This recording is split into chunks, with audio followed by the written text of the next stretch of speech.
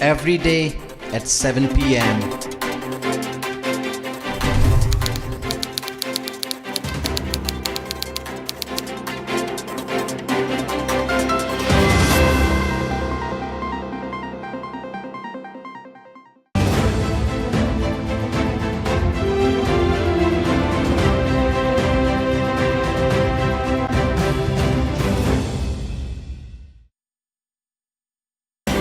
News to keep you ahead.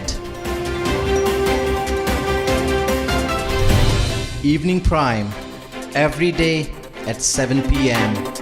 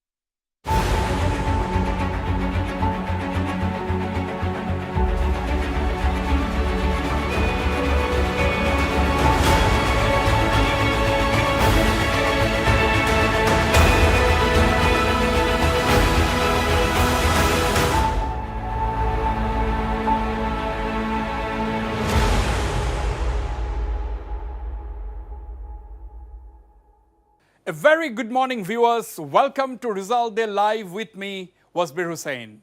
You are watching Northeast Live. This is the day everyone has been waiting for after weeks of hectic electioneering and 7 phases of voting across the country to elect the representatives to the 18th Lok Sabha.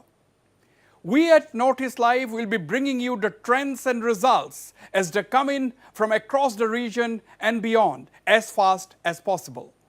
Our team of reporters is spread out on the ground to get you the verdicts. Well, the exit polls have given a clear mandate in favor of the NDA.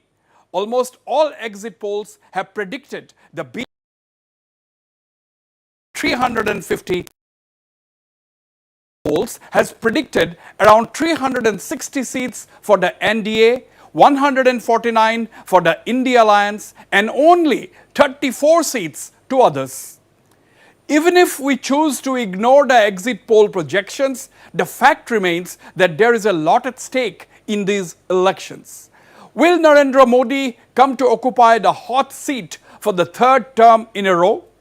Will BJP improve upon its 2019 tally of 303 and 353 overall for the NDA? What will be the fate of the India Alliance and the Congress in particular? Can the Congress face future electoral challenges with Rahul Gandhi as the star campaigner? Will Rahul Gandhi win Raebareli and Wayanad? And finally, will the BJP slogan of "Is baar 400 par" turn into a reality?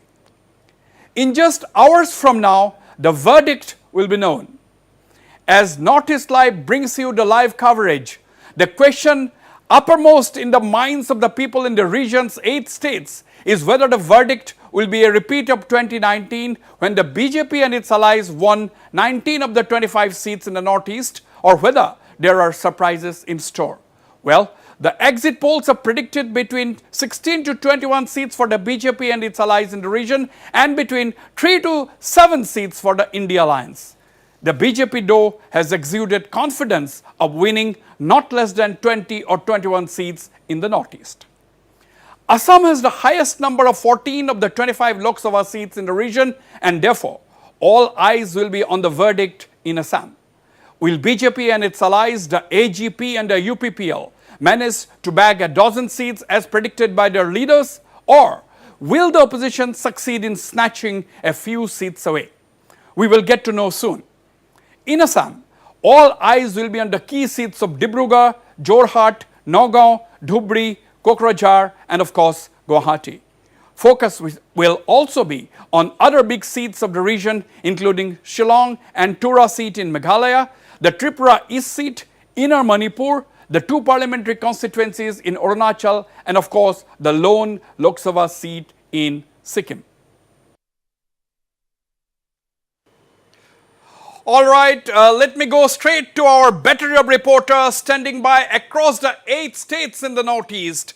I have Pinaki Das joining me from Agartala. Arindam Das is at the BJP headquarters here in Guwahati. Sarah Konyak is joining me from Kohima. Marina Dai is joining me from Teju. Bikram Sarkar is in Silchar. Prakash Adhikari in Gangtok. Lucky Boy Singh joining me from Imphal. And Ezrela Fanai is live with me from Aizawl. I also have with me Dr. Prasenjit Biswas, well-known commentator, professor at the Northeastern Hill University in Shillong. Joining me from New Delhi is Abhinav Barbara, commentator. I will also be joined by Mr. Swapnanil Barua, political analyst, Parthopratim Medi from Guwahati University. The AGP spokesperson also is in Guwahati. In course of the broadcast, I will also be joined by BJP leader and Nagaland Minister Temjen Imna Along. Tipra Motha Chief Pradyut De Burma will also be joining me from Agartala, Meghalaya, NPP leader Shanpyang, and a host of other leaders joining me from across the northeast. And in New Delhi, I will also be joined by BJP's national spokespersons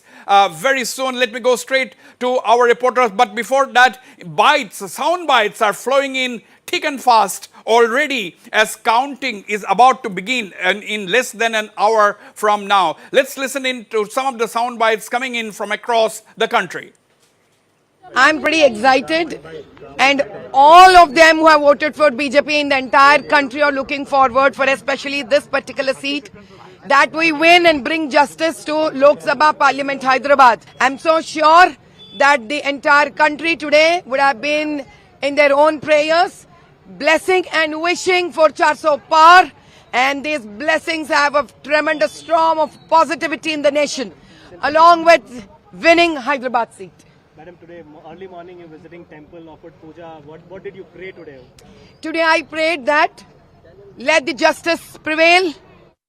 देखिए, आज का दिन भारत के लिए, भारत के लोकतंत्र के लिए, भारत के संविधान के लिए बहुत ही महत्वपूर्ण है। किस प्रकार का देश होगा, किस प्रकार का आगे देश में काम होगा, लोकतंत्र बचेगा नहीं बचेगा, इस सब का फैसला आज ही हो जाएगा। देखिए, मैं कह रहा हूं कि ये चुनाव बदलाव का है। ये चुनाव इंडिया गठबंधन की सरकार बनाने का है। ये चुनाव वो सरकार बनाने का है जो कि शिक्षा पे, स्वास्थ्य पे, बिजली पे, पानी पे, रोजगार पे, महंगाई पे काम कर सके। बस कुछ ही घंटों की बात है, परिणाम आपके आगे आ जाएगा। 2023 के विधानसभा चुनाव में भाजपा पार्टी को जिस तरह जयी विजयी किया है, उस श्रृंखला को पूरा करने के लिए ये जो कुछ भी पुरुषार्थ हुआ है, इस पुरुषार्थ को, इस प्रयास को सफलता में परिवर्तित करने के लिए आज अंतिम मुहर लगाने के लिए काउंटिंग की मतगणना की इस प्रक्रिया में सारे कार्यकर्ता जा रहे हैं। आपने देखा होगा कितना जोश था, कितना उत्साह था। सभी लोगों को तिलक लगा करके, साफा पहना करके, सबको शगुन दे करके यहाँ से भेजा। Right. Let's go to our reporters live from across the northeastern region. I will go to Arindam Das, our chief of bureau, who is at the Assam BJP headquarters. Arindam, very good morning to you. You see, the elections have just concluded. 543 seats in parliament. 1 seat has been elected unopposed as far as the NDA is concerned. And now, as far as Northeast is concerned, 25 seats. But out of these 25 seats, 14 of the seats are from Assam, and therefore the entire focus as far as the Northeast is concerned is on the 14 Lok Sabha seats as far in Assam. Let me tell you the tally in 2019. In 2019, the BJP had won 9 seats, the Congress 3 seats, AIUDF 1 and Independent 1. So this was the Assam tally in 2019. Arindam, the BJP leaders, you are at the BJP headquarters in Guwahati. BJP leaders are pretty confident that they along with their allies are going to get anything between 11 to 12 seats or even more, they are saying. What is the mood? What are you picking up? Well, it's quite early in the morning, and as far as the BJP headquarters is concerned right now, none of the leaders have arrived here so far. But yes, looking at the exit polls and also the confidence which was shown by various leaders, including NEDA convener and Assam Chief Minister Dr. Himanta Biswa Sharma, the confidence seems to be pretty high. And because all are very prestigious seats in Assam, there are 14 seats, and as you have rightly said, in 2019, the BJP bagged 9 seats, Congress 3, AIDF 1, and Independent 1. So this time the Independent is not in the fray. He was there for 3 consecutive terms, Navakhoronia, but his candidature was cancelled this time because of some irregularities which the High Court has noticed. Right now the contest will be there for all the 14 seats, and all of them are very prestigious seats, whether you consider the seats in Eastern Assam, whether you consider the seats in Central Assam, and whether you consider the seats in Southern and Western Assam. Right. So we have to wait for some time for early trends to emerge. But so far the exit polls have predicted a good tally, in fact a very high tally for the NDA in this election. Absolutely, Arindam. Don't go away. Let me quickly, before going to this other states, let me go quickly to Ripunjoy Das standing by in Dibrugarh. Ripunjoy, Dibrugarh is another very hot seat as far as Assam is concerned. Union Minister, former Chief Minister Sarbananda Sonowal is locked in almost a straight contest with the India Alliance candidate, that is Lurin Jyoti Gogoi of the Ahom Jatiyo Parishad. Now, where is Sarbananda Sonowal this morning? Usually he engages in prayers before counting and so on. He is a very spiritual kind of a person. Where is Sarbananda Sonowal? What are you picking up? And of course, counting will begin at 8 in the morning. Yes, definitely. Wasbir Sarbananda Sonowal, as per his itinerary today, what we have picked up is he will, as you have already stated, he is a spiritual person. He will offer prayers at his home itself, and then he will straightly move towards Tinsukia and Margherita, where there also will be some simultaneous counting will be carried out for the other constituencies in Tinsukia, which comes under Dibrugarh Lok Sabha constituency. Then in the afternoon hours only, he will be back here in Dibrugarh, where we are right now at the Lahwal Polytechnic, where the counting process is about to begin. And as you have already mentioned, Wasbir, that Dibrugarh definitely is a prestigious seat. It has been a prestigious seat for the Congress till the other day. But this time around, like the condition of the Congress party, which claims itself to a grand old party, was so pathetic that they didn't find a candidates of their own to represent in the Lok Sabha elections. Right. And this was a record, because since the elections have taken place, Congress had been represented by Dibrugarh various occasions, people right. like P.S. Ghakwar and all. Ripunjoy, hold on. Let me quickly go to Agartala, where I have Pinaki Das. Good morning to you, Pinaki. The elections for the 2 seats in Tripura suddenly become very interesting because of the candidate, particularly in Tripura East. Tripura West, of course, we were quite confident that it is going to be Biplab Deb, the former Chief Minister, and he is the candidate, and he was quite confident yesterday that he is going to win with a clear majority. Now the point is, Tripura East seat, where the candidate is the sister of the Tripura Maharaja Royal Scion Pradyut Dev Burman, but instead of contesting from Tripura Motha that everybody expected, she became the candidate of the BJP. Where is the candidate? Where is the candidate at the moment? Tripura East, and what are you hearing?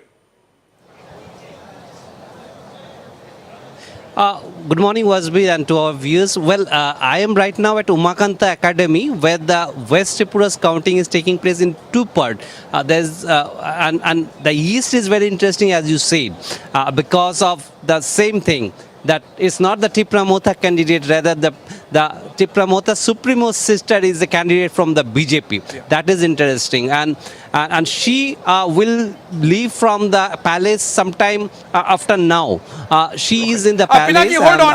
Pinaki, hold on. Speaking Pinaki, just a minute. Give me a minute. I am now joined by Mr. Parimal Suklabadya, the BJP candidate from Silchar Lok Sabha seat. Parimal Suklabadya ji, very good morning to you.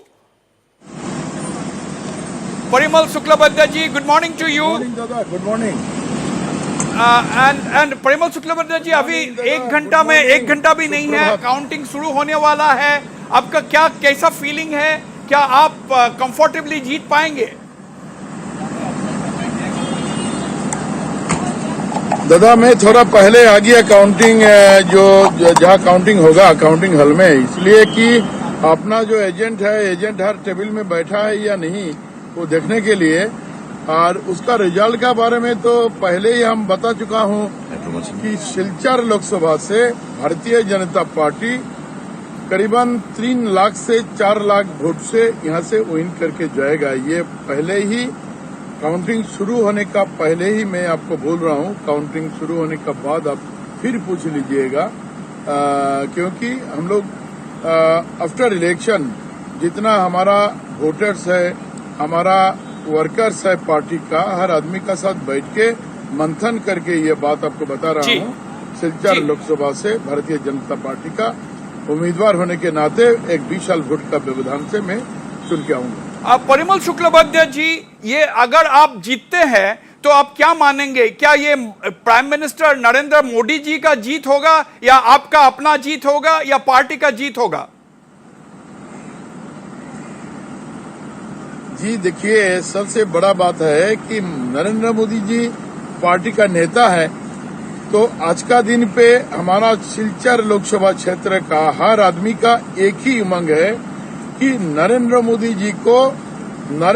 जी को तीसरा बार प्रधानमंत्री चुनना है, बनाना है, इसलिए कि अपना भारत माँ भारती राष्ट्र जो है विश्व गुरु पर्याय में जाने के लिए नरेंद्र मोदी जी जितना भाजपा का नेता होने के नाते जितना मेहनत कर रहा है, तो नरेंद्र मोदी जी को पूरा भारत का आदमी, भाजपा का आदमी ये चाहता है कि नरेंद्र मोदी जी तीसरा बार हमारा भारत का नेतृत्व लाने के लिए. असम में 14 लोकसभा सीट है शुक्लबैद्य जी. नॉर्थ ईस्ट का 25 में से 14 सीट असम में ही है, इसलिए सारे नॉर्थ ईस्ट और सारे देश का as far as north east is concern focus Assam पर ही है. तो आपका क्या प्रेडिक्शन है? 2019 में आपने बीजेपी ने 9 सीट जीता था, और आपका जो अलायंस पार्टनर है, अलायंस पार्टनर ने आपका उस वक्त अलायंस पार्टनर ने जीता नहीं था, लेकिन इस बार आपका क्या मतलब प्रेडिक्शन है असम का बारे में? देखिए दादा, इस बार हमारा अलायंस पार्टनर भी अच्छा ढंग से जीतेगा, पहला बात है. दूसरा बात है हमारा अलायंस लेके कितना हम जीत सकता हूँ, ये आंकड़ा हमारा माननीय मुख्यमंत्री जी ने पहले से ही आप लोग का माध्यम से जनता जनार्दन को अवगत किया है. तो इसलिए मैं 2 दफे कुछ बोलना नहीं चाहता हूँ, क्योंकि हमारा honourable CM doctor Himanta Biswa Sarma ji ने पहले ही, और पहले नहीं बारंबार बोल चुका है कि कितना सीट हमारा असम से हम लोग भाजपा एंड अलायंस में देने वाला है. तो अंत में my final question Shuklabaidya ji, आपका पर्सनल प्रेडिक्शन क्या है? आपने इस बार on your own you have left 3 seat जो है अपने अलायंस पार्टनर को छोड़ दिया है. आपने 11 सीट में आपका पार्टी कॉन्टेस्ट कर रहा है, तो 3 सीट अपने अलायंस को छोड़ा है. आपका टोटल टैली, आपका प्रेडिक्शन क्या है? आपका व्यक्तिगत प्रेडिक्शन क्या है?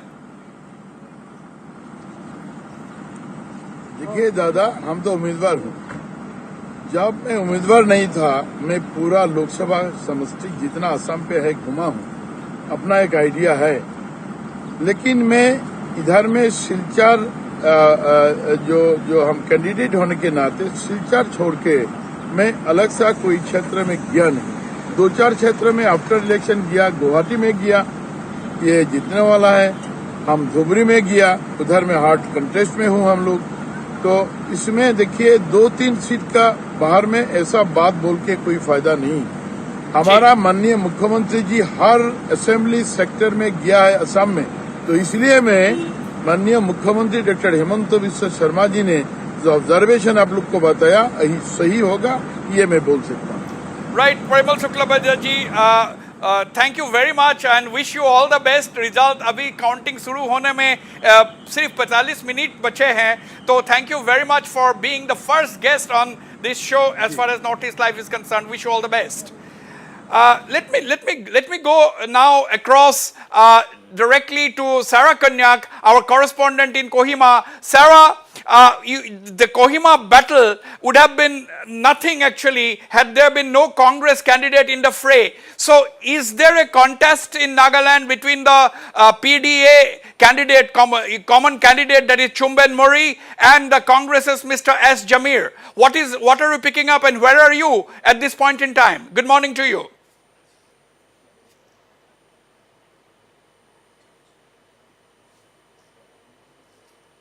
Outside the commissioner's office, where the DC office is also located.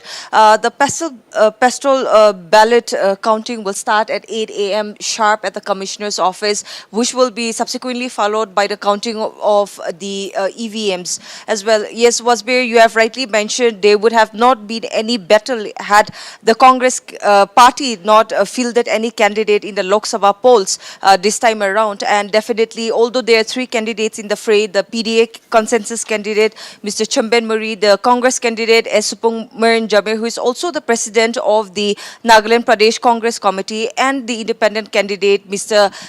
Bill Lotha.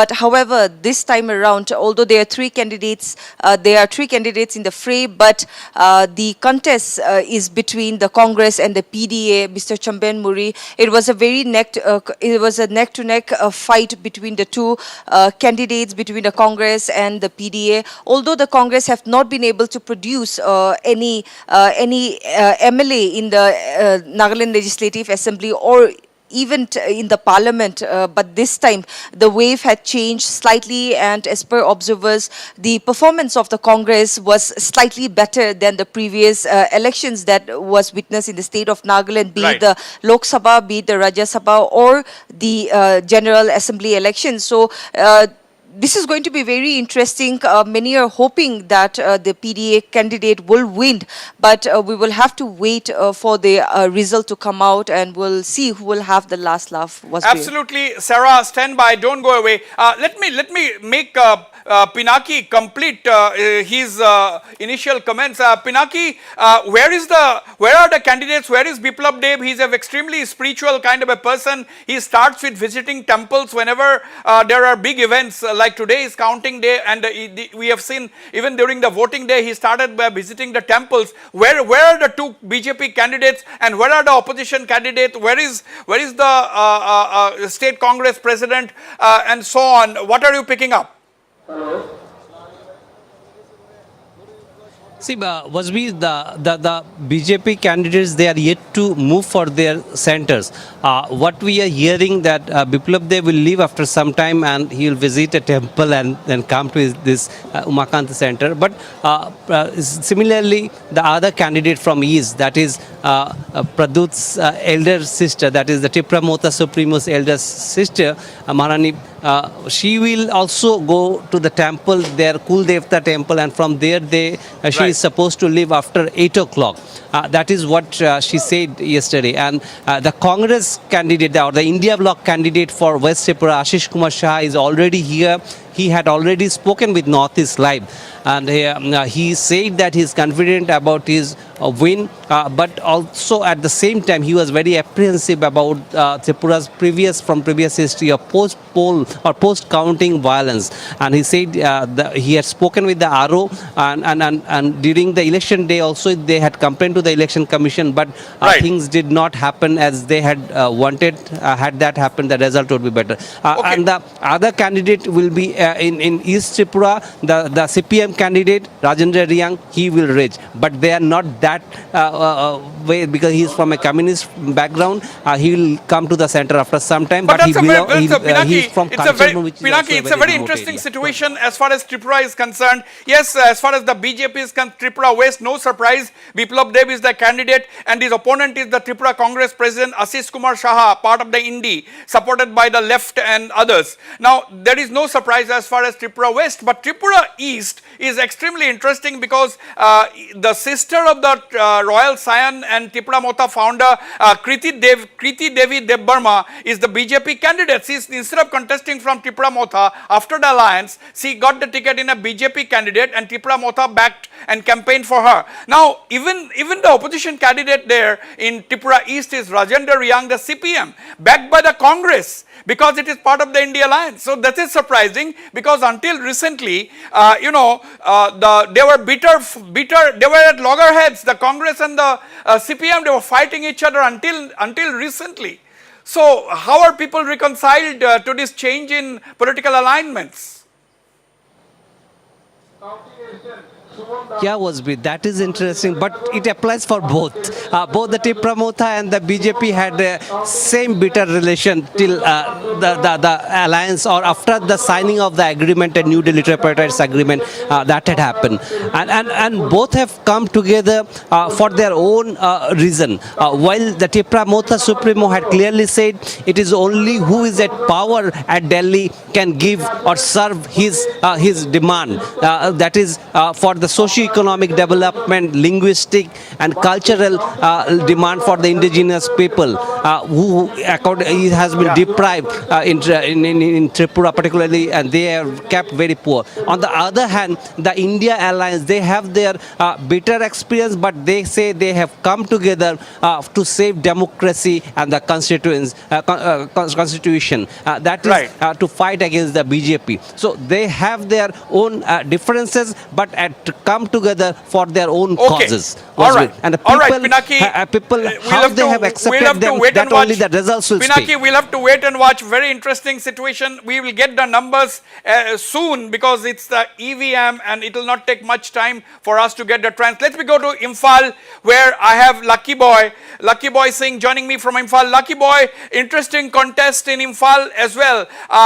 In view of the floods, there were a lot of disruptions. How is the situation now? And what about the security measures? Because there has been a lot of apprehensions that there could be some trouble during counting day today. So where are the candidates? What is the law and order situation? How is the flood situation?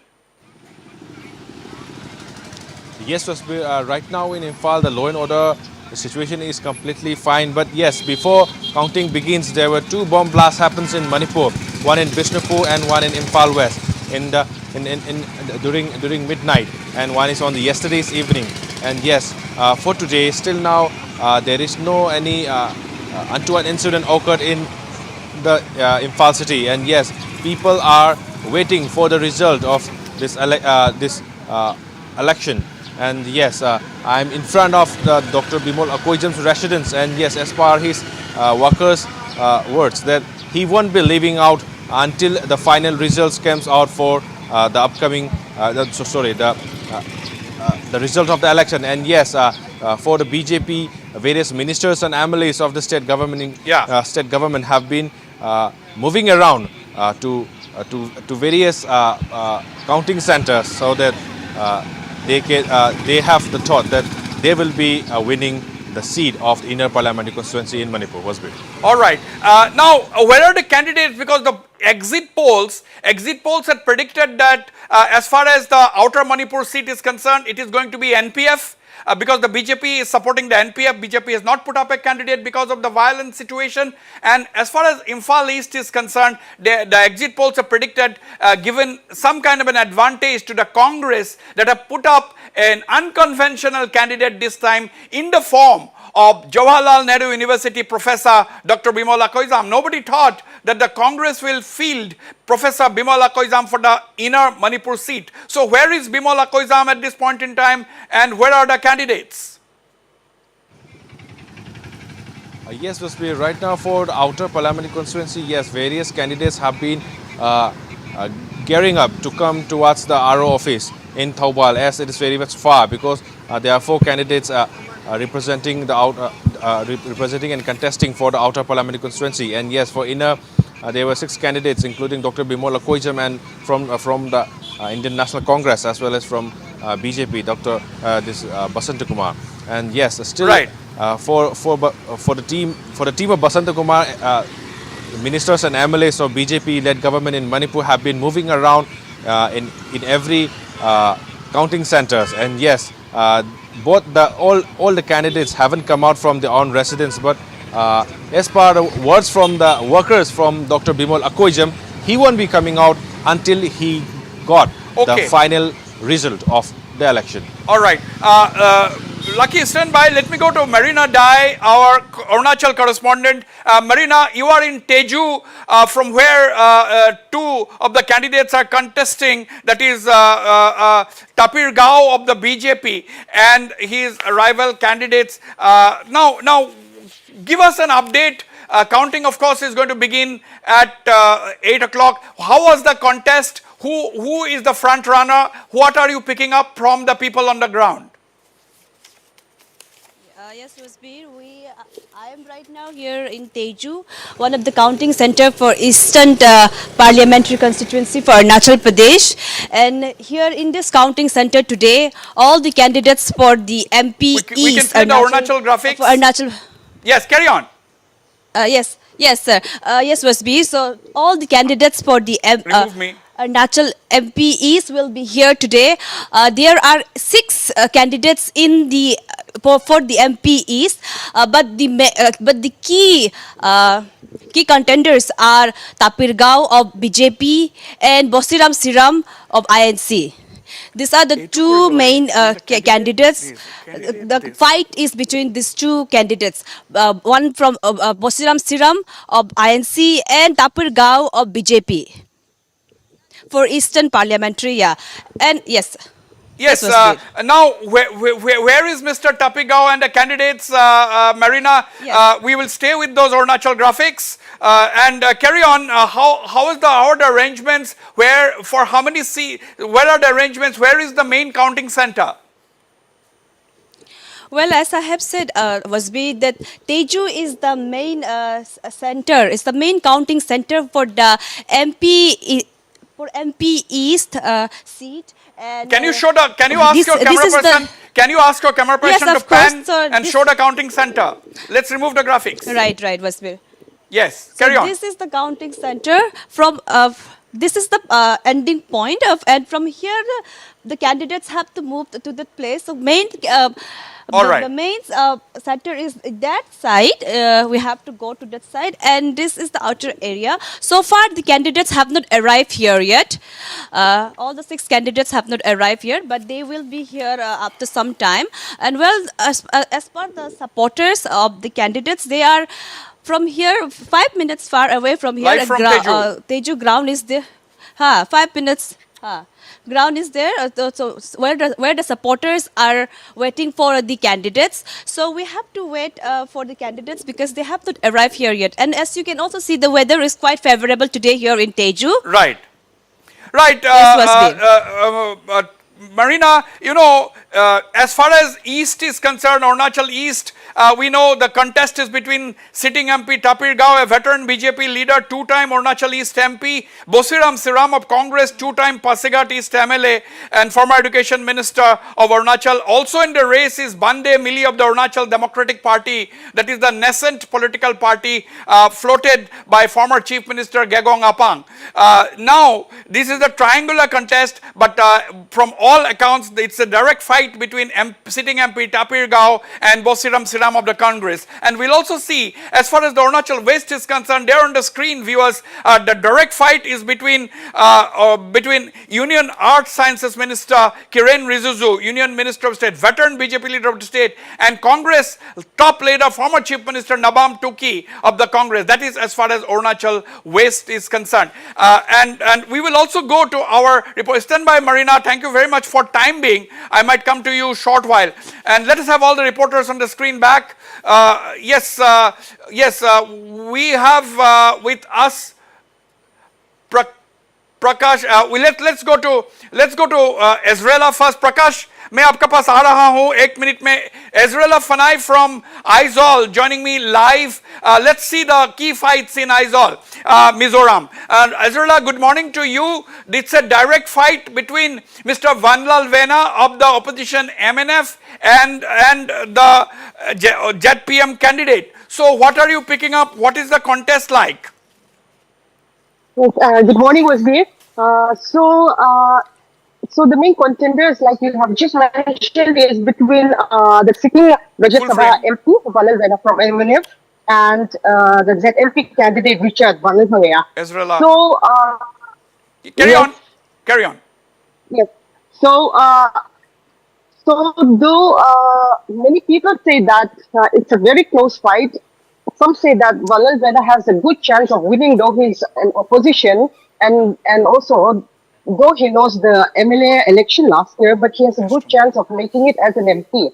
But also, people are also saying that though Richard, he's this is his, though he's a very young politician, or this is his first stint in politics, but because of the ruling weight, it's always much favorable here in Mizoram. Right. So people also saying that he has a very good chance of winning. Okay. Now, Mr. Richard Vanlal Manghia Gaiha of the ZPM, he is a first-time politician. He is a first-time politician. He is a businessman, and you have got 6 candidates, 3 first-time politicians. That's very interesting as far as Mizoram is concerned now. Yes.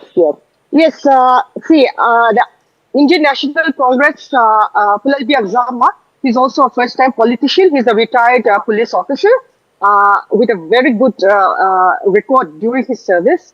And then we also have the PC candidate, Rita, and she's the only woman in this for this MP candidate. And okay, Ezrela, hold on. I'm going directly to Tezu, where I'm joined live by BJP candidate, veteran leader, Mr. Tapirgaon.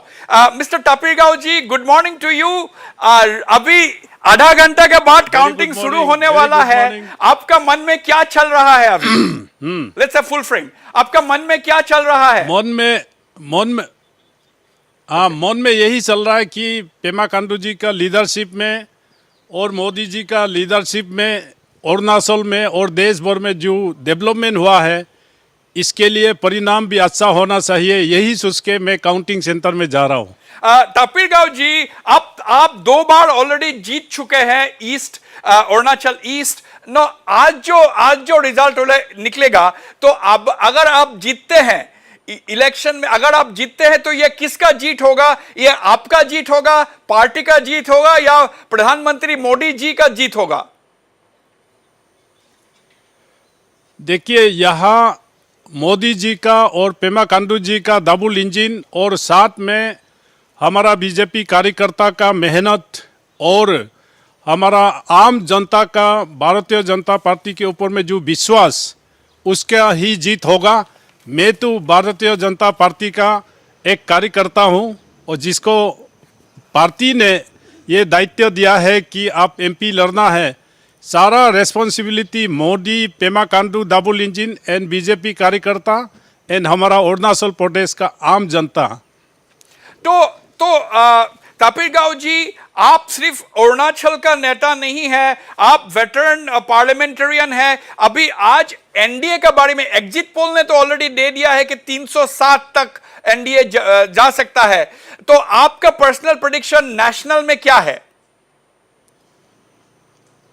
देखिए, हमने target रखा है 370 Bharatiya Janata party और 400 पार NDA.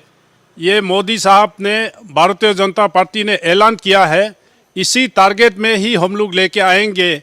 शाम तक आपको फिर मिलेंगे. मैं अभी काउंटिंग सेंटर में जा रहा हूँ.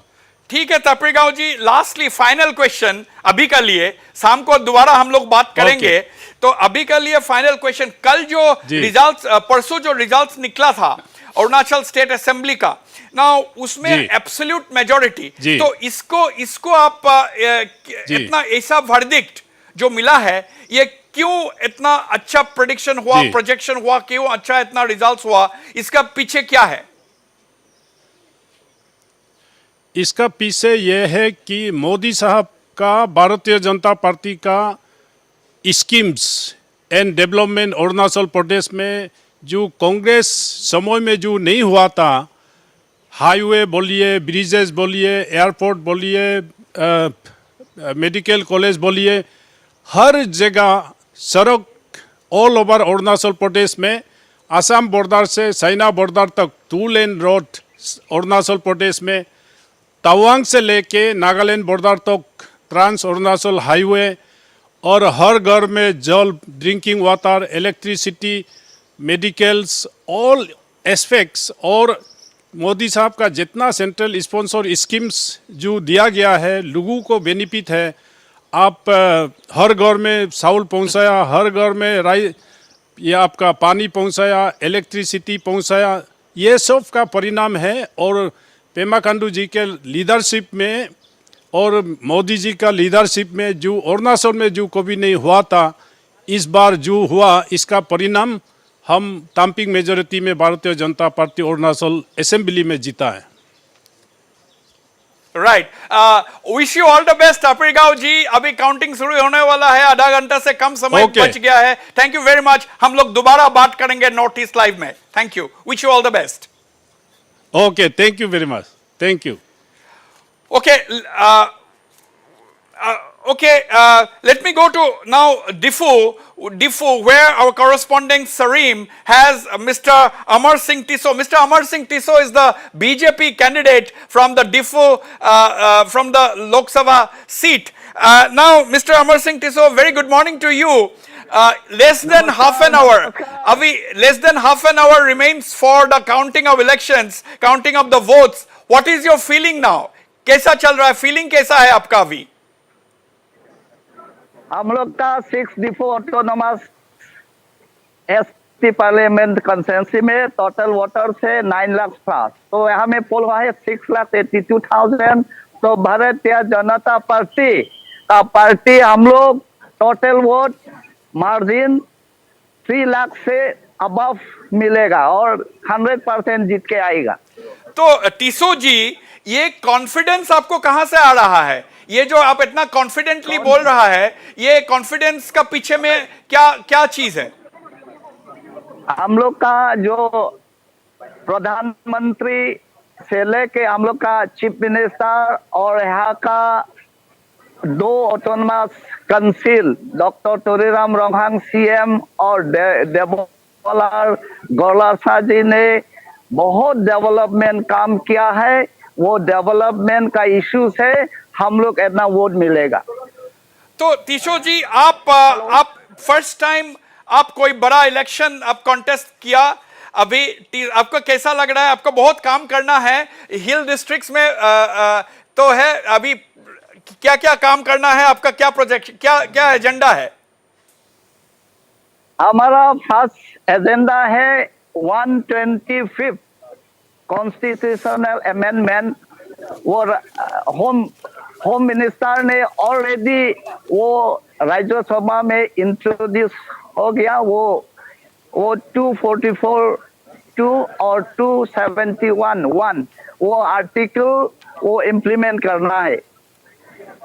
और हम लोग का जो डिमांड है, हमें दिमा हासाओ और कार्बी आंगलोंग 244A और जीतने का बाद हम लोग का वाटर एनवायरनमेंट हम लोग सेव करना है और कार्बी आंगलोंग दिमा हासाओ में जितना कैचमेंट एरिया है वो डेवलप करेगा। और हम पब्लिक को भी कमिटमेंट दिया है, एवरी ईयर हम 1 लाख ट्रीज लगाएगा, तो सभी पब्लिक ऑक्सीजन मिले। ये काम अभी टेम्परेचर भी बहुत हाई है, इसलिए every year I am going to plant 1 lakh tree. That's very interesting, बहुत interesting. You said a very interesting thing that you are going to plant 1 lakh trees per year because there is climate change is having its impact. Climate change का impact हो रहा है। ये बड़ा interesting चीज बताया टिसो जी आपने। 1 लाख ट्री, ये कोई साधारण काम नहीं है। ये अगर आप जीतते हैं तो that will be a very big thing. या सॉइल वाटर और हम लोग का जो है वो बहुत अच्छा से करना होगा। राइट, अमर सिंह टिसो जी, से हम लोग का फ्यूचर नहीं रहेगा। और हम लोग का जो HIV भी नॉर्थ ईस्ट में बहुत हुआ है, वो भी हम लोग अच्छा से टैकल करना है। This is a very interesting thing that the BJP candidate from the autonomous districts have said, hill districts have said that he is going to plant 1 lakh trees every year. That is to tackle climate change, and he's also talking about, he raised the issue of HIV. He has to deal with this issue of HIV. So these are two very important agenda that he has set for himself. Amar Singh Tiso ji, बहुत बहुत धन्यवाद north east live में आने के लिए, and wish you all the best. And evening में शाम को दोबारा आपसे बात करेंगे after the results are out. Thank you so much. Thank you, welcome. So that was Amar Singh Tishore, the BJP candidate from the autonomous hill districts. Now let us, we have our correspondent, we have, okay, and along with the region, some of the key states to watch nationally will be Uttar Pradesh, Maharashtra, West Bengal and Tamil Nadu. Among the key candidates from these states are Prime Minister Narendra Modi, Defence Minister Rajnath Singh, Congress leader Rahul Gandhi, Congress's Adhir Ranjan Chaudhary, BJP's K. Annamalai. And of course we have a lot of other regional satraps in Uttar Pradesh whose results will be declared today. And Narendra Modi of course is from Varanasi, Rahul Gandhi from Rai Bareli, and Smriti Irani from Amethi, and we have Akhilesh Yadav also from, and his wife Dimple Yadav contesting from Uttar Pradesh. So there are a lot of top leaders in the country whose future will be decided, or whose fate will be decided today. So this time too there are also a lot of star candidates in this Lok Sabha polls. Hema Malini of the BJP is one of them. She is contesting from Mathura. Arun Govil also is there. So he had known for, of course, playing Lord Ram. He is contesting from Meerut. And Ravi Kishan is there. Ravi Kishan is another popular actor contesting his Lok Sabha polls. So also from Uttar Pradesh. Now the West Bengal, let's look at the tally in 2029 in these key states which we are watching now. Uttar Pradesh, let's go to Uttar Pradesh first. Let's go to Uttar Pradesh, which has got 80 seats. Uttar Pradesh has got 80 seats. Uttar Pradesh has got 80 seats, followed by Maharashtra. That is also a big state with big number. Uttar Pradesh total seats is 80, and in 2019 NDA had bagged, and Maharashtra also has a big state with 48 seats.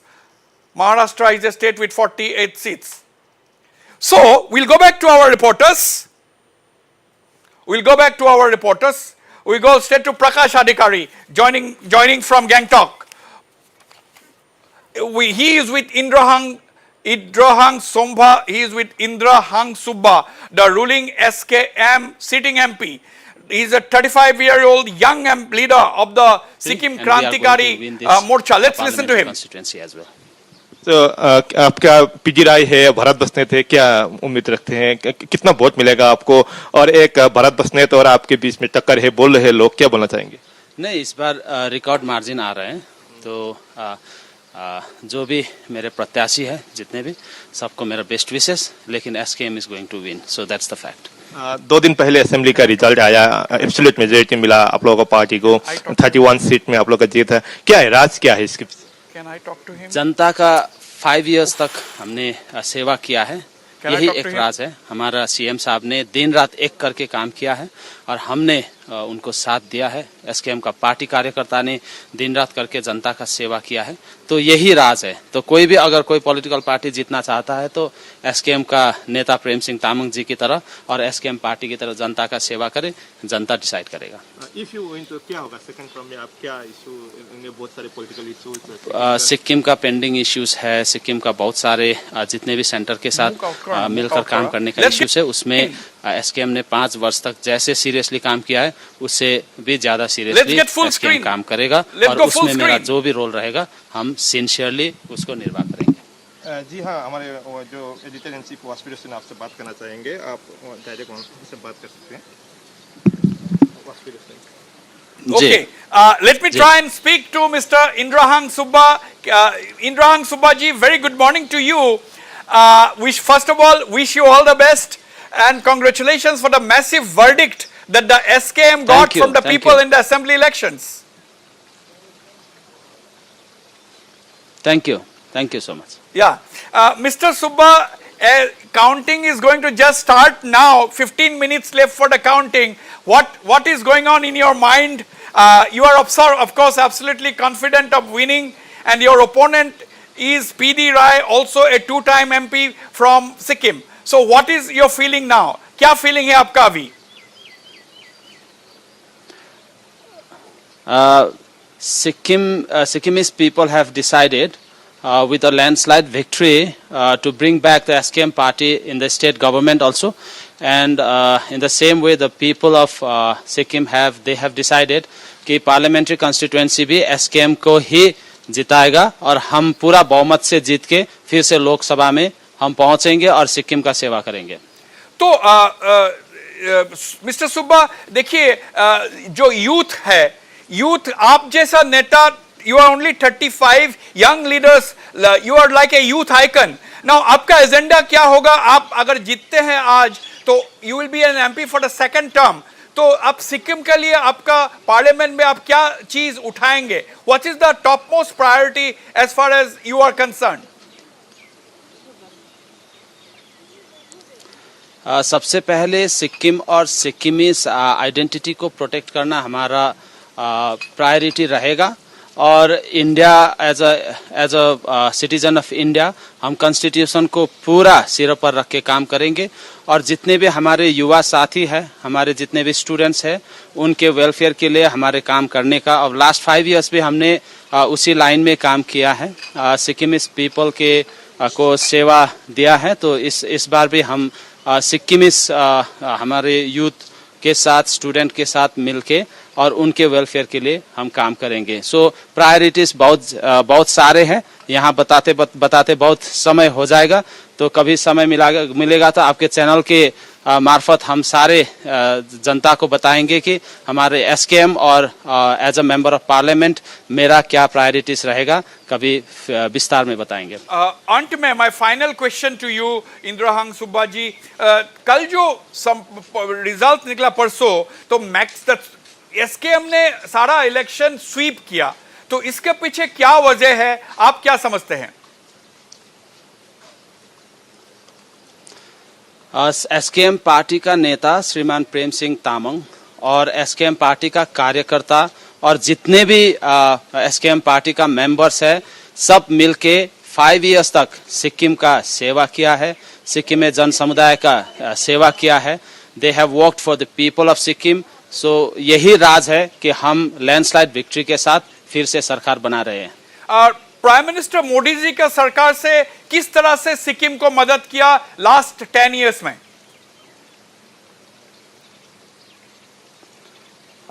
Last हमारे 5 years में जो NDA के part बन के हमने काम किया है, तो प्राइम मिनिस्टर मोदी जी और सरकार, central government, they have been very cooperative with us, और उनके साथ मिलके हमने बहुत सारे डेवलपमेंटल काम किए हैं, और फर्दर भी हम यही आशा रखते हैं कि सेंट्रल गवर्नमेंट के साथ मिलके सिक्किम को और भी ऊंचाई पर लेके जाएंगे। बहुत धन्यवाद इंद्रहंग सुब्बा जी, and wish you all the best for the results today. Thank you. And we'll speak later in the evening. That was Indrahang Subba, the MP of the ruling SKM, sitting MP, and he is in the race this time round.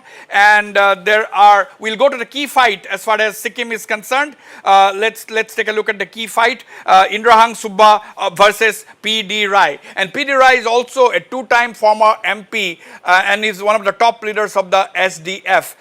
He is also a social activist turned politician, and there the fight is going to be interesting. But going by the people's mood, everyone on the ground is now saying that it is certain that that Indrahang Subba of the SKM is the front runner to win the Lok Sabha election. But elections are elections, we'll have to wait and watch. It's only a matter of a couple of hours when we will know exactly what is going on. Let's take a look at who are our reporters at the moment standing by. Let's take a, we have Bikram Sarkar, we'll take some of the key fights in Assam, we'll have those graphics. Let's go to Bikram Sarkar. Bikram, you are in Silchar, let's look at the key fights in Assam as a whole, not just Silchar. Yes, Bikram, what is the situation in Barak Valley? How are the, how is everything set for the results? You have got Silchar seat and you have got the Karimganj seat. Yes, Bikram. Yes, Wasbir, this morning started with a heavy rainfall, though it's a bit cloudy, but it started in a very proper manner. All the security measurements has been taken place, and we have seen that in the very beginning of the day, we had the reaction of the Silchar candidate, BJP candidate, who was the first person to come in the polling counting station today.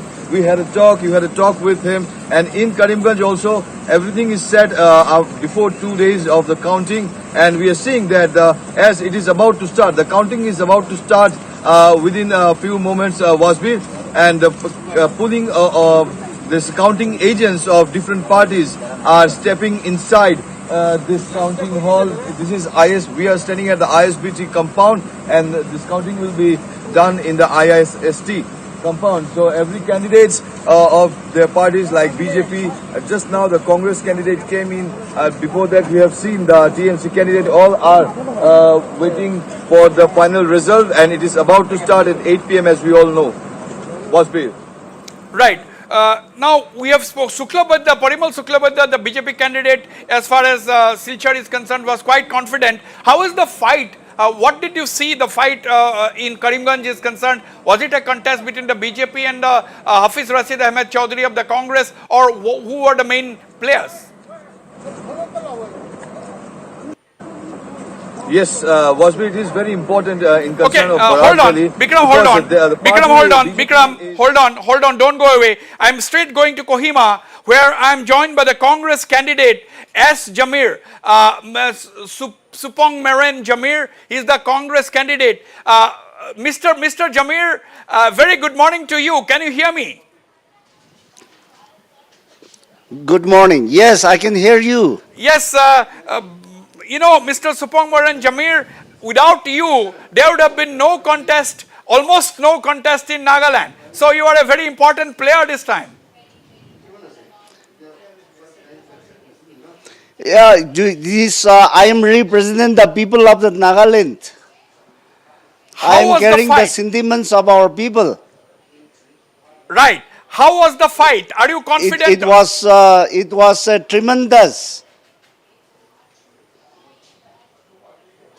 Please carry on. Yes, I am confident. Okay. And what is the basis of your confidence? Because the all grassroots level and then the citizens of the Nagaland has come forward to support the democracy of the country. Right. Now, basically, because do you think that the people, all these three parties are basically together as a partyless government under the banner of the People's Democratic Alliance? Do you think they have the support of each other, whereas as far as the Congress is concerned, you had to fight it alone? That means only your party backed you. So was it not a level playing field? How was the campaign? See, the people came to know the partyless government is not good for the people, because they didn't vote voice for the rights of the people. So people has come to understand that they should go and support a party who is having the principle to fight for the people of the state. Right. And during the campaign, Mr. Supong Meren Jamir, what did you tell your voters as to why they should vote you? What was your election main agenda? With what did you face the electorate? Actually, we shared with our electorate that we should save the democracy of the country, and all the people. There is a minority, people also should get that equality for the establish of the living standard and equality should be maintained. And also we have fought against that divisions which has created through the religions. Right. So the people of the state has come forward for the safeguard of our religion too. Right. Now, final question to you, Mr. Supongmaren Jamir. You know, the exit polls, I'm talking nationally. Nationally, the exit polls have given a very clear majority to the BJP and the NDA. They have given only 149 or 150 seats in all to the India Alliance. Do you agree with this exit polls? What is your personal prediction? No, I don't believe with the example. Of course, we have only a few hours to go to know the exact positions of the country. Yeah. But the India bloc will definitely stand with 295, 96. Right. All right, Mr. Supongmaren Jamir, thank you very much for joining Northeast Live. We will try to speak to you again later in the afternoon or noon when the results are out. Thank you so much for joining Northeast Live. Okay. So that was Thank you. Mr. Supongmaren Jamir, the Congress candidate from Nagaland, which was there's only one independent candidate, and of course the common candidate of the PDA alliance, Mr. Chumben Muri, who actually belongs to the ruling NDPP political party, ruling NDPP. Well,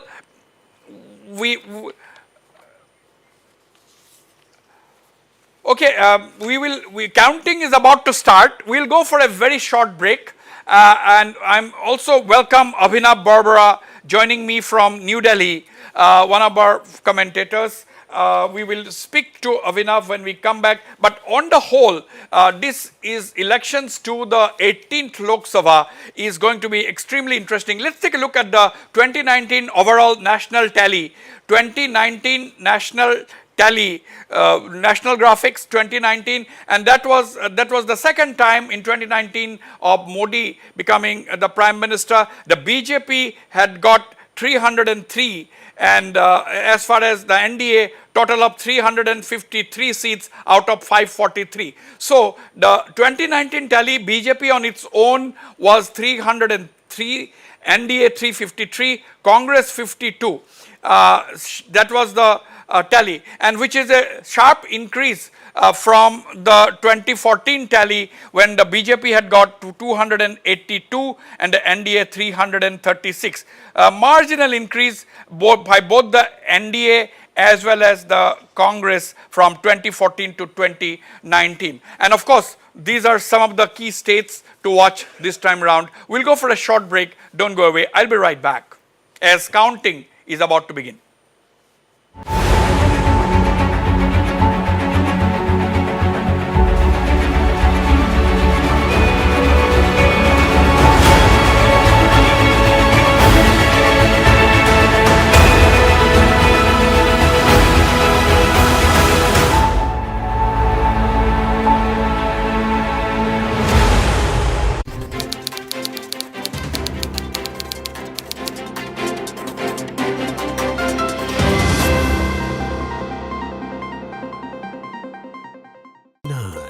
ইমানখনত নহয় ইমানত মজা লাগে সেইবাবে এতিয়া dark fantasy choco filter পাব দুটা cookies বিনামূল্যে Sunfeast dark fantasy প্ৰতিকন হিডৰ fantasy News to keep you ahead.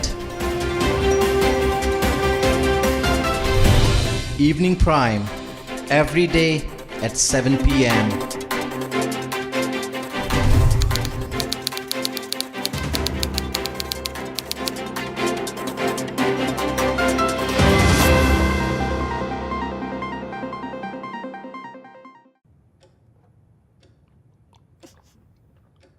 Baruah কিবা নতুন খোৱাকচোন hello'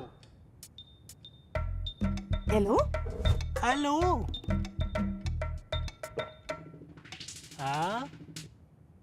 hello' tasty aloe vera chunks এতিয়া আপোনাৰ ফেভাৰিট ফ্ৰুট ড্ৰিংকছত নতুন এলো ফ্ৰুট হেল্ল' আপুনিও লৈ লওক News to to keep you ahead. Evening Prime, every day at 7 p.m.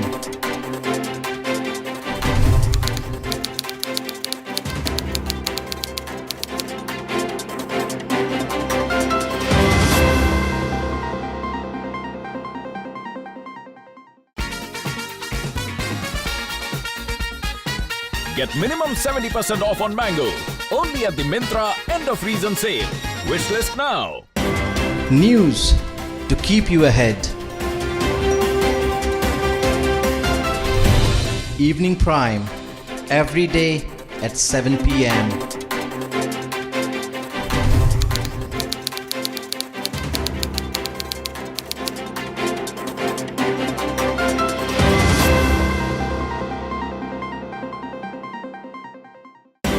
News to keep you ahead.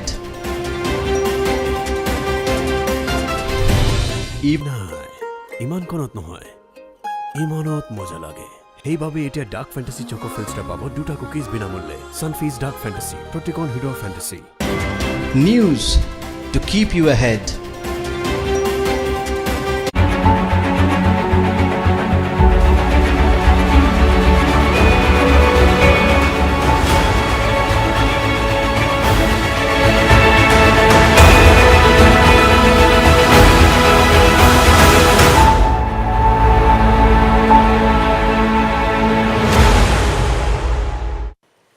All right, counting has begun. Welcome back to the show. Counting has begun for the 18th Lok Sabha elections. Counting of votes for Lok Sabha polls begins. Now, as we know, the standard practice is that first, it is the postal ballots that are being counted. And we already have leads. We already have leads. BJP has already won. BJP has already won the Surat seat. That therefore NDA won. Now what we are getting is NDA 2. NDA 2 first trends have already come. NDA 2 Indy 1. Others 0. That is what we are picking up. But we'll have it reflected on the screen very soon. This is just coming. NDA 2 Indy 1 just coming. So trends are flowing in already within 5 minutes of the counting, less than 5 minutes.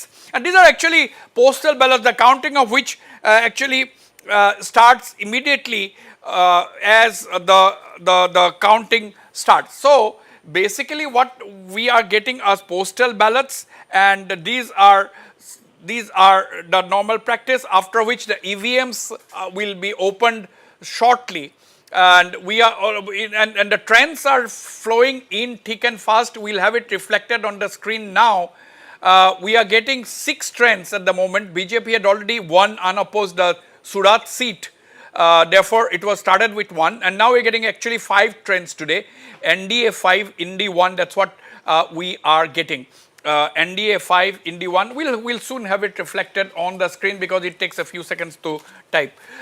Now, basically, we have our reporters on the ground. We'll go to Arindam Das, who is at the BJP headquarters, and we will go to Pinaki. We will go to Sarah Konyak. We'll go to Lucky Boy, and right now let me go to Ripunjoy. Ripunjoy is in Dibrugarh. Ripunjoy, counting has just begun. Counting has just begun. And we are getting the first trends. We are getting the first trends, and therefore, what do you have to say about counting? Where are you located now?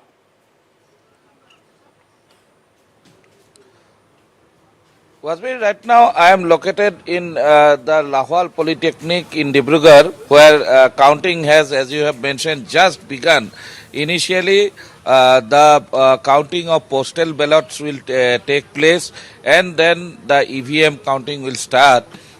This is a procedure which is being maintained all over the country by the Election Commissioner, as per the ECI guidelines. So we are expecting the early trends within the first hour itself. And as we all know that Dibrugarh is witnessing a 3-cornered contest now, although earlier it was between Sarbananda Sonowal and Indy works Lurin Jyoti Gogoi, but all of a sudden in the later stages, AAP's Manoj Dhadwar has also emerged as a dark horse. So this counting has just begun, and there will be, as per the administration directives here, there will be declaration of every round. Announcements will be made properly, and at the end of every round, announcements will be made, official announcements, and we will accordingly bring in the early trends for the counting here in Dibrugarh. Wasbir? Right. Now, some agencies, some other sources on my screen is flashing on my phone. We are getting 29 trends. NDA 23, Indy 6. That's what we are getting at this point in time. 23 Indy, yes, that's on the screen, on your screen. 23 BJP and NDA, and 6 for the India Alliance. 23 NDA, India Alliance is 6. That's reflecting on the screen. Now, basically, Ripunjoy, where is Sarbananda Sonowal right now?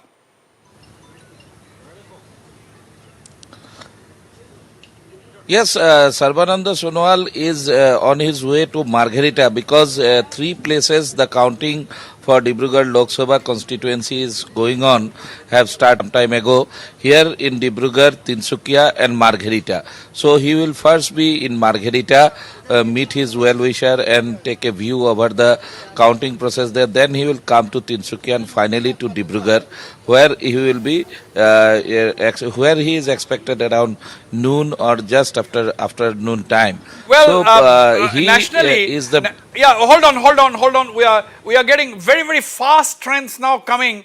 It is 34 trends, 25 NDA, 9 India Alliance, 25 NDA, and in Bangalore, in Karnataka, BJP has established early leads. These are very initial leads in a dozen seats, that is in Karnataka. And remember, Karnataka is a Congress-ruled state where in BJP has taken an early lead. And in Uttar Pradesh, Akhilesh Yadav, of course, is leading at this point in time. That's nationally. And as far as Northeast is concerned, we will get the trends in a moment from now. And basically, our reporters are there in all the northeastern counting centers in the northeastern region. Now, 37 trends, 27 NDA, 28 NDA, and 10 India Alliance. That is what we are getting at this point in time. And Akhilesh Yadav, of course, leading as far as Uttar Pradesh is concerned. And now, yes, Arindam, the national trends are coming quite fast. The national trends are coming quite fast, really. 39, NDA 29, Indy 10. That is the national. And Piyush Goyal is leading from Mumbai. Piyush Goyal, the BJP candidate, leading early trends. Akhilesh Yadav leading. That's what we are getting to know. We will have those reflected on the screen. And their trends have already come. We will go to those trends. Now, we have Sarim. Sarim is in Diffu. Sarim, are you getting any trends? Is postal ballot being counted? What is going on? Well, exactly, Wasbir, till now we haven't got any information of counting, but what we have been given to understand is that after a few minutes from here, the counting will of course start. As you have already spoken to Amar Singh Tiso, who is the candidate of the BJP, and he is having his full confidence of winning this elections. And also what all we have also been given to understand, as we go into the recent elections record, and that was happened in 2019, the BJP won with a huge margin with the votes of 3,81,316. This is as per the Election Commission's report for the recent elections of 2019. And of course, this is going to be a huge challenge for both the independent candidate J.I. Qatar and of course, Amar Singh Tiso, who is the BJP candidate. But we cannot tell you exactly what will be the margin and from which vote and who will be winning this particular elections. But what we can tell you right now is the counting of this for these elections is just about to start here in the All right, all right, Sarim. Sarim. All right, Sarim. All right, Sarim. Nationally, some of the hotshot political leaders already leading. That is Jyotiraditya Scindia leading, Supriya Sule leading, Akhilesh Yadav leading, then Piyush Goyal leading. So this is the trend. Generally, the star politicians, if I may use the word, are all leading at this point in time. The big question is Prime Minister Modi or the NDA or the BJP is going to create a Tsunamo 3 this time around? That is the big question. Swapnanil Barua, commentator in the studios. I also have Partha Pratim Medhi of the AGP. Swapnanil Barua, national trend, if you have seen, there are 47 trends we are getting. India Alliance, 47 for NDA, 30 for Indy. So these are early trends, 47 and 30. So can we say that within 10 minutes of results counting having started, this is the initial trend? Yes, we know that several rounds of counting take place, trends keep on changing, but do you think this is, can we say that this is a neck to neck contest, or that is not the word to be used now?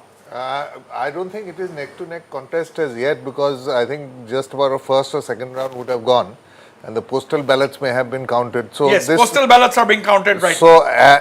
So postal ballots in fact give a certain indication of how things are going to develop in course of time. So you can say that yes, definitely it's on the positive side. Whoever is gaining will likely to maintain the lead, and let's wait till about 10 o'clock to see. Very early in the morning. This is too early in the morning. This is too early in the morning. Anything can happen. NDA, of course, the exit polls have projected a clean sweep for the NDA. As then some of the exit polls has given the NDA 360 and the Congress only 149. Let me go to New Delhi, where I have Avinav Barbara, analyst and political commentator. Avinav, a very good morning to you, Avinav. Now, Avinav, please put on your audio.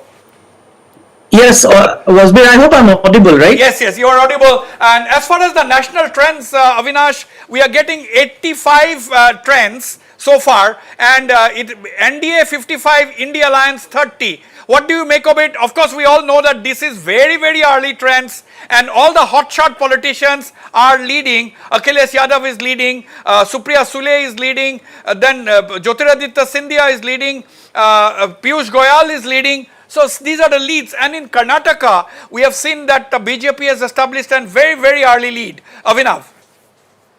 Yes, I would concur with you that this is very early stage of the counting process, and leads at this stage is generally unreliable.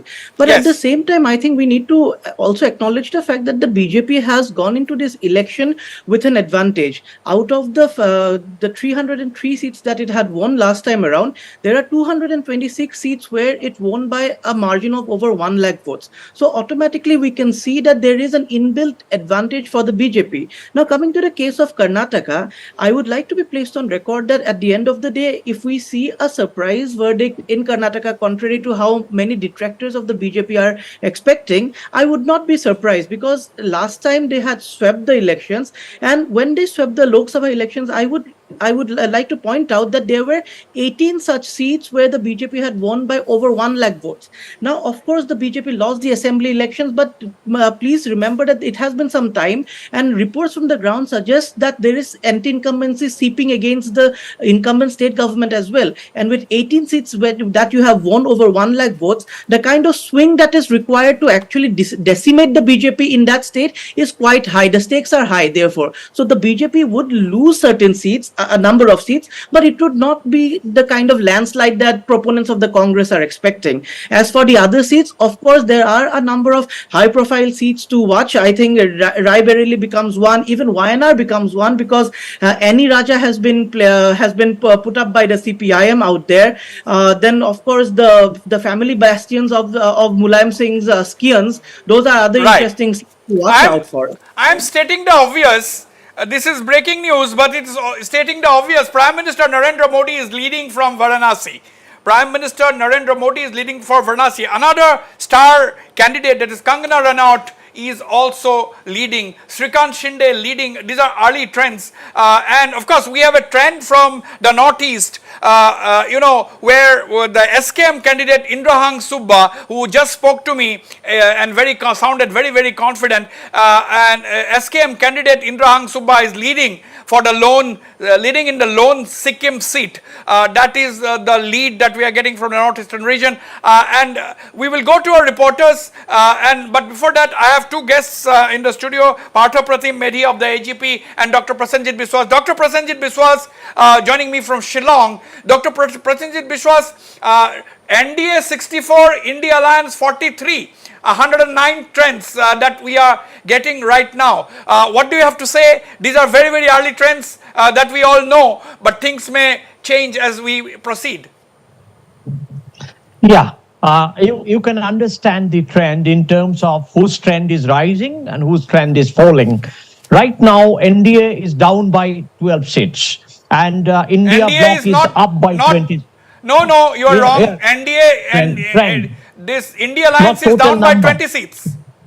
No, Wasbir, I'm not talking of total number. You are right on total numbers. I'm saying compared to last election, okay, the NDA has a slide, this is postal ballot, of course, minus 12 slide, and India is plus 20 up. I mean, I have nothing to concur on this and nothing to infer, just as a matter of digital numbers, as numbers are very important now.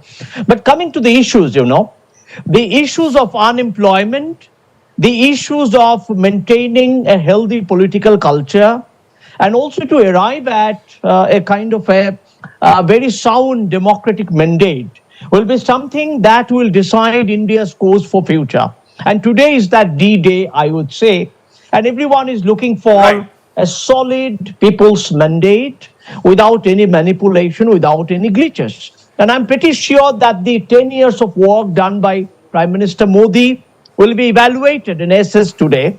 And also the kind of broad opposition index that we have seen. We have seen a very strong opposition hitting back at Modi ji. So all that has to play out to get through our. Absolutely. And I'm sure my fellow panelists are also Hold on, Prasenjit. First trends have come in from Assam. Pradhan Barua of the BJP is leading in the Lakhimpur seat. Pradhan Barua of the BJP is leading in the Lakhimpur seat. That is the second lead position that we are getting from the northeast. One, of course, Indrahang Subba, the SKM candidate in Sikkim, is leading at the moment, and Pradhan Barua is leading in the Lakhimpur seat, Pradhan Barua of the Congress. I'm coming to you, Partha Pratim. Avinav Barbara, basically the 25 seats in the northeast, now that the BJP has set itself a target of 400 par, every seat definitely the BJP will focus on.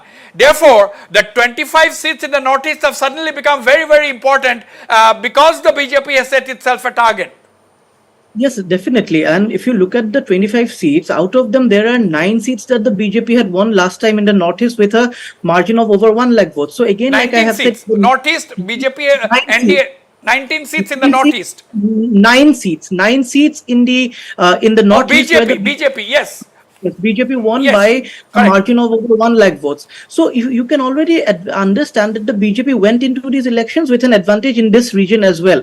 Now, coming to these elections, I have traveled across the length and breadth of Assam over the last few weeks. Even seats like Jorhat, which the opposition is actually putting it in its kitty, it seems that if you go to the ground, the kind of opposition presence in terms of political organization or the kind of anti-incumbency that is required, the strength of anti-incumbency required to actually wrest away these seats from the BJP to the Congress, that has been largely absent. On top of it, if you look at the kind of the political alliances that the BJP has managed to stitch, like for example, the alliance with the UPPL gives them an advantage in Kokrajhar, the alliance with the Tipra Motha gives them an advantage in Tripura East, and as well as being part of the NDA, a lot of these regions where the BJP has got no footprint, those seats those regions would come over to the NDA because of their their alliance, say, with the NDPP for the Nagaland seat, and with the NPP if the Tura seat comes back to Agatha. So in that way, I think what happens is that,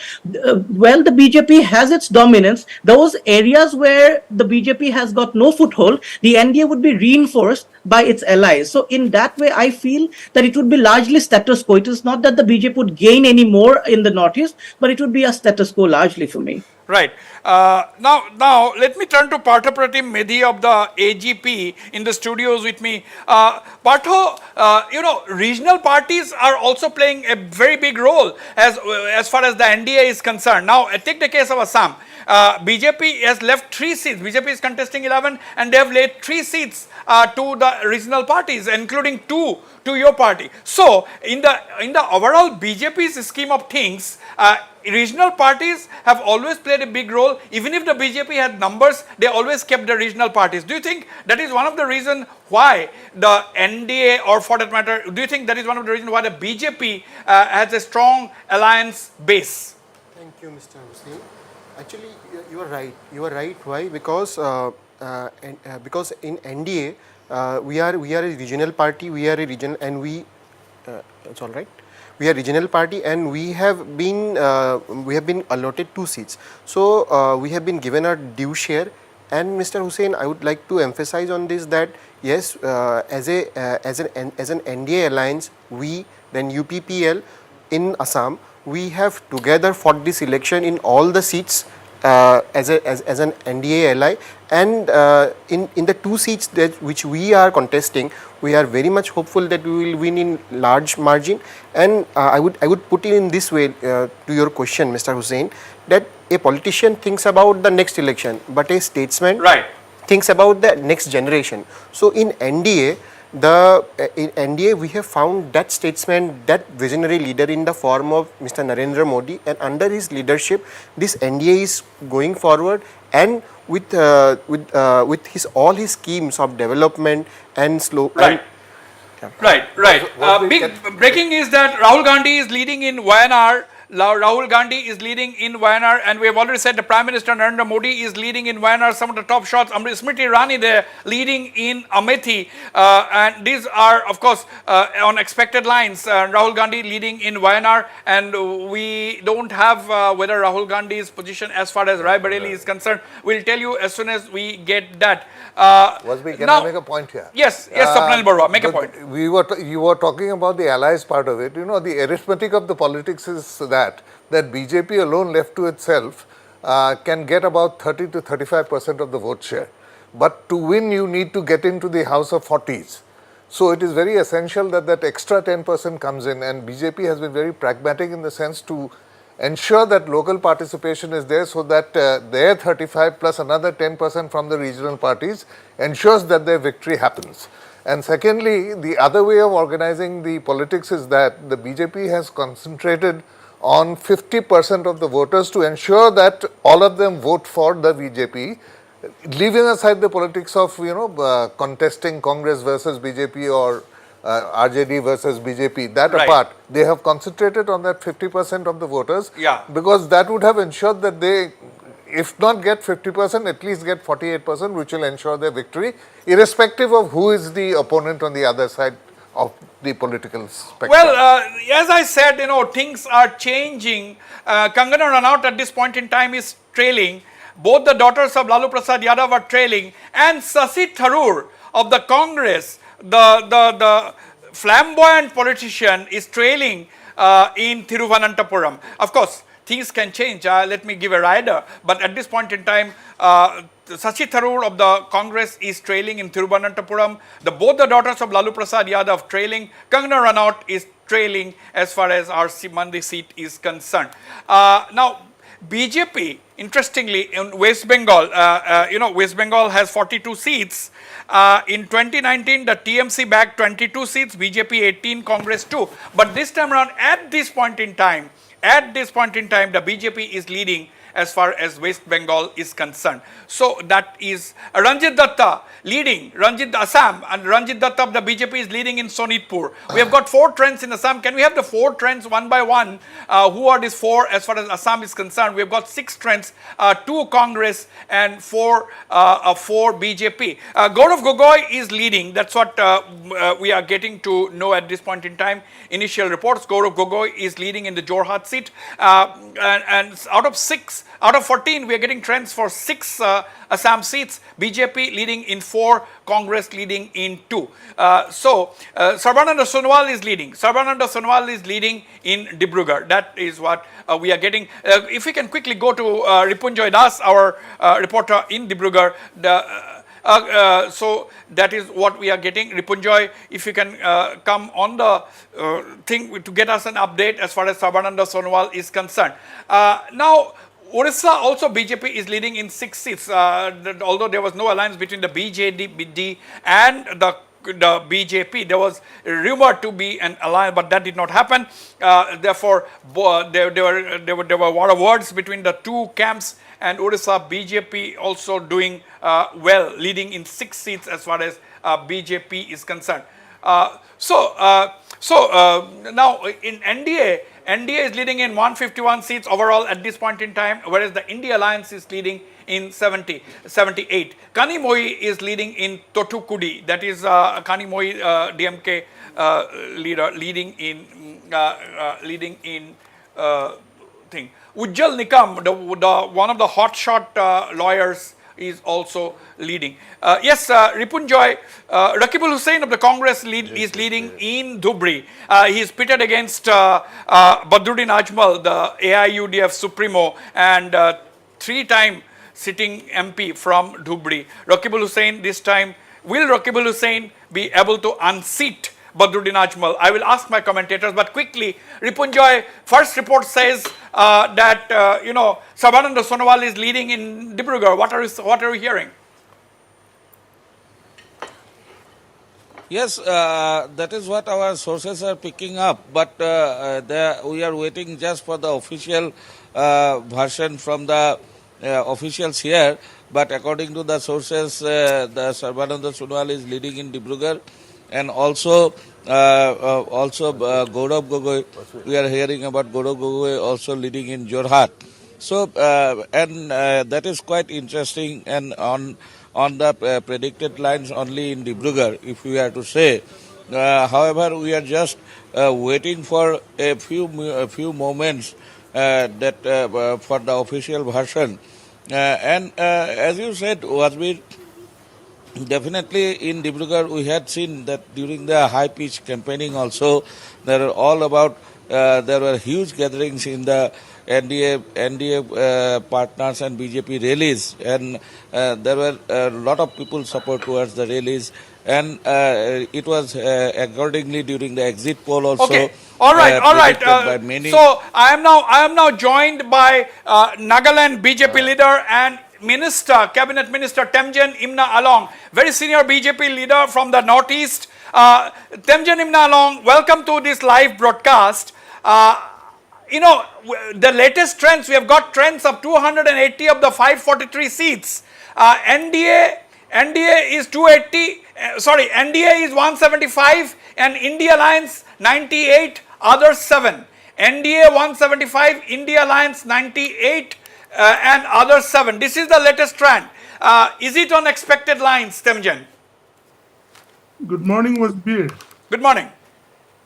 And good morning to the whole country and to the Northeast. Today is really a very, very good day. All the statistics that you had given, absolutely, it is on expected lines, but still the opening is still yet to be asserted completely. And the NDA BJP alliance will surely reach its target. As the day go by, it will surely reach its target. Now, what is your prediction as far as the Northeast is concerned? Because see, the 25 seats in the Northeast never had much of a value earlier. But now, after Prime Minister Narendra Modi has assumed office in 2014, the visits that the Prime Minister made to the northeastern region, the development that is taking place, all these things, and the alliance partners that the BJP has been able to force in the whole of the northeast has made the 25 seats important. And now it has become more important this time because your party has set itself the target of 400 par. Therefore, every single seat count. Therefore, the 25 seats in the northeast now is very, very important. Now, in 2019, 19 of the seats, 25 seats had gone to the NDA. What do you have a prediction this time? It's not about prediction, Brother Wasbir. Actually, Narendra Modi ji's visionary leadership is an inclusive leadership, not an exclusive leadership. It's a very inclusive leadership. And it's actually not about 1 seat or 25 seats of the Northeast. It is about the role that the Northeast plays in this country. Today we have great and tall leaders like our very own Himanta Biswa Sarma ji, the Honorable Chief Minister of Assam, who is the aspirational leader of the Northeast and connecting with India. So what we mean to say is that this time also, the northeastern states, the NDA alliance will give a resounding mandate to Shri Narendra Modi ji, the Honorable Prime Minister of India, to continue. And you can expect not less than 20 to 21 seats out of the 25 seats of the Purvottar, of the Northeast. Right. Now, the contest in Nagaland is also becoming very interesting because, if there would have been no Supongmar and Jamir of the Congress, there would have been no battle in Nagaland's lone Lok Sabha seat. No, absolutely. Supongmar Jamir ji is a good man and a leader of the Congress party in Nagaland. But at the same time, the resounding mandate of the people of Nagaland will not go to propaganda, will not go to all the, aggressive anti-people voices that has come out. The Congress party has been very successful to be able to create fear among the people of the Northeast, but have not been able to give us an agenda. And today in Nagaland also, our alliance partner in the form of the NDPP party and Dr. Chumben Murray will be comfortably winning today and strengthen the hands of our Honorable Prime Minister Shri Narendra Modi ji. Right. Temjin Imnalong, the BJP, we have a regional party spokesman from the AGP sitting in the studios with me. The BJP has this tradition of keeping all its alliance partners together, whether they need them or not. Even if they have the numbers, they have even given seats. In Assam, they have left 3 seats to its alliance partners, 2 to the AGP, 1 to the UPPL.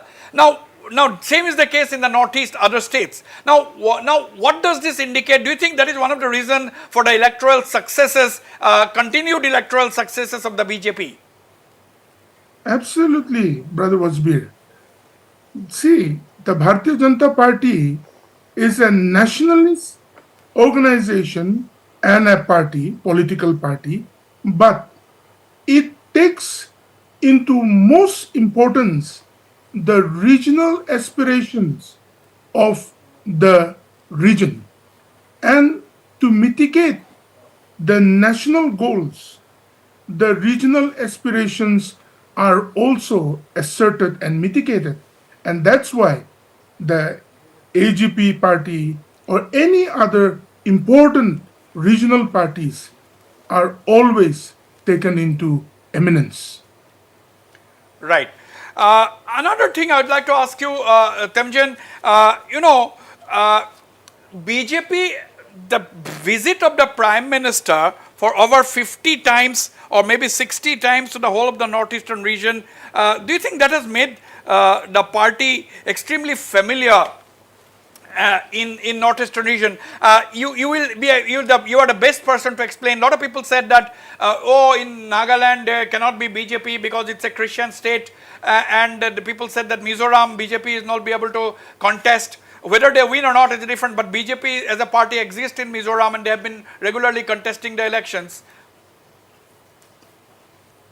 The fear factor which the Congress party and its allies always try to spread is no more the agenda of the people of Nagaland or Mizoram, because we have to understand that Shri Narendra Modi ji's vision, and to be very honest, Brother Wasbir, I think the Honorable Prime Minister is secretly in love with the Northeastern people.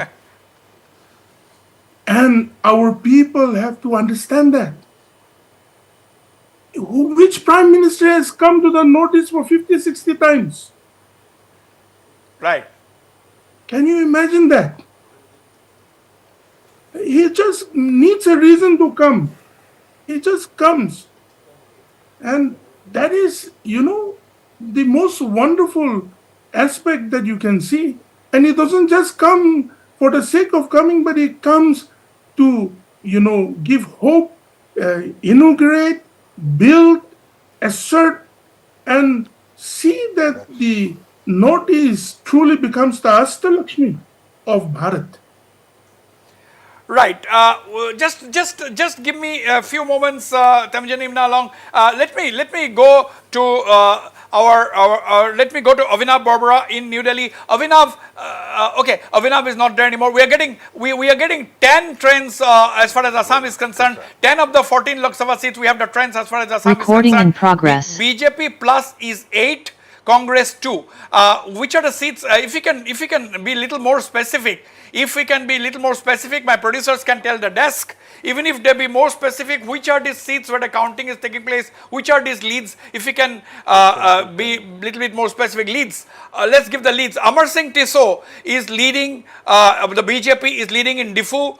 Let's run that quickly. Amar Singh Tissot is leading in Kamakya Prasad Tasa. BJP is leading in Kaziranga. That is what we are getting. And Rakibul Hussain of the Congress is leading in Dhubri against Badruddin Ajmal of the AIUDF. Gaurav Gogoi is leading in Jorhat.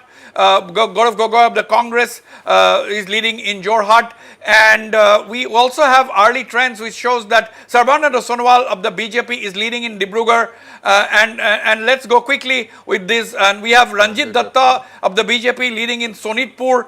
Sonitpur and Dilip Saikia is leading in Darang Udalguri seat. Now that means out of 10 we are getting 8 BJP leads and 2 Congress leads, and the 2 Congress leads are Gaurav Gogoi in Jorhat and Rakibul Hussain in Dhubri. Now Temujin, I am coming to you, but before that let me go to Avinav. Avinav, what do you think of the national trends at this point in time? Let us have the national trends. 205 for the NDA and 88 for the India Alliance. I think, Wasbir, these leads are quite in line with the expectations that most of us have who are following the elections closely. But as the day progresses, of course, they would become a bit more concrete. As far as the trends about Assam that you have just talked about, while Dhubri is in expected lines, I am still confused if Jorhat would continue to keep that line as the day progresses, because I don't know, but I still feel that it's postal ballots that are still being counted. But once actually the boxes are opened and the counting progresses from, say, Jorhat district to Sibsagar, or from Sibsagar to Jorhat, we will see variations, but the final result would not be the kind of it would not follow the line that you are currently finding. Now, Dhubri okay, Jayanta Basumatari of the UPPL is leading the Kokrajhar seat. That is also an alliance partner of the BJP. Yes, that reaffirms something that I said in the beginning, right? The way the BJP is actually stitching its social coalitions through regional partners, that is actually allowing it to further augment its own strength, because the Kokrajhar BJP organization is very weak. The BJP might not admit it, but the organization is quite weak. In the beginning of the election season, Okay, we are just hold on. We are getting trends for all the 14 seats in Assam. 10 BJP, 4 Congress leading. So that is the thing. Now let me, Avinav, hold on. Let me take a reaction to your comment from Mr. Temjen Imna Along, a very senior BJP leader and cabinet minister from Nagaland. Temjen, Avinav Barbara, a commentator, is saying that BJP has done a great thing by stitching up alliances. Now, it is not possible for a party to be strong everywhere or in a state. Now, BJP doesn't have much of an organizational strength in the Bodo belt, that is in Kokrajhar area. And therefore, and since UPPL is their alliance partner, which they have maintained, now it is only correct for the BJP to have left the seat for the UPPL, and we are getting results that UPPL is leading.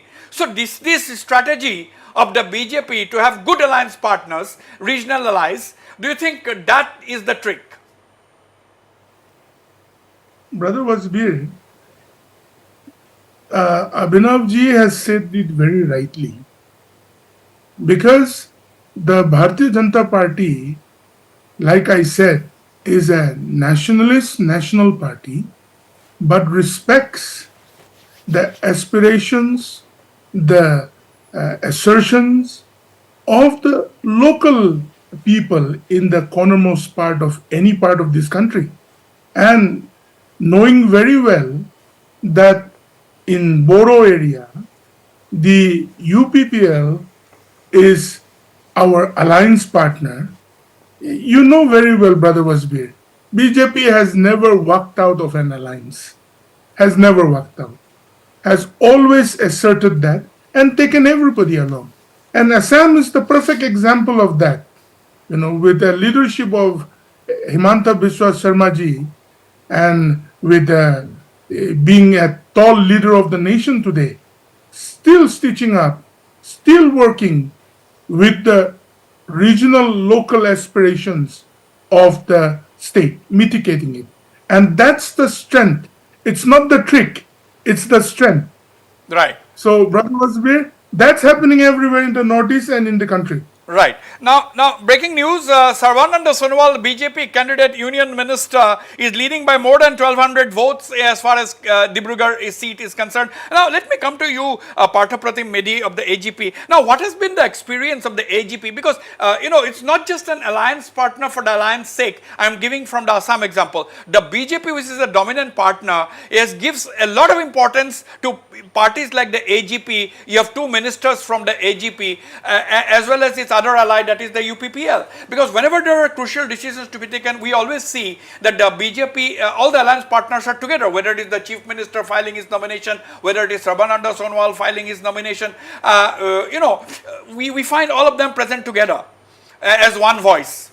That is something which we have seen other coalitions in the past, but we have not seen something like this. Partha. Exactly, Mr. Hussain. What you have pointed out, and what the other speakers in this panel they have stated, in future, in past, we have never seen this kind of inclusion, this kind of respect, with mutual respect which the allies are having, the political parties which are allies, they are having together. So this was never seen in past. So as you have pointed out,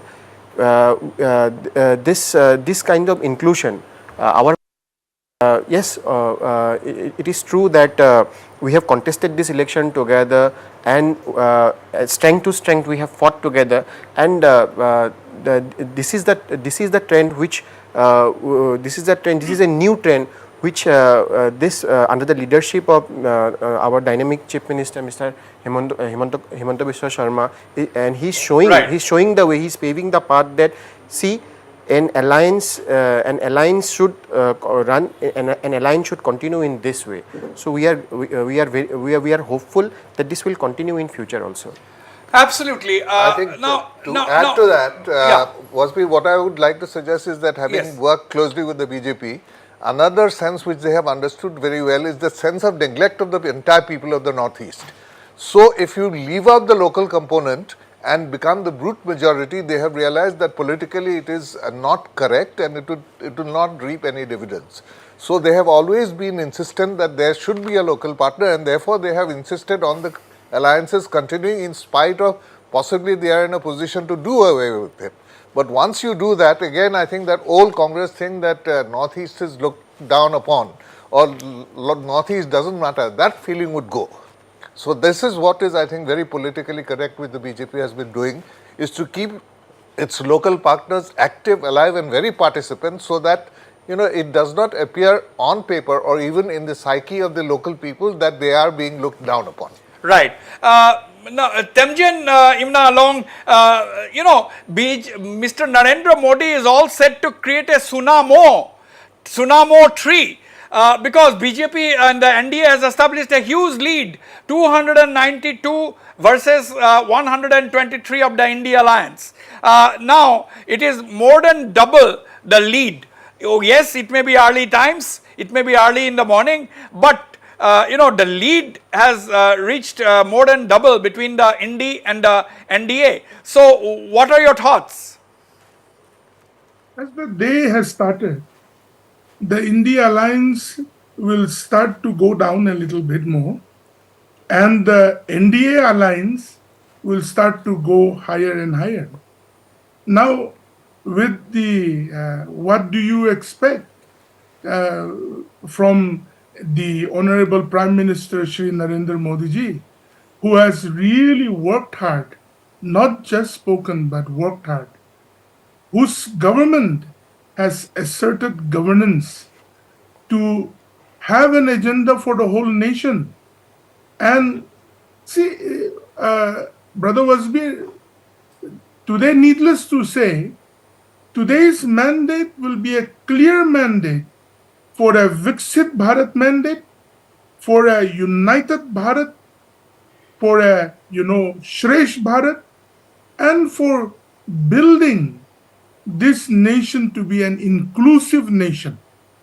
And that mandate and leadership goes to Shri Narendra Modi ji, going to be the third time Prime Minister for Bharat. So that's very clear. Right. Okay, I have got Lurin Jyoti Gogoi, Mr. Sarbananda Sonowal's opponent, India Alliance candidate from Dibrugarh. Good morning to you, Lurin Jyoti Gogoi. We are hearing that Sarbananda Sonowal has got a lead of more than 1,000 at the moment, but these are early trends. I know that these are early trends. What is the expectation now? See, it is a very early trend, and already the postal ballot has already completed. Counting process is going on. So it will be a different trend within 1.5 an hour.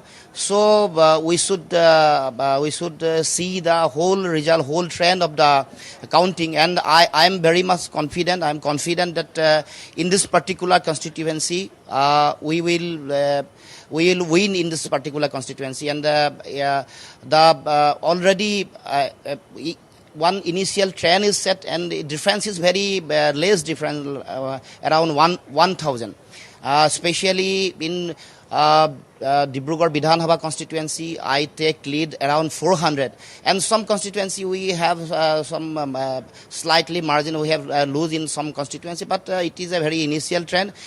We will definitely win in this particular constituency.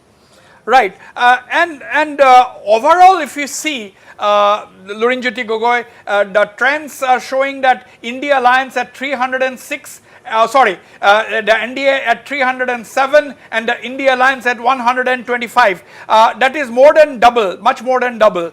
So do you think that figure is also going to change? Do you think that figure is also going to change? Definitely, it is a very early trend. Yes, yes, definitely. It is a very early trend, and I believe that after 1 hour and 1.5 an hour, it will totally deviated in this particular stand. Right, Mr. Lurinjiti Gogoi, wish you all the best, and we will speak to you again shortly, because we have our correspondents there. We'll speak to you shortly, and wish you all the best for now. That was Lurinjiti Gogoi saying. Thank you very much. Lurinjiti Gogoi, the Indi Alliance candidate in Dibrugarh, contesting against BJP's Sarbananda Sonowal, saying that these are early trends, and that early trends are going to change. So, as far as Assam, 14 seats in Assam are concerned, we have got trends of all the 14 seats, BJP 10, Congress, BJP plus 10. That means alliance partners are also included, because we have already shown that the UPPL candidate is leading in Kokrajhar, which is also an alliance partner of the BJP. BJP plus 10, Congress 4. This is the trends as far as Assam is concerned. This is the trends as far as Assam is concerned. Now what we are getting, some of the other states in the country, we have got 77 leads in Uttar Pradesh, the state with the highest number of 80 seats, NDA 53, India Alliance 24. In West Bengal, West Bengal has 42 constituencies, BJP 17, TMC 19. This is, so and these are the visuals from the BJP headquarters in Guwahati. You can see the kitchen there. Jalebis and lot of sweets are being prepared fresh, to be distributed among their supporters and villagers, and it's a free flowing. You can have your puris there. If if there is a BJP supporter wants to have some puri free of cost, they can go to the BJP office in Guwahati. I'm also joined by Dr. Rajiv Hendik of Guwahati University, professor. I'll also speak to him. I have Temjan Imna along. Temjan, before I come to the other guests and let you go for the time being, only to have you back after some time to talk on the final results. Now, what is your prediction? The exit polls gave the NDA a total of 360 seats. That is the poll of polls, the various agencies combined. The average, they came to 360 seats to the NDA. That means, if it is so, your 400 par slogan will not come true, but that doesn't matter. Election victory is what matters. See, Wasbir, it is never wrong to have an aspiration for 400 par or even 500 par. The main agenda is the leadership of Shri Narendra Modi ji. The main agenda is Bharat as a united, in the line, continued line for building Bharat's vision globally, regionally, and at the same time locally. So, we will come very close to what we had, sloganed 400 par. And we are not trying to, deviate from it. It is right to have that aspiration together with all our alliance and our alliance partners, whether it's in the regional area or anywhere in the country, have been very supportive of this vision of a Viksit Bharat. So we'll go to the key fight, Arunachal East. Let's pull out the graphics. Big breaking from Arunachal Pradesh. Bosiram Siram of the Congress is leading versus Tapir Gao, the veteran BJP leader and two-time MP from Arunachal East. Okay, we will stay with that. We will stay with that. The big breaking. We'll stay with this screen. BJP leader Tapir Gao, the candidate of the BJP as far as Arunachal East, is trailing to Bosiram Sirang of the Congress at this point in time. But this, as again our early leads, things may change, but at the moment, for now, Bosiram Sirang of the Congress is leading. And yes, we had ground reports that there is a tough fight as far as the Arunachal East Assembly constituency is concerned between Tapir Gao and Bosiram Sirang.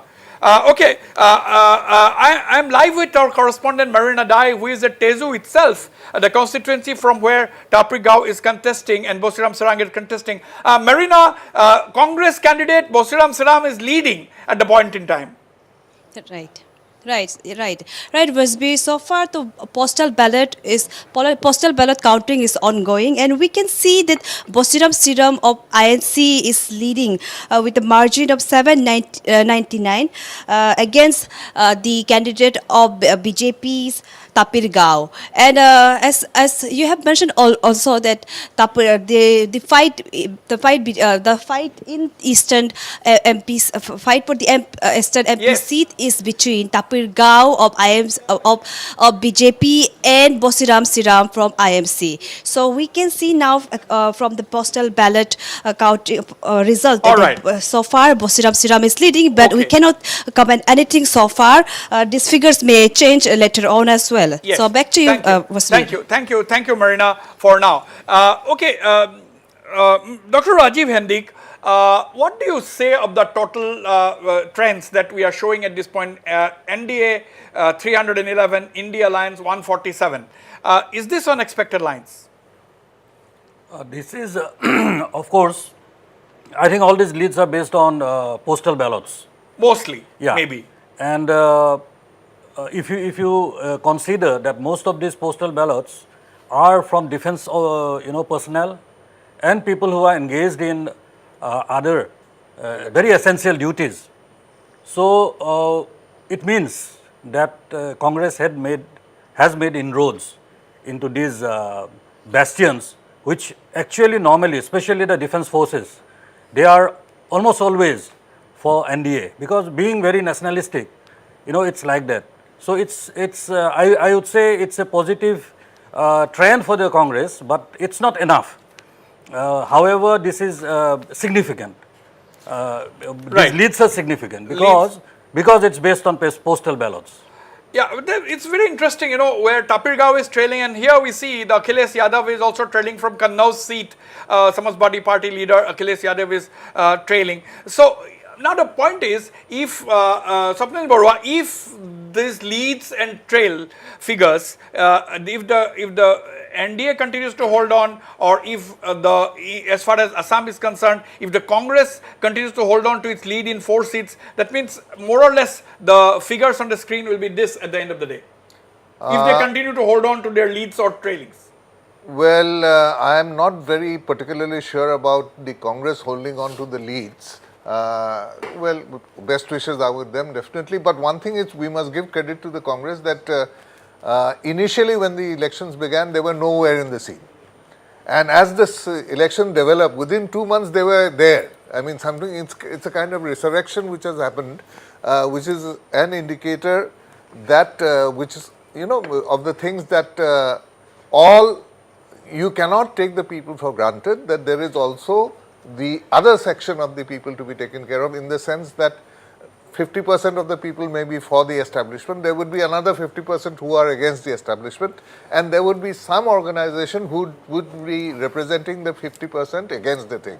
So it may not be the Congress, but there is definitely Congress is a part of the scene. Absolutely. We'll have to take a break, but before that there's a breaking news. The VPP candidate, the newly floated VPP candidate, Ricky Singkon is leading the Shillong seat, and Saleng Sangma of the Congress is leading the Tura seat. Now, if the VPP and the Congress are able to maintain their lead in Shillong and Tura respectively, then of course that will be bad news for the NPP. That will be bad news for the NPP, because it is Amperin Lingdo who is the MPP candidate contesting against Ricky Singkon and Vincent Pala as far as Shillong is concerned, and it is Agatha Sangma, the sister of the NPP chief and Meghalaya Chief Minister Conrad Sangma, who is contesting the Tura seat. Don't go away, I'll be right back. I'll request Temjan Imna Along to give me 5 more minutes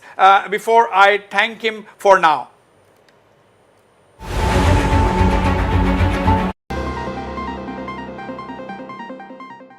Dalmia cement से तो RCF strong बन गया। RCF roof column foundation, ये तो strong बन गया। और बताइए और क्या चाहिए? छत पे एक बड़ा सा पार्टी हॉल होना चाहिए। होना ही चाहिए।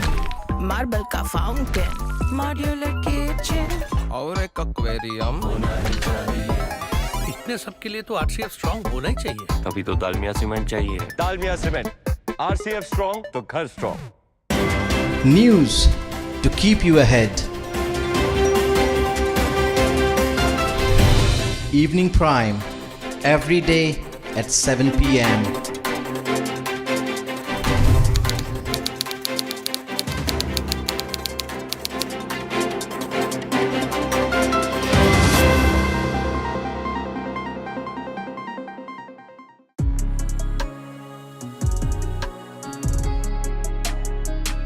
উদৰ সুগন্ধ এতিয়া নতুন এংগেজ ৰাছ ডিঅ'ড। বৰুৱা কিবা নতুন খুৱাকচোন। हेलो হেল্ল' हेलो हाँ হেল্ল' টেষ্টি এলোভেৰা চান্স এতিয়া আপোনাৰ ফেভৰেট ফ্ৰুট ড্ৰিংকছত নতুন এলো ফ্ৰুট। হেল্ল' আপুনিও লৈ লওক। News to keep you ahead. Evening Prime every day at 7 p.m.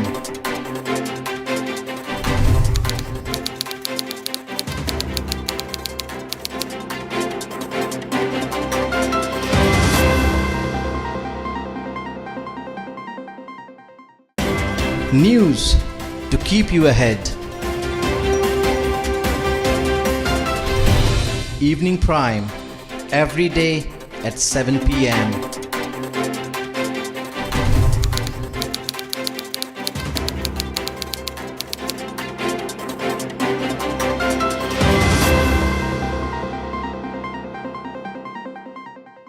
বাবা এয়া লোৱা তোমাৰ বাবে খেলা বস্তু আনিছো। আরে দেউতা আমি আৰু এইবোৰ খেলা বস্তু নেখেলো। প্ৰকাশ ল'ৰা ছোৱালীবোৰ সলনি হৈ গ'ল কিন্তু তুমি সলনি নহলা। এতিয়াও পুৰণা সঁজুলিৰে খেতি কৰি আছা যদিও বজাৰত জাৰ্মান টেকনিকৰ ষ্টিলৰ সা সঁজুলি আহি গৈছে। কেৱল ভাবিয়ে থাকি সলনি নহলে পৃথিৱী আগুৱাই গুচি যাব আৰু তুমি পিছ পৰি ৰবা। সোনু ভাই পিছুৱাইতো এতিয়া মই নাথাকো। ষ্টিল উপকৰণ লৈ আনে পৰিৱৰ্তন। News to keep you ahead. Evening Prime every day at 7 p.m.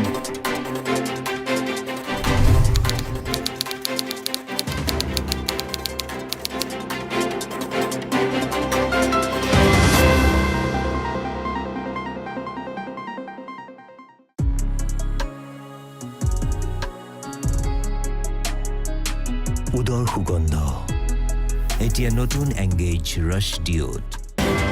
News to keep you ahead. Evening Prime every day at 7 p.m.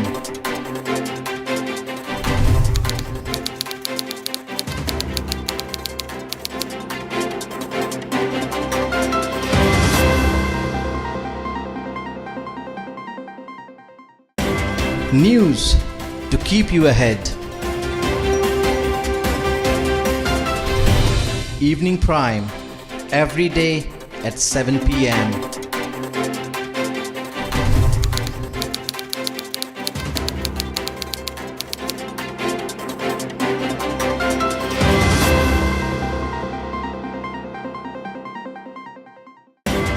News to keep you ahead.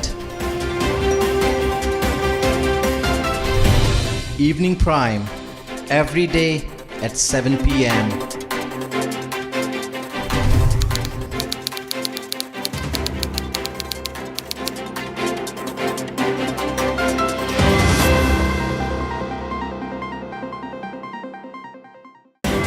News to keep you ahead. Evening Prime every day at 7 p.m.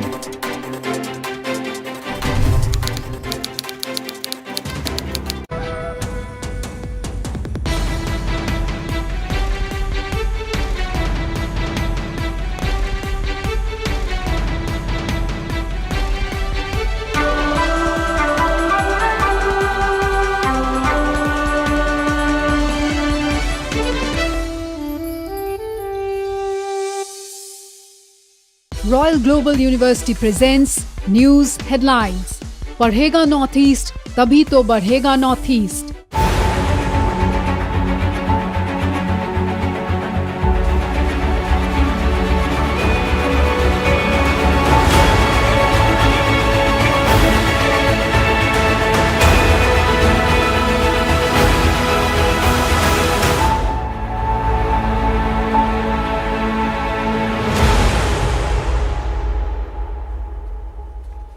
NDA takes early leads, cruises through in first 1 hour of counting.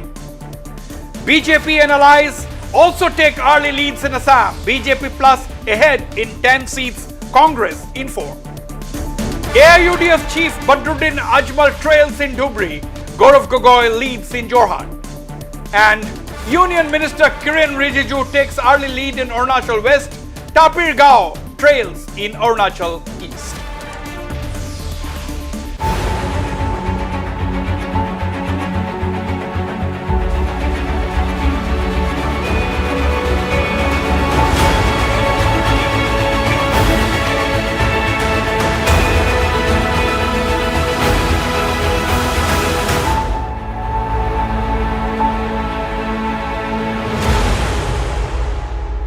All right, those were the headlines at this hour. The NDA has taken early leads as far as counting in the national elections are concerned. As far as the trends comes, NDA at this point in time is 311, India Alliance 147, others 15. And as far as Assam is concerned, we are getting trends from all the 14 seats. BJP plus leading in 10 seats, Congress leading in 4 seats. Now, there is an interesting development from Arunachal Pradesh.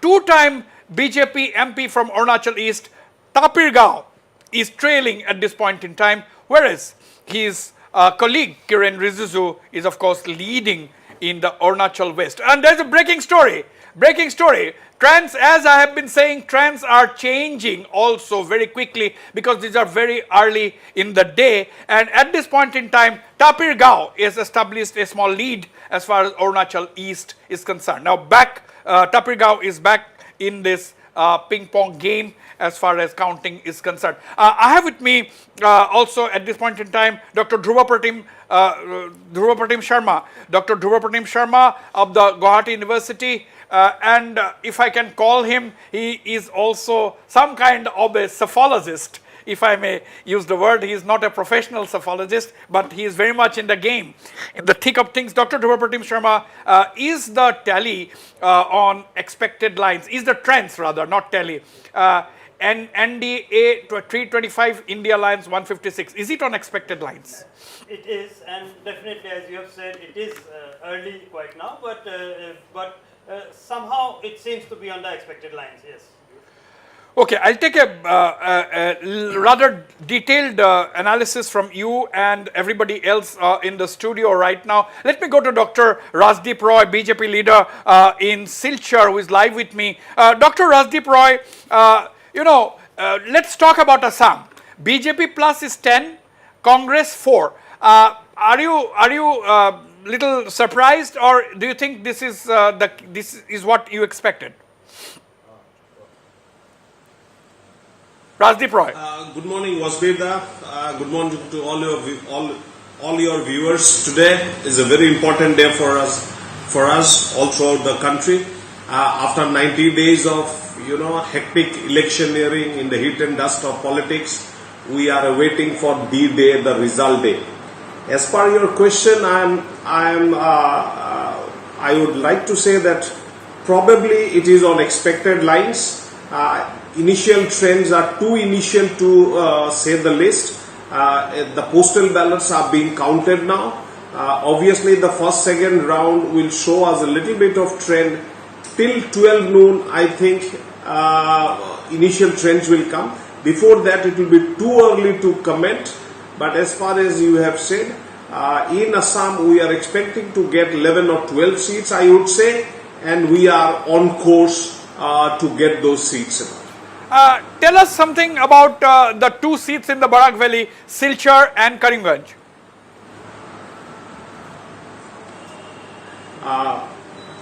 As far as Silchar, which is the headquarter of Barak Valley, is concerned, the Silchar Lok Sabha, comprising of 7 LSEs, has thrown up initial trends, and we are happy with it.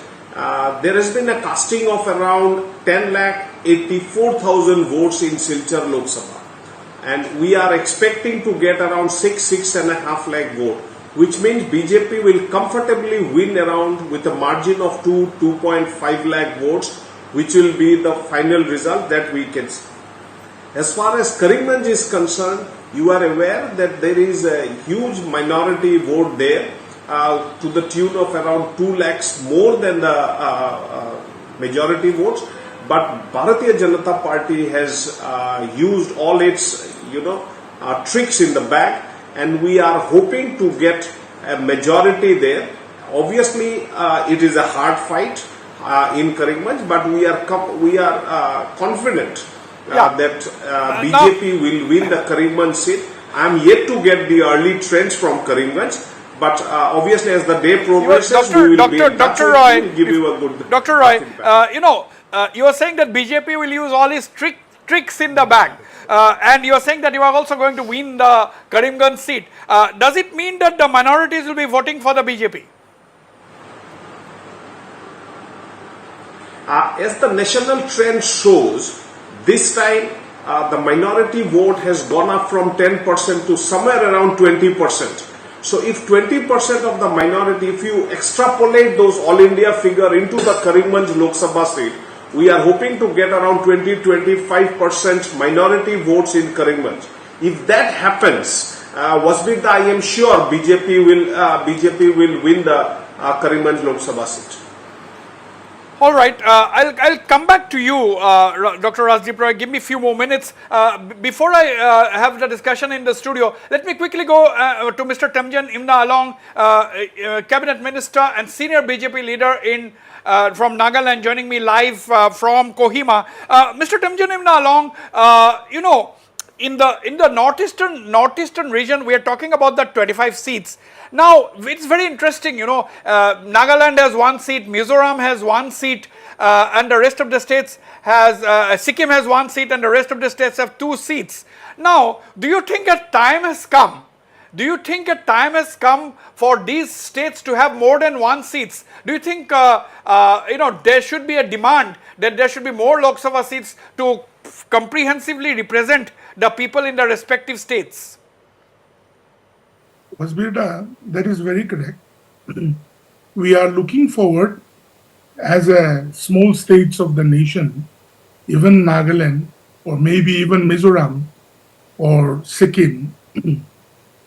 I think it is high time that our people, not only because of geography, but also by social and traditional and social structuring, I think our people need to be represented a little bit more, because obviously 1 Lok Sabha MP from Nagaland, or 1 Rajya Sabha MP from Nagaland, it really needs more weight. And I'm sure with the Honorable Prime Minister on the lead, and things will come to mitigate those needs also in the days to come. Right.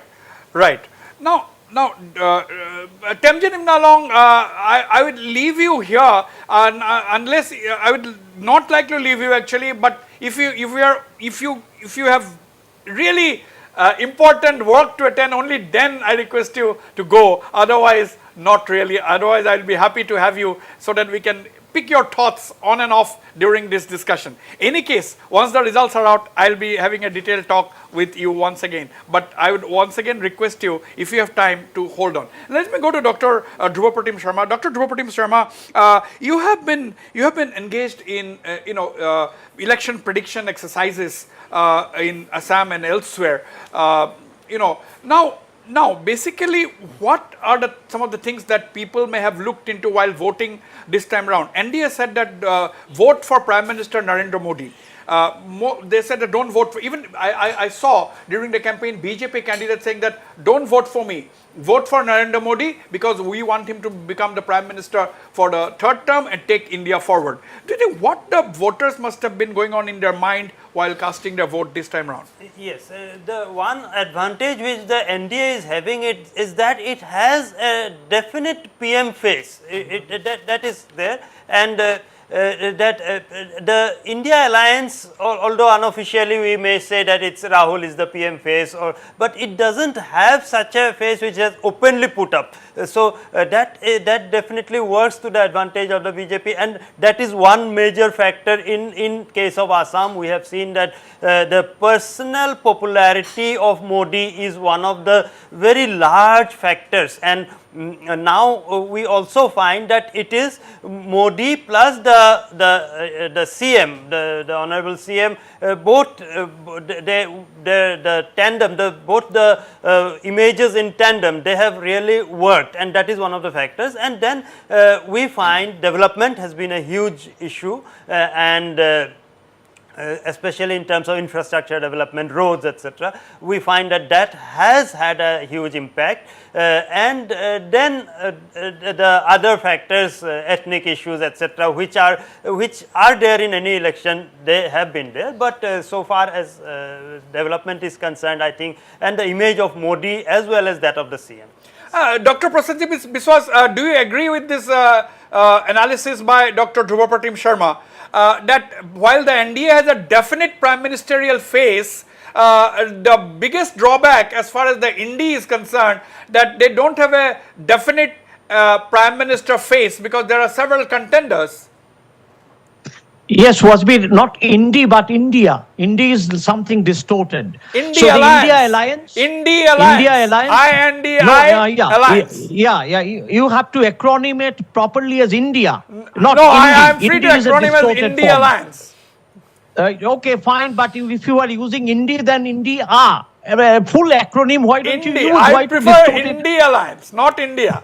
Anyway, I don't want to confuse people. I would personally address it as India. Okay, you're that's free. The name of we are a democracy. Alliance. Yes. Yes, you are a democracy. And India Alliance democratically will find its prime ministerial candidate. That's not a problem. There are eligible prime ministerial faces, starting with Rahul Gandhi down to Mallikarjun Kharge, to Akhilesh Jadhav, to other, many other young faces, to Tejaswi Jadhav, to Mohua Maitro. Anybody can be prime ministerial candidate in India bloc. So therefore, India bloc promises to have new leadership, young, vibrant, dynamic leadership in their 50s, not in the outrun 70s. And by 75, one should retire as per a certain resolution, as you know. So therefore, I don't know, how we can carry on with a leadership above 70. We should have younger leadership to really take over. Maybe from the NDA side also, that should be considered, I think. Yeah. Right. There's one development which I have noticed in these elections. I have been seeing elections, or rather remember elections in 1967. This is the first election where I am seeing is that the voter has gone on top of the candidate. In the sense that earlier it was, the last night decisions which decided on the outcome of the elections. But this time I am seeing that both the political parties, both the blocs have really to go after the voter to get their votes. And the voter this time has not been swayed, but the voter has now this time decided and had gone into voting. I think earlier I had seen that, overnight the leaders used to distribute money, liquor and something of that sort, or they would catch hold of the group leaders and the others would rest en masse go and vote. But here, even in the villages this time, I have seen that each man has cast his own vote. He has not been influenced by group behavior. He has weighed pros and cons of each party and accordingly has gone to vote. This, I think, is a very significant development in the 75th year of independence, which I think will again change the type of electioneering that will happen in the future. Now it is the consumer taking over, that is the voter taking over the election proceedings, and the contesting parties have to really go after or woo the voter to win elections. Rajdeep Roy, you know, Rajdeep will be knowing best. Rajdeep because Roy, he's been in the thick do you of think the things. biggest advantage? Do you think the biggest advantage for the BJP and the NDA is a definite prime ministerial face in the form of Narendra Modi? That is what our analyst Dr. Dhruva Pratim Sharma just said. Do you think that is a big advantage for you? This election, if you analyze it, to my mind has become a quasi-presidential election. What Dr. Prasenjit Biswas of Nehu has said, Rajdeep, I agree. Rajdeep, give me 20 seconds. Rajdeep, give me 20 seconds. I will continue from the beginning. Big breaking story. Big breaking news. The Congress candidate in Nagaland is leading by more than 4,500 votes at this point in time. More than 4,500 votes. This is breaking. Nagaland candidate Supong Meren Jamir is leading by more than 4,500 votes against the common candidate of the NDA, that is Chumban Murray. That is the big breaking story. Let's have the breaking plate. Let's also get in touch with our correspondent Purbasa to get an update from Shillong. Yes, Dr. Rajdeep Roy, please continue. Yes, I was asking you whether Modi as the face is a big advantage for NDA. What I was telling is this election, if you analyze, it has become a quasi-presidential election for the first time in India. There has never been such a dominant prime ministerial face in either side of the left or the right or center or anybody. After a long time we have had such an election.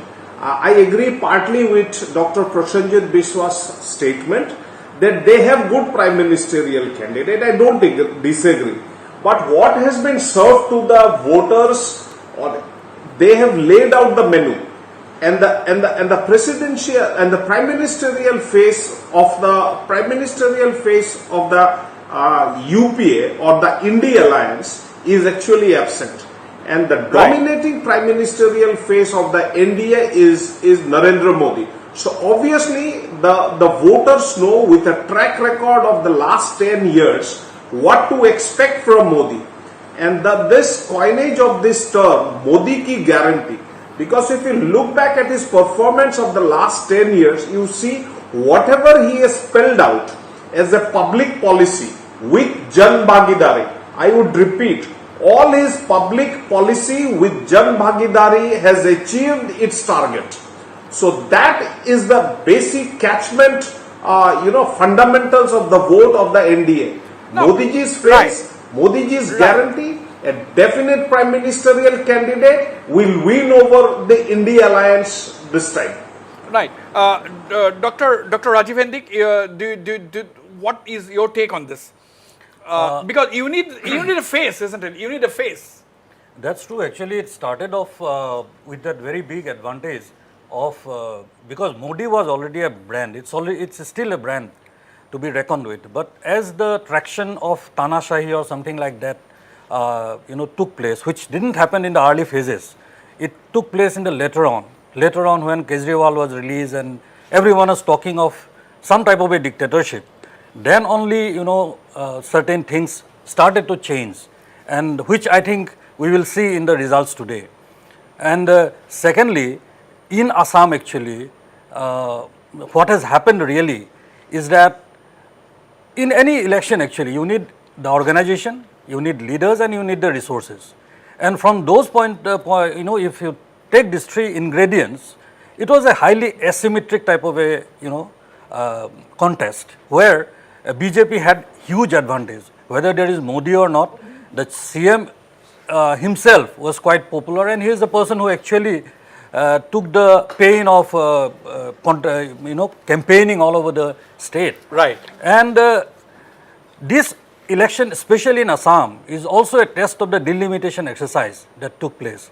So that too actually worked to the advantage of, I should say, the NDA. And absolutely, that you think was an advantage to the NDA. Yeah. Now let me before coming and can I add one thing actually? There were many booths in Assam where even the polling agents of the India or as you said, in the alliance were absent actually. Yeah. Now let us go back. That's a fact. Let us go back to that state graphics, the national graphics. Let's my producer. Can I tell my producers to go to the national graphics as the state-wise? National graphics state. Yes, let's stay with that. Prasenjit Biswas, this is directed at Prasenjit Biswas and Dr. Dhruvapatim Sharma. Now, if you can see, Uttar Pradesh, 80 trends out of 80 seats. Now, NDA 46, Dhruvapatim, NDA 46, Indi 33. Indi seems to have done so far doing quite well.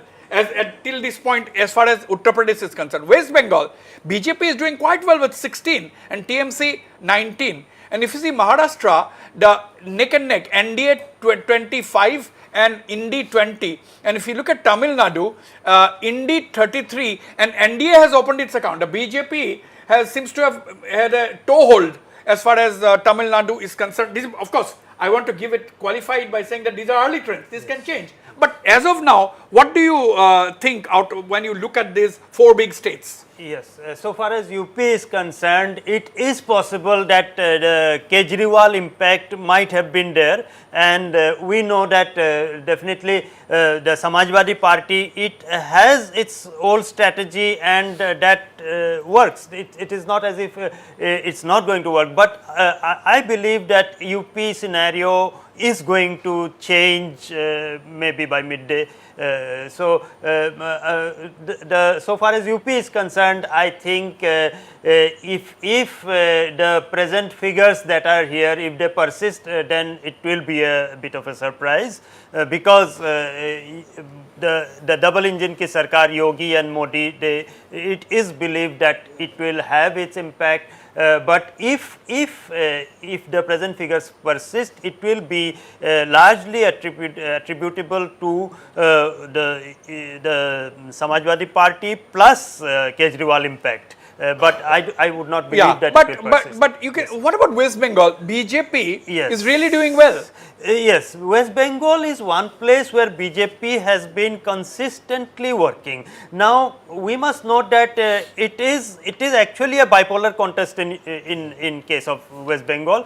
Congress is only a third factor. Right. So those votes which are against DD or Mamta Di, they will definitely be going more to the BJP than to Congress. So I think if the trends persist in case of West Bengal, it will be definitely a tribute. One is again to the image of Modi, and next to the work at the grassroots level. Rajdeep Roy, what do you think about West Bengal? BJP 16.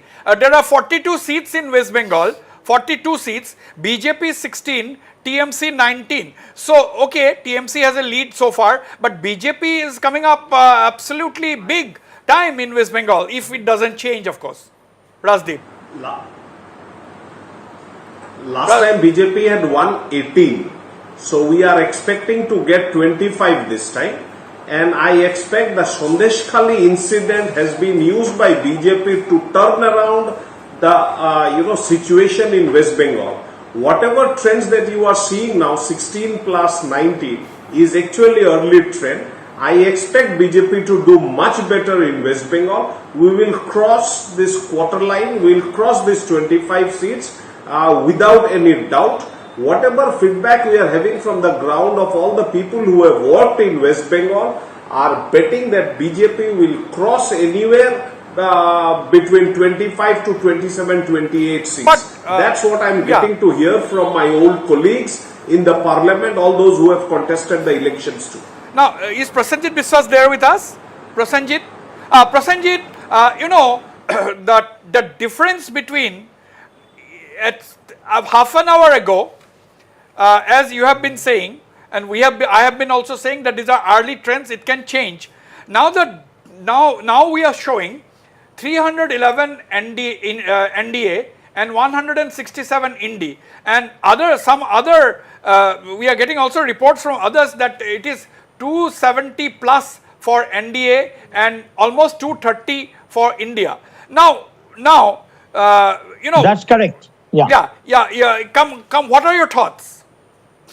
No, I'm talking about Bengal elections. Yes. This early lead by BJP will be all leveled out because BJP's leads are focused in some concentrated areas of North Bengal and also in and around Calcutta. And this lead is not going to spread over. It's going to be concentrated Dr. and it's Prasenjit going to Biswas, level down Prasenjit, after now some time. let Yeah, me give one second. let me give you an update. In West Bengal, TMC is 21, BJP is 15. TMC will go up to 35 as day progresses. And my very dear younger brother, Dr. Rajdeep, will bear with me this particular statement because I have very closely followed Bengal election and the voting pattern in all the 7 phases. So my understanding and input is that TMC will go up to 35, BJP will go up to 6. It should not be crossing more than 6. That will be the ultimate result, and Congress will stick to 1 seat. So, this is my assessment. I may go wrong. I am no astrologer, but this is my ground report. Okay. As far as Uttar Pradesh is concerned, just 1 second. As far as Uttar Pradesh is concerned, the social engineering that Mulayam Singh, Akhilesh Singh has done, PDA, Pichre, Dalit, Oti Pichre together, now have changed the configuration of the voting pattern in Uttar Pradesh. And Jogi ji did not really find enough space to take part in the BJP's election campaign this time. It's very unfortunate that Jogi ji has been kept aside, RSS has been kept aside by a certain bloc within BJP. It is BJP's internal division that has spoiled and damaged BJP's prospect in Uttar Pradesh. That's what independent observers believe. Okay, Wasbir, please. Okay, Kirti Singh Debbarma, the BJP candidate, is leading in Tripura East seats. He's up against CPM's Rajendra Yang. She is leading by over 70,000 votes. So almost sure that Kirti Singh Debbarma, the sister of the Royal Scion and interestingly Tripura Motha founder, who is the BJP candidate, is leading in Tripura East seat. I am joined by Assam MP, Rajya Sabha MP Pavitra Margharita, political secretary to Assam Chief Minister Dr. Himanta Biswa Sharma, live from the BJP headquarters. Welcome once again, Mr. Pavitra Margharita. The NDA has established a good lead, 308 against the India Alliance's 177. India is also slowly they're increasing its leads tally, and if we have the big states like Uttar Pradesh where we are showing figures, NDA 46, India 33. Do you think these figures are going to change further? Obviously, it will go to change as we proceed. But what are your initial thoughts about the overall national figure? Although we are surging ahead of India Alliance in almost all the parts of our country, including our own northeast, but it's not the perfect time to celebrate because only the postal ballots are being counted, and just a few rounds, in many places only the first round is over, and in many places 2-3 rounds are going on. Although it's not the perfect time to predict or celebrate, but morning shows the day, and yes, we are thankful to the country. As expected, we are surging ahead. We are leading almost in all the states as predicted by you, the media, and as assessed by our own party. So yes, in Assam also, out of the 14 seats, we are leading in 11, and so in the northeast as a whole. And you have already mentioned that in India we are already 300 plus, and I think whenever the counting will be broad, like it will cover, it will cross 4th, 5th, 6th rounds, then the numbers of difference of votes and the numbers of seats of our NDA will increase, because our previous experiences say that yes, although it is not 300, it is sure to be nearer to 400. We are optimistic about that. Wasbir. Right. Now, Pavitra, Assam, BJP plus, BJP is showing as 10 plus and the Congress 4. Now, the Congress 4, we are saying Gaurav Gogoi is leading in Jorhat. That's what the early trends are showing. And Rakibul Hussain is all set apparently to defeat Badruddin Ajmal in Dhubri. And there are 2 other Congress candidates leading. Now, BJP 10 plus, is this on expected lines, or do you think it will be more than that? No, we do hope that it will be 11, 12 plus. But I have already mentioned that only the initial counting is going on. And just a while ago, I talked to one of our honorable MLAs from Bepuria. It is said that after completion of second round, we are leading there in Bepuria of Lakhimpur LS. We are leading by 5,300 votes. This way also in Sibsagar district and Jorhat district also in many counting stations, news are coming that we are leading. So as a whole, we are optimistic and we do hope that this will change, of course, because 10 is okay, 10 plus is okay. But we still hope, we are confident that it will be 12 plus. Wasbir, just allow us for next 1 hour and the picture will be vivid. After 1 hour, we'll be actually in a very good position and that will be the perfect time to react. But yes, initial counting also reflects a very good thing that we are surging ahead, not only in Assam or Northeast, and entire India we are leading. That is a good sign. Even in the postal ballots, we are leading. So as and when the main boxes will be open, that is the EVM boxes will be, machines will be open, then definitely we will see that everywhere lotus will bloom. Right. Before I let you go, Mr. Prabitto Margarita, one of your colleagues in the BJP told me on this program some time ago today that this is some kind of a presidential type of an election where Mr. Narendra Modi is the mascot. The entire party revolves around Mr. Narendra Modi and his vision, and therefore a lot of people in this election we saw said that please vote for Modi ji because we need him to be the Prime Minister for the third time to take India forward. First of all, Narendra Modi ji is now an institution. He is a world leader and he reflects the ideology of BJP. He represents right from the national president to a booth karyakarta of a remotest area. So he is our ideal figure. So he represents us all, right from JP Nadda to me to any booth karyakarta or booth president. So that is why our numero uno leader, Modi ji, our symbol, lotus is our symbol, and at the same time, Modi ji is our symbol. He under his leadership, under his stewardship, we are contesting in the election and for a better India, for a developed nation, for a big shit India. So yes, through all our candidates of BJP and NDA, we are going to elect Narendra Modi ji as our Prime Minister for third consecutive term. This is our motto, this is our aim. Through Modi ji, we are going to make our India a big shit Bharat. Absolutely. And in the northeastern region, we are seeing that NDA, but we are seeing as far as Meghalaya is concerned, the NDA is trailing at the moment in both the seats. But overall, the exit polls said that you can get anything between 16 to 21 out of the total 25 seats. And of course, in 2019, the NDA got 19 seats in the whole of the Northeast. But Northeast is also very important as far as the BJP and the NDA is concerned. Very Northeast is very, very, very important for BJP, for Narendra Modi, and for our election also. And I can assure you, Wasbir Da, that compared to the last election, last result of 2019, at least at the worst condition, even at the worst condition, we are going to add 2 or 3 more seats. At the worst condition, I mean, and even all the opinion poll, exit poll have established the same. So we are optimistic, and we've even beat Meghalaya, beat Assam. We will wait till the counting of the last vote. We will be optimistic. We will wait positively till the last vote is being counted. So.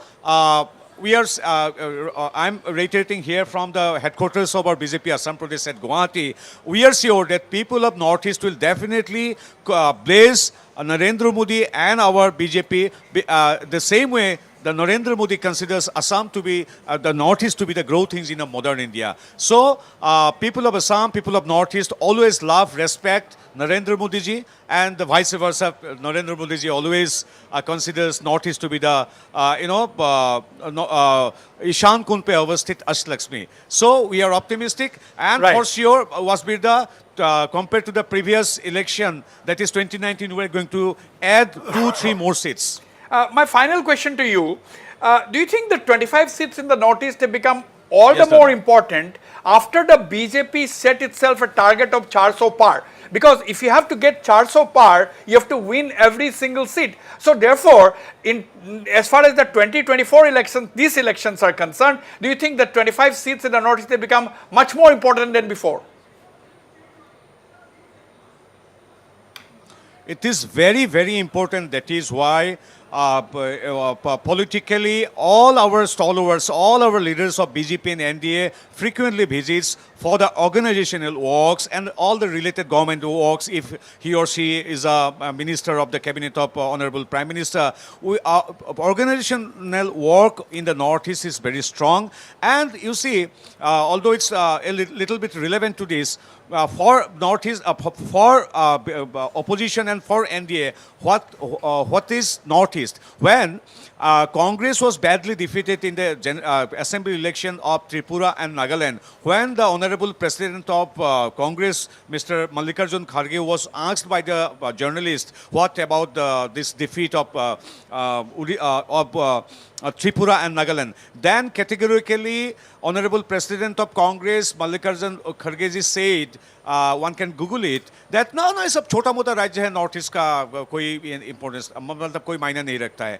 So they underestimated the people of Northeast. They assessed one state of our Northeast according to the number of Lok Sabha seats. अगर एक है ज़्यादा important नहीं है उन लोगों के लिए, अगर कहीं दो है नहीं है. Even I once mentioned in the Rajya Sabha, I told you in your one of your shows also, एक करके नॉर्थ ईस्ट का लेकिन 25 सीटें होता है और 25 में से ज़्यादा seat north eastern people will gift to Narendra Modi ji for making a big shit Bharat. So for us, for BJP, for Narendra Modi, Northeast is always the jewel of the crown of our Ma Bharati. Right, Pavitra Margarita, where is Chief Minister Himanta Biswa Sharma? Is he watching the results from home or is he with you in the BJP headquarters? No, he was out of the town, but he has already reached Assam, as I'm informed. And definitely he will join the Karyakartas. And, being the Chief Minister, he has to monitor the political, administrative, everything. So probably he's busy in cooperating the Election Commission for smooth functioning. Will he come to the BJP headquarters? Being the leader of our party, will he come to the BJP headquarters? Yes, definitely he will come. Okay. Let's wait for the next 2 hours. Yeah, he's supposed to come, and definitely he will come. And Wasbir Times, once again, I'm saying after 1 hour, the picture will be crystal clear. Then I will join again the numerous channel of our Northeast, that is Northeast. Thank you so much. Thank you so much. Thank you so much for your time, and thank you so much for your good words about our channel Northeast Live, which is bringing you. Thank you, Pavitra Margarita. In fact, let me tell you, viewers, that Northeast Live is the only satellite news channel in the Northeastern region, bringing you minute-to-minute coverage from the entire Northeastern region. The headline at this point is that, and it's bad news for the NPP in Meghalaya so far. I am emphasizing once again, so far it is bad news for the NPP in Meghalaya.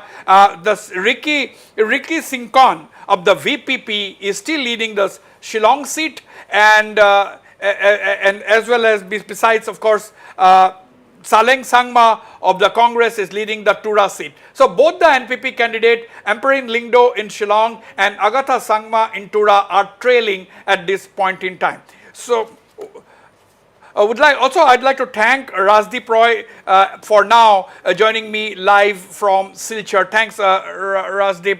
We'll quickly take a break and come back to our panelists to continue this discussion.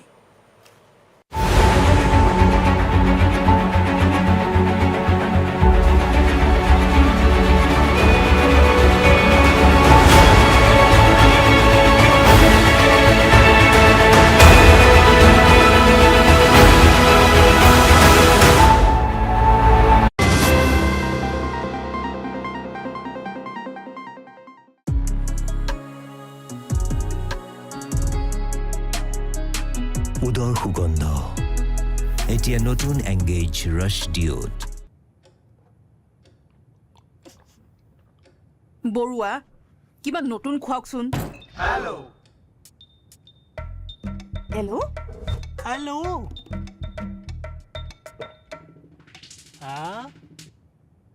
Hello' tasty aloe vera chance এতিয়া আপোনাৰ favourite fruit ড্ৰিংকছত নতুন এলো fruit hello' আপুনিও লৈ লওক News to keep you ahead. Evening Prime every day at 7 p.m.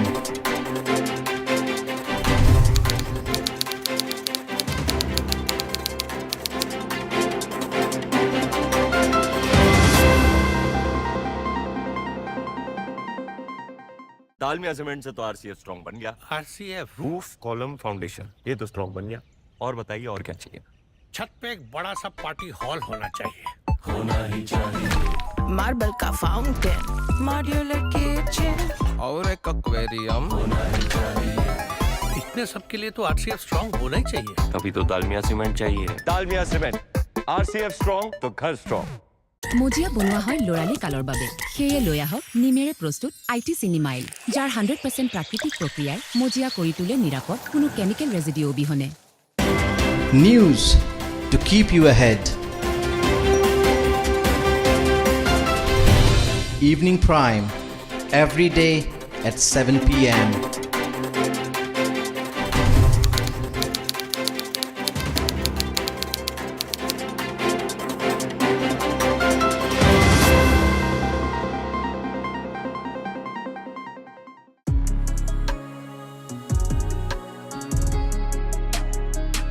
উদৰ সুগন্ধ এতিয়া নতুন এংগেজ ৰাছ ডিঅ'ত सर दालमिया सीमेंट से तो आरसीएफ स्ट्रॉन्ग बन गया। आरसीएफ रूफ कॉलम फाउंडेशन ये तो स्ट्रॉन्ग बन गया। और बताइए और क्या चाहिए? छत पे एक बड़ा सा पार्टी हॉल होना चाहिए होना ही चाहिए होना ही चाहिए फैंसी सा स्टेयरकेस होना ही चाहिए मार्बल का फाउंटेन मॉड्यूलर किचन और एक एक्वेरियम होना ही चाहिए सालों तक ये घर स्ट्रांग होना ही चाहिए होना ही चाहिए इतने सब के लिए तो आरसीएफ स्ट्रांग होना ही चाहिए तभी तो दालमिया सीमेंट चाहिए। चाहिए नहीं होना ही चाहिए दालमिया सीमेंट आरसीएफ स्ट्रॉन्ग तो घर strong. News to keep you ahead.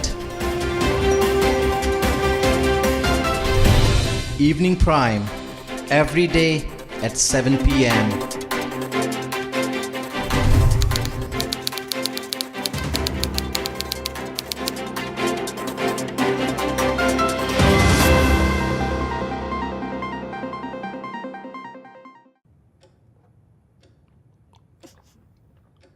Baruah কিবা নতুন খুৱাওকচোন hello hello' hello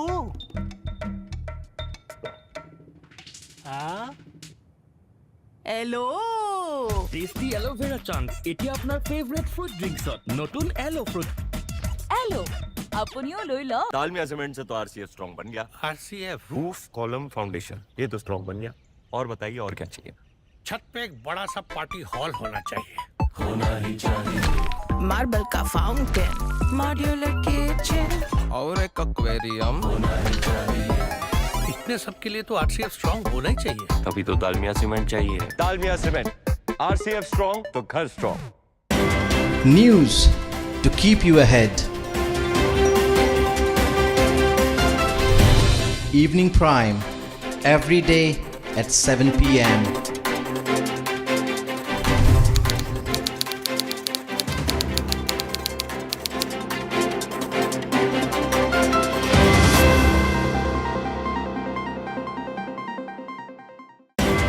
News to keep you ahead.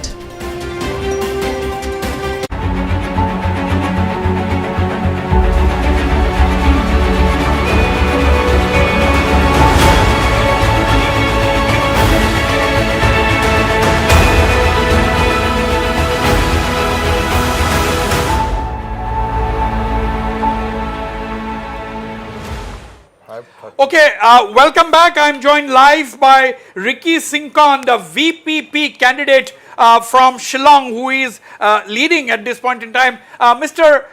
Ricky Sinkon, can you hear me? Can you hear? In fact, our editor-in-chief, you can read. Yeah. Okay, that is Ricky Sinkon, the VPP candidate. Mr. Sinkon, welcome to this live broadcast. Can you hear me? Yes, I can hear you, yes. Okay, Purbasa, let him face the camera. Let him face us straight.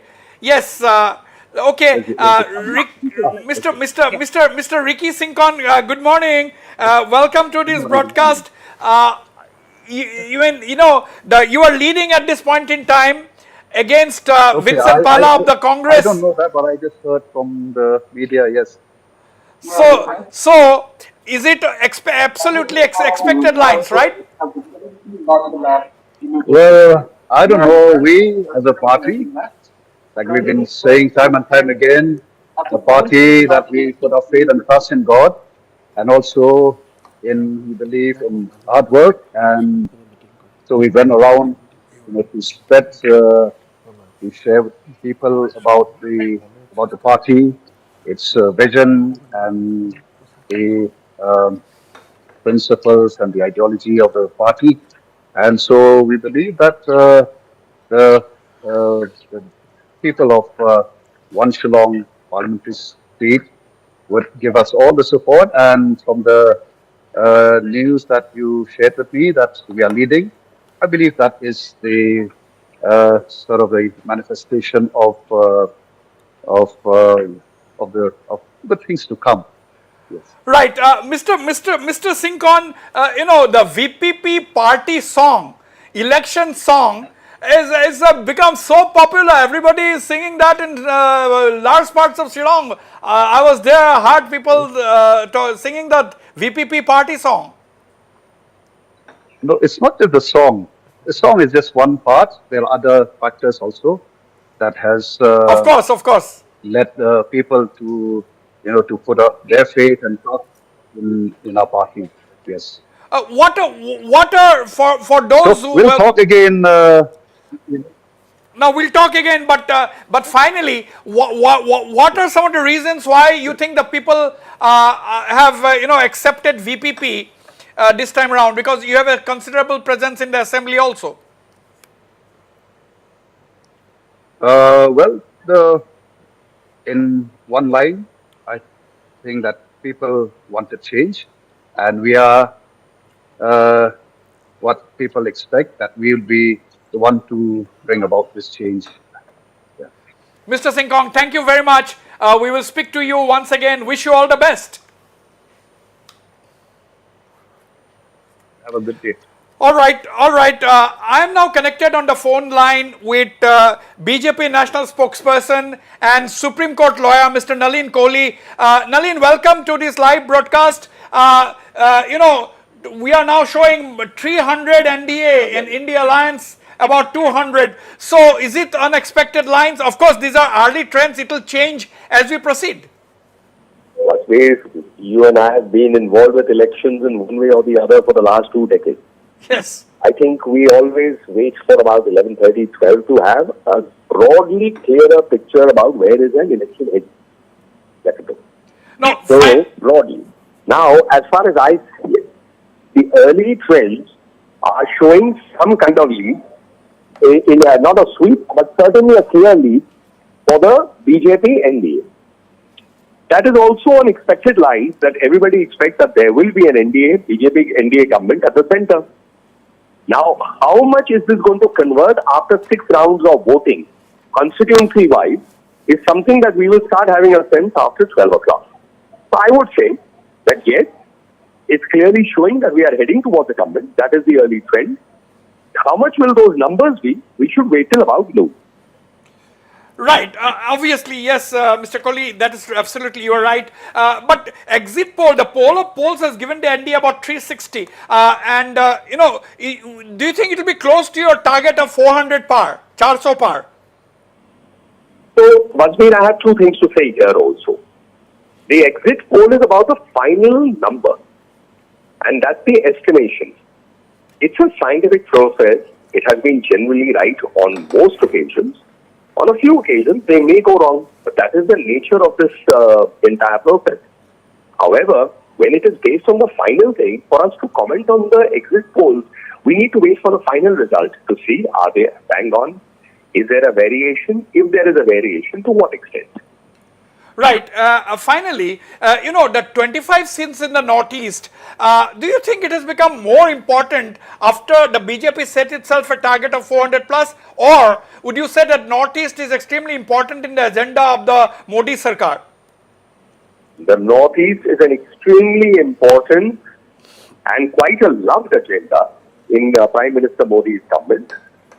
I mean, you have to give it that Honorable Prime Minister has visited the Northeast dozens of times, ministers hundreds of times, and after the joining of Dr. Himanta Biswa Sarma, the whole focus on the Northeast first has the NDA NEDA chairman, and thereafter, once he became chief minister and working with the other states, you can see that result in the elections that are happening. Arunachal, the government has been formed again with a clear majority.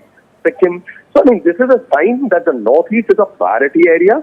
It's not just about 25 seats. It is about the Northeast getting its due. And that's why from a look east, it has become an act east. And that's why you have such a dynamic leader he's now a national leader, in fact. He's way beyond the Northeast.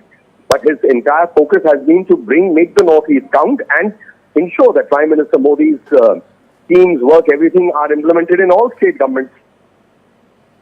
Right, and you see, a lot of panelists here are saying that the biggest advantage of the BJP is to keep its alliance partners well stitched, because even if you don't need the numbers, we have seen that the BJP keeps its alliance partners and treats them with respect.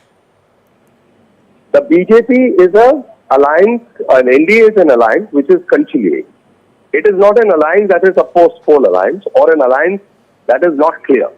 So I think we need to recognize that the BJP NDA alliance is a strong alliance. There is no counter alliance on the opposite side. Right, Mr. Nalin Kohli, we'll wait and hope to have you one more time a couple of hours later. Thank you very much for now for joining this live broadcast on Northeast Live. Thank you. Well, now we are seeing the NDA put at 298 and the India Alliance 203. Dhruvapratim Sharma, I mean, that means India is so far 2 hours into the counting. The India is not done too badly. Definitely, it is doing far better than it was expected. But again, I really doubt whether these trends will actually persist as the day goes on. Right.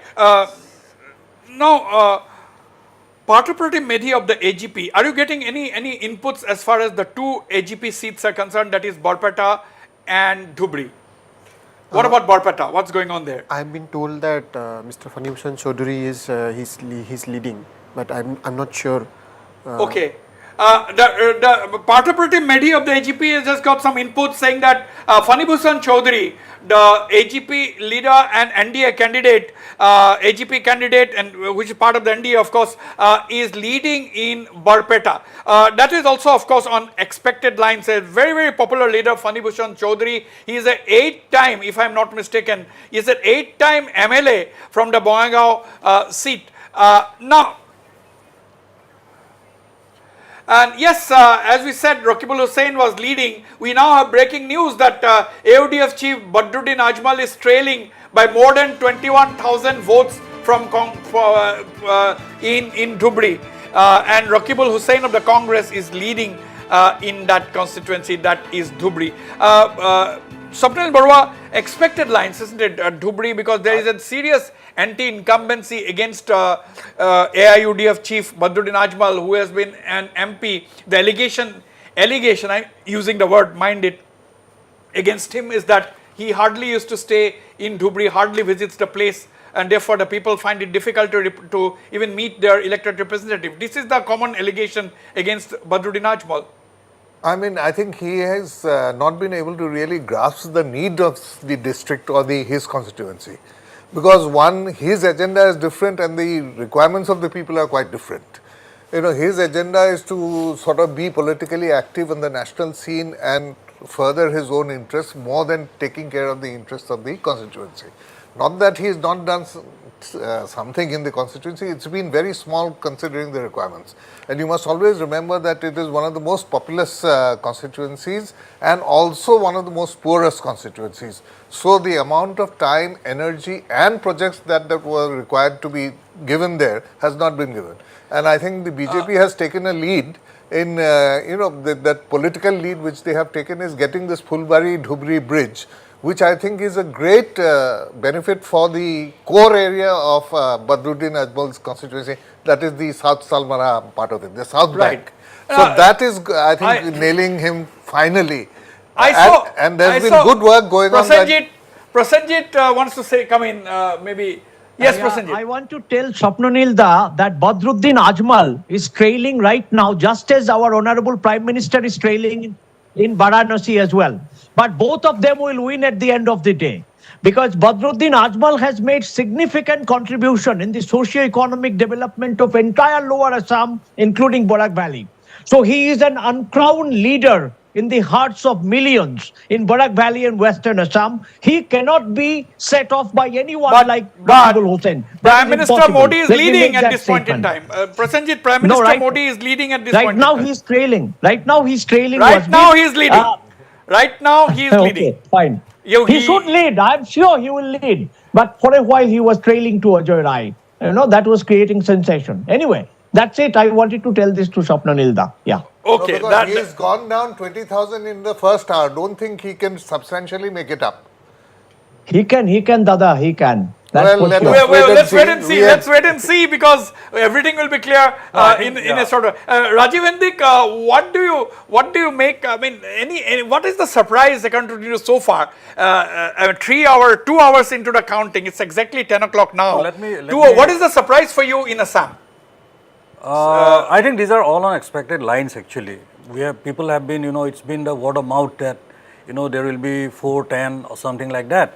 So it's nearer to that. And in some of the constituencies like Lakhimpur, actually we never thought of any different type of results. So those are given. People are very much concerned about what's going to happen at Jorhat, what's going to happen at Nagaon, Karimganj, Dhubri. These are the places where people have given some amount of edge to the Congress. In Dhubri, actually, I think a crucial factor is the shift of 5.5 lakh of votes from Borpeta to Dhubri. Actually, that will make a lot of difference. Maybe Professor Biswas, he must be aware of that. These votes were actually not with the Dhubri constituency. These were added later on as a part of the delimitation exercise. Delimitation exercise is also doing wonders to the SGP candidate in the Borpeta seat, because it has actually taken away this chunk of vote away from the Borpeta and added it to the Dhubri seat. So, as I have said earlier, this election for Assam is also a test of this delimitation exercise that has been done. And so, apart from, as I said, very asymmetric, type of contest that it started with, later on there was some traction. And of course, candidates, if at all Jorhat matters, it's because of it's a contest between two candidates actually, that some voters are also swayed by the candidature of personalities. That is also important. I will be coming to Dhruvapratim Sharma. Dhruvapratim Sharma, I mean, what is the biggest surprise? Is there any surprise for you so far? Not really, because the things they are changing, and if you see the NDA's total tally, it is somewhere between 280 to 290, but likely to go up also at some point or the other. But really not surprising, especially so far as Dhubri is concerned. One thing we know is that as it has been pointed out that that Badruddin Ajmal, Maulana Badruddin Ajmal, he has actually done lot of what we call work in the sense of philanthropy. in many of the very interior most areas. Dhruv, just give me a few seconds. Sorry to interrupt you. I have live with me from Teju is Mr. Bosiram Siram, the Congress candidate for the Arunachal East seat. Bosiram Siram ji, इस live broadcast में आपका स्वागत है. थोड़ा देर पहले आप lead बनाए हुए थे, लेकिन अभी दोबारा टपिरगांव का लीड हो गया है, तो आपको क्या कहना है? आपको फाइनल रिजल्ट क्या हो सकता है? अभी तो ये है, अभी शुरुआत है, अभी पूरा नहीं हुआ है. It is only a humble beginning. Yes, yes. I am expecting a good result at the end. क्योंकि उसमें जगह जगह अलग है ना. फर्स्ट राउंड में उनका लीड हो सकता है, सेकेंड राउंड में मेरा हो सकता है. There is a variation of places, no? So I am expecting good result at the end because I have tried my level best. First round complete हो गया है क्या? First round is completed? Yes, because they are collecting all information from every districts. Because we have 12 districts and reports are coming from 12 districts. And I think it's yet to declare. RO has not yet declared. And just I think after some time he is going to declare the first round of counting, the result. So please wait for some time. Yes. Definitely. These are early times, early in the day, lot of votes to be counted. Bosiram Siram ji, इस election में आपने क्या मुद्दा उठाया था लोगों के सामने? Because टपिरगांव 2 टर्म का MP है, आप भी काफी दफे more than 6 times you have won the assembly elections. You are also a veteran political leader from Arunachal Pradesh. But इस लोकसभा इलेक्शन 2024 में मुद्दा क्या था? आपने क्या मुद्दा उठाया था? यहाँ एक्चुअली मुद्दा ये है कि हमारे यहाँ more on local issues.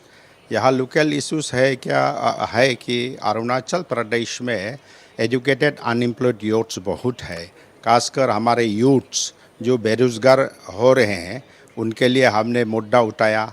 Then विकास का काम, there is no proper route connectivity, surface route connectivity in all the places in Arunachal Pradesh. हमने गांव गए हैं, देखा तो वहाँ दिल्ली से लोग बोलते हैं वो गांव में बिजली पहुँचा दिया, सड़कें पहुँचा दिया. जबकि मैं गांव गया है तो वहाँ सड़क नहीं है, बिजली नहीं है. I have to go by foot in many villages to reach that destination. सो दिल्ली में बैठ के बोलना और कैपिटल में बैठ के बोलना और ज़मीनी हकीकत में आज आके देखना बहुत अंतर है. खासकर Arunachal Pradesh is contiguous to 3 of the foreign countries in India. तो यहाँ जोग्राफिकल फीचर्स जो है बहुत डिफरेंस है. तो यहाँ जितना भी ऊपर से बोलने से नहीं होगा.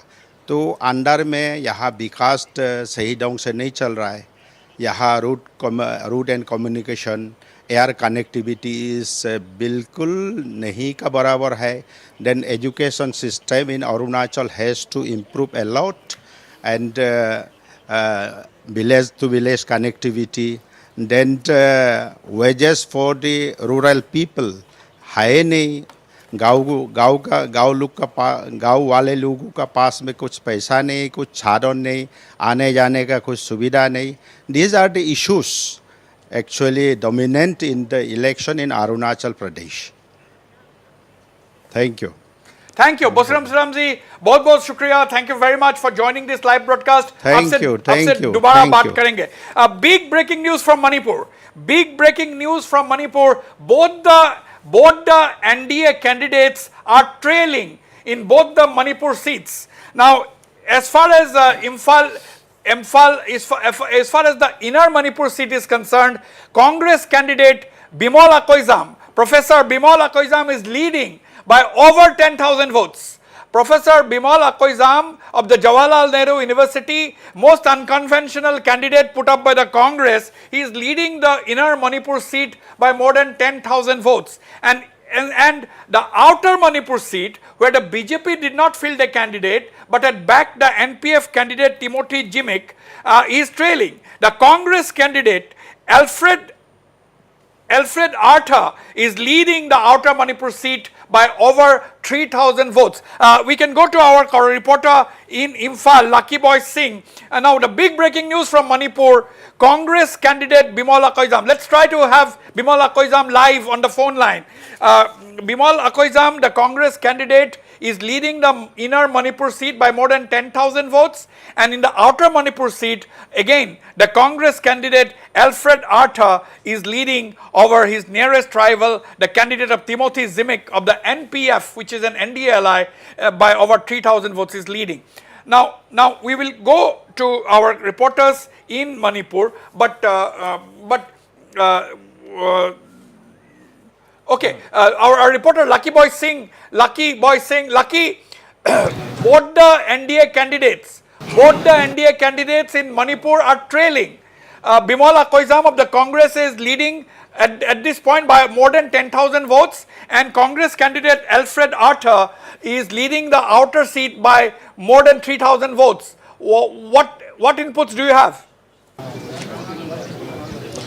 Yes, Wasbir. Right now in voting is counting of conducting in various around 24 counting centers in 11 districts. Yes, right now Bimal is leading for the inner parliamentary constituency with a difference of 13,038 votes, and yes, Bimal have secured 89,554 votes, and in which Thaunawjam Basantakumar, the BJP candidate, is also receiving 76,516 votes, and these two are leading right now, and other parties are very much less. And yes, for outer two, the Congress is also leading, and yes, there is a result fluctuating between the NPF and INC candidate. Do you think both the results have been fluctuating? Yes, Lucky, do you think that the people of Manipur are actually fed up with the violence? They don't want violence, they want peace. Majority of the people in Manipur, whether it is the hills, whether it is the Imphal Valley, majority of the people want peace, they want security, they want their lives to be, they want themselves to be able to lead a normal life. Is that the reason why this result is reflecting so far? Yes, Wasbir. People in both hill and valley, they are fed up of the present crisis, present violence. So they have changed their mind, and yes, we can witness the results of the vote by this. The people are demanding peace. They want normal life, so they are changing their mind, and yes, the people's thought has been witnessing in the results of the vote. Wasbir. Yeah, thank you, Lucky, for the moment. Please try to please try to bring Bimal Akoizam live, and let's have a Congress leader live, and let's have a leader from the BJP live so that they can also react to this development. And if we can get a reaction from the hills, that will be great. Dhruvapratim Sharma, we have seen it's more than 1 year since the ethnic violence in Manipur is still going on. Nobody has tried to, resolve the issue. Nobody has tried to bring the two sides, that is the Kukis and the Meiteis, together. The state government has not been able to succeed in bringing the two sides together, at least for dialogue. Whether there is peace or not is a different matter. But first, dialogue. No dialogue has taken place. The central government has not taken much of an initiative for dialogue. Do you think that is what is reflected in what we are seeing now? Both the NDA candidates trailing. Yes, actually we find that one is of course that the Congress has put up a very unusual candidate in case of the Manipur Valley, that is Inner Manipur, Professor Bimal Akoizam, and that has also put up that they are putting up a person who is some freshness is there. Fresh, and he is also a learned person. Yes, and then the feeling both among Meiteis and other tribes, others maybe that the government is not doing enough. Although initially it was expected that with the type of a polarization developing in the state, that the BJP might or is expected or was expected to do well in the valley, that is the Inner Manipur seat. But again, we still have time. It is possible, but basically the whole type of polarization that was taking place was the Kukis and allied tribes on one side and Nagas and the Meiteis on the other side, but there were also divisions in between. So, right. Yes. Let me get a reaction from Dr. Rajiv Hendik. What do you think as far as Manipur is concerned? Do you think it's the people's anger against the Biren Singh government? Absolutely, absolutely. I have in my department one Kuki and one Meitei colleague, and I know actually what's happening on the ground from there. I think both the communities are very unhappy. they are actually now Everyone really is fed up. unhappy in Manipur. And the important thing is there is a fallout. The results which you will see in Nagaland and even what we saw in eastern Arunachal Pradesh, because there are a substantial number of Nagas that live in eastern part of Arunachal Pradesh. So there is a fallout of the Manipur crisis in neighboring areas, and I think at the back of the mind all northeasterners are actually concerned about Manipur, and I think at least some of them have voted keeping that in mind, and therefore Manipur is something that weighs heavily in the hearts and minds of the people of Northeast, and we can well assume what it will be like in a situation like Manipur for the Manipuris themselves living in the hills and valleys of Manipur. And as Professor Sharma has said, actually Bimal Akoizam has been someone very vocal about the conflict, and he has been a person not only offering talking about or analyzing the conflict, he was also looking for a sort of solution, and he was in a sense a sort of bridge between the divided minds in Manipur, and therefore his candidature is very symbolic. It's not only This candidature, Swapnil Barua, his candidature by the Congress decided to put up a working JNU professor who has been in JNU for more than 2 decades, well-respected academic, as this candidate has surprised even the Congress. Many of the congressmen were surprised. So do you think that was a master stroke? I think that is definitely a master stroke, and again it's an indication of that no one is getting a lead as to how to solve the Manipur crisis. I think the BJP has not yet found a solution, the Congress also does not have a solution, and I think the best man who everyone feels, at least in Manipur, is that Professor Akoijam is some person who can at least show a candle in the total darkness, if not lighting up the whole thing. And maybe raise the issue in the parliament. Yes, and also raise the issue and take it to a national platform. I think absolutely. That is what the people want. That is the people want. Issue needs to be taken to the national level. And you see, the criticism is always that no one from Delhi is trying to solve the problem. That is the thinking of both the Kukis and the Meiteis. So I think there is one person here, Professor Akoijam, who is trying to sort of solve the issue, as Professor Hendik has said. So I think that way it is a master stroke, and also besides being a master stroke, is a very positive stroke in trying to get ahead in the problem. And can I add one thing actually? Wasbir, can I add one thing actually? We need parliamentarians like him, because you see, as a whole, Northeast, it's such an important area and very diverse and geographically very important, strategically very important. We need people like him who can speak in the parliament with lesser numbers. You need people who are vocal, who can speak, who are articulate enough. That's important for us. And actually, then again you see this the collection of the Chinese army across the border just around this time is a very significant political, geopolitical event. I don't know whether it may be posturing also, but then it's just an indication of the threat that Northeast is very vital, and you cannot afford to ignore the security considerations. Let us listen to Badruddin Azmal has spoken a short while ago. Let's listen to AIUDF chief and Dhubri sitting MP who is pitted against Wasbir Hussain of the Congress. Let's see what Badruddin Azmal had said.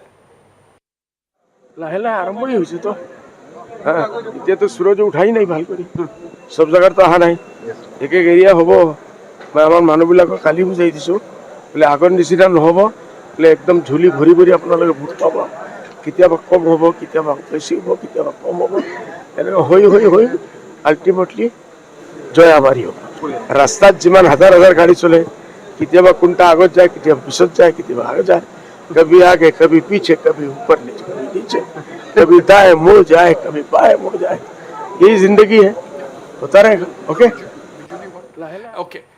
Okay. Now the BJP candidate from Guwahati has also spoken a short while ago. Let's listen to her. ভাল আশা কৰিছো আৰু ইতিমধ্যে আপোনালোকে নিশ্চয় মোতকৈ বেছিকৈ গম পাইছে মীৰা বৰঠাকুৰ বাইদেৱে কৈছে যে এটা হ'লে ভোটত জয়লাভ কৰিব গতিকে সকলোৱে আশা কৰাৰ অধিকাৰ আছে আমিও আশা কৰিছোঁ যে ফলাফল আমাৰ ভাল হ'ব যিহেতু আৰম্ভণি খুব সুন্দৰ হৈছে খুব ভাল মাৰ্জিন এটা পাই পেলাই আমি জয়লাভ কৰিম সেইটো মই জানো Well, she's confident, but at this point in time, Bijuli Kalita Medhi, the BJP candidate, is leading the Guwahati Lok Sabha seat by a small margin at this point in time. Now, we will go for a break, but before that, if we can have Bimola Koizam on the phone line, that will be great. And okay, so overall, let's look at the northeastern states. 14 trends we have got. BJP plus is leading in 10 seats in Assam, Congress 4. As far as Arunachal, the BJP is leading in both the seats. Manipur, the Congress is leading in both the seats. Tripura, the BJP is leading in both the seats.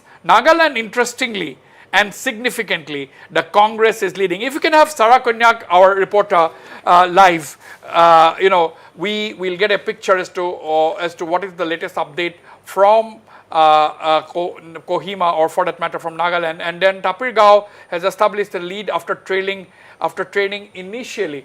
Now, after winning initially. And as far as the AGP is concerned, they have established lead in the Dhubri seat. That's what reports we are getting at this point in time. And the UPPL is leading. That's what we are getting. We'll have to wait and watch. I'm joined by our Nagaland correspondent, Sarah Konyak. Sarah, you said a short while ago that the Congress was leading by more than 4,500 votes. Mr. Supangmaren Jamir of the Congress against Chumban Murray, the common candidate of the PDA, or for that matter, the NDA candidate. What is the update now? Well, Wasbir, even now, as of 10:20 a.m., the Congress candidate, Mr. S. Supangmaren Jamir, is leading by 14,590. 40,590. The Congress candidate is leading by 14,590. Yes, exactly. That's the correct number, 14,590. Okay. So that's the margin by which the Congress candidate is leading. Here in Kohima, right now I'm here at the Deputy Commissioner's office where the counting is going on. And for some constituencies, 3 rounds of counting has already been done. In other districts as well, counting is going on. In Vokha, 2 rounds of counting has been completed and people are waiting for the 3rd round. If we talk about district-wise in Mokokchung, the Congress candidate is leading. And if you talk about Vokha district, the NDPP candidate, Mr. Chamben Muri, is leading in Vokha district by a very good margin. But overall, if we look into it, then Congress is leading by 14,590. I also want to give an update about the ENPO area where the counting is going on, even though there has been almost nil voting in the ENPO areas. But officials are stationed there, and the scenario that we have received, that we have understood there in the ENPO area is very gloomy. Although officials are there, but counting is not going on in the ENPO areas. Wasbir.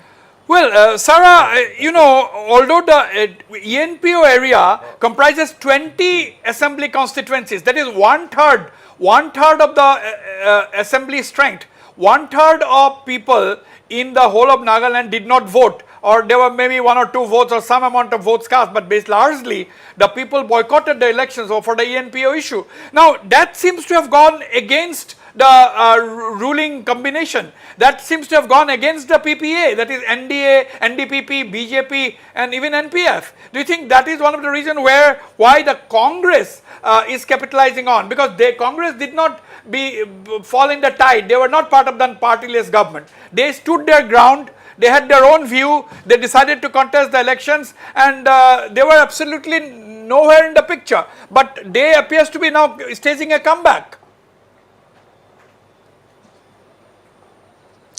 Well, yes, Wasbir. Definitely, I would not say that the ENPO had personally gone against any political party, as they had clearly stated in their press statements prior to the election that this is not against any political party, but it is only to show their resentment to the state government and the central government. But yes, definitely this has turned the tables as per the trends that we are receiving right now. This is definitely going to affect the margin, regardless of whichever candidate wins the lone Lok Sabha seat in the state of Nagaland. The margin is definitely going to be affected. If we look into the last Lok Sabha elections, the sitting MP, Mr. Tokyo Yeptomi, had won by more than 5 lakhs, over more than 5 lakhs of margin he had won. But this time around, as per observers, regardless of whichever candidate wins, there is definitely going to be a very thin margin this time around, Wasbir. Right, absolutely. Now, what is the mood in the PDA NDPP camp? What is the mood in the NDPP camp? Let's have some reactions if possible, Sarah. Now that's 14,590 lead for the Congress. Do you think that is a big lead as far as Nagaland is concerned?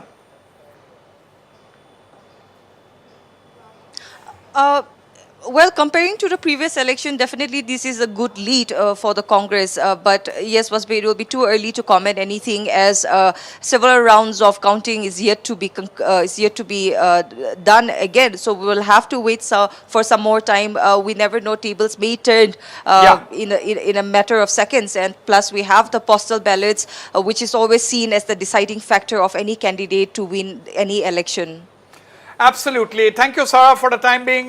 Continue updating us with what's going on. Now, we have big breaking news from Tripura. In the Tripura West seat, BJP candidate Biplab Deb, former chief minister, is leading by over 1,24,000 votes against his rival, the Congress's Ashish Saha. Now, Congress's Ashish Saha is trailing by more than 35,000 votes. That is the big breaking news from Tripura. Biplab Deb, the BJP candidate, former chief minister, currently a Rajya Sabha MP, he is leading the Tripura West seat by more than 1,24,000 votes, and his rival, the Congress president Ashish Saha, is trailing by more than 35,000 votes. That's the big breaking story as far as Tripura is concerned.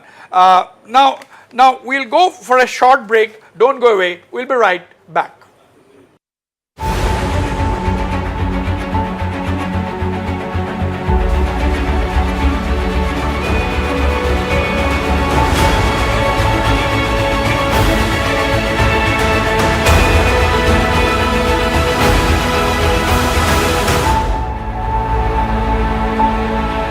Keep you ahead.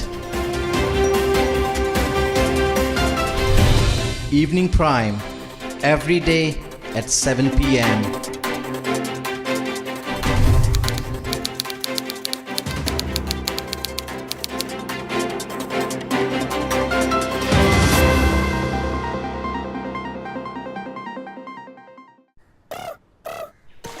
Rohan, কি কৰিছা? School plate frog হ'ব দিছে।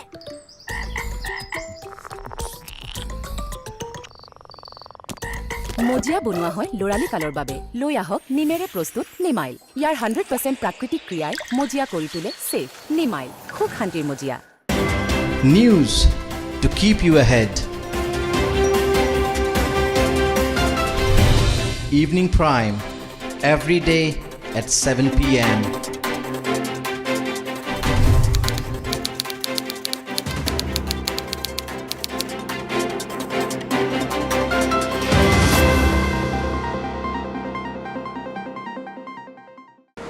Here, gravity and physics don't call the shots, and sound travels slower than you. This is a different kind of place. That's why we're looking for different kind of people, for whom excellence is not a job, but a way of being, be it in the sky or on the ground. We are looking for an invincible team of invincible people, people who are a cut above. Join the Indian Air Force to be a cut above. News to keep you ahead. Evening Prime, every day at 7 p.m.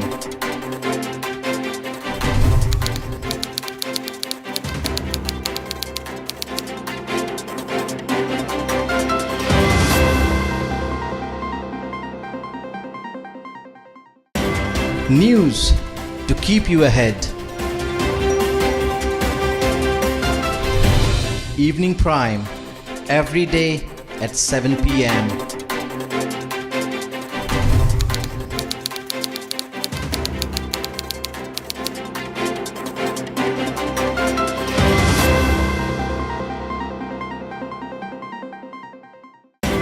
News to keep you ahead. Evening Prime, every day at 7 p.m.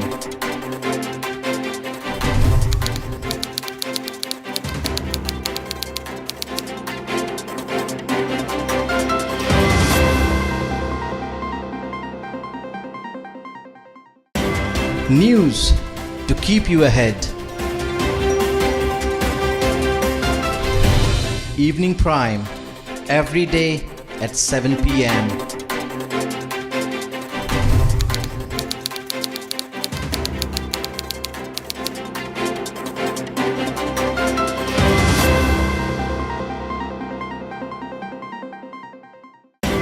News to keep you ahead.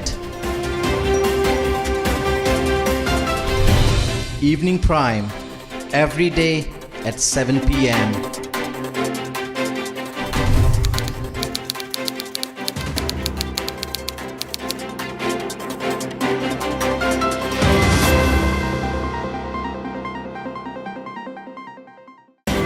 News to keep you ahead. Evening Prime, every day at 7 p.m.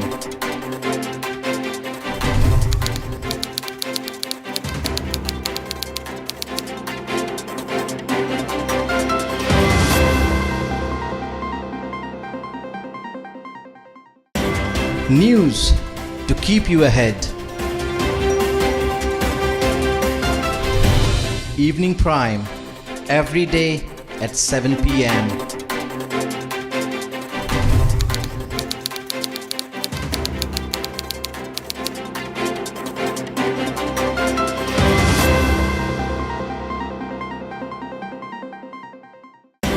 News to keep you ahead. Evening Prime, every day at 7 p.m.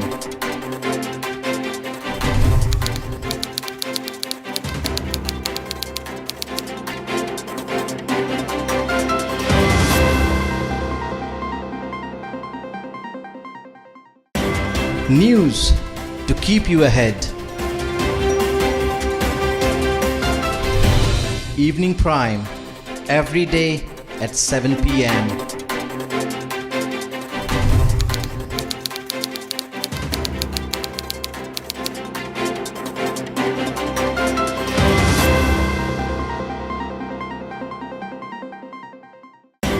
News to keep you ahead.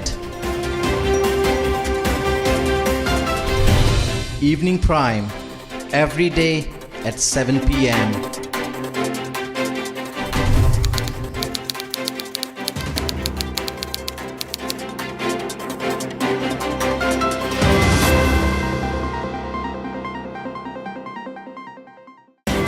News to keep you ahead. Evening Prime, every day at 7 p.m.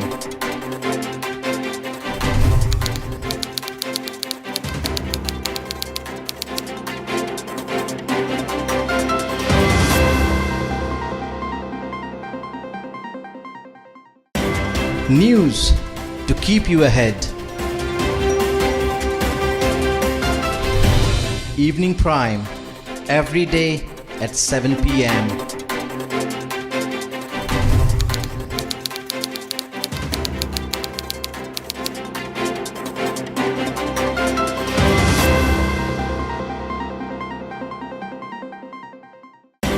News to keep you ahead. Evening Prime.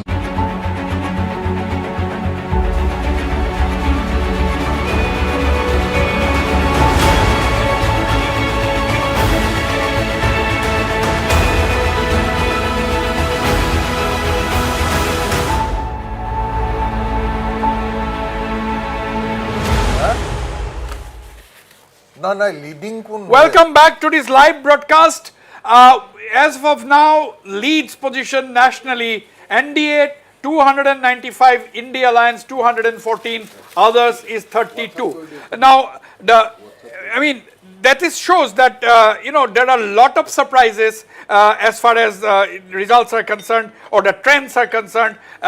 In the northeastern region as well. In Meghalaya, the 2 seats is with the non-NDA candidates. Shillong seat is the lead is being still maintained by the VPP party. As far as Tura is concerned, the Congress candidate Saleng Sangma is leading. As far as Manipur is concerned, lot of surprises so far.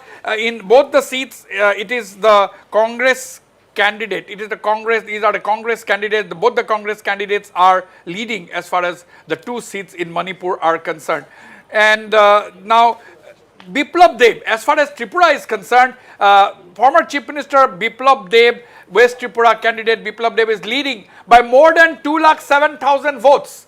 More than 270,000 votes Biplab Deb over his Congress rival Assis Saha. So, we can safely say that Biplab Deb is cruising ahead as far as Tripura West is concerned. And as far as Tripura East is concerned, the BJP candidate Kriti Devi Debbarma is also leading. Now, as far as Meghalaya is concerned, the Congress too, as I have said, Arunachal, both the seats are, the lead is being maintained by both the BJP candidates. Manipur, both the Congress candidates, NPF is now leading. That is what we are getting. NPF candidate, which is an NDA ally, is now leading, whereas Imphal Inner Manipur seat, the lead is still being maintained by the Congress candidate Bimala Koizam. Tripura, as I said, of course, both the seats are with the Kriti Devi Debbarma. Big breaking. Kriti Devi Debbarma, the BJP candidate in Tripura West, Tripura East, I'm sorry, is leading by more than 4 lakh votes. 4,20,377. That is the lead being maintained, more than 4 lakh votes. That means Tripura, both the seats are definitely going to the Congress. Both Tripura, both the seats are definitely going to the BJP. So, Shillong seat is going the VPP way.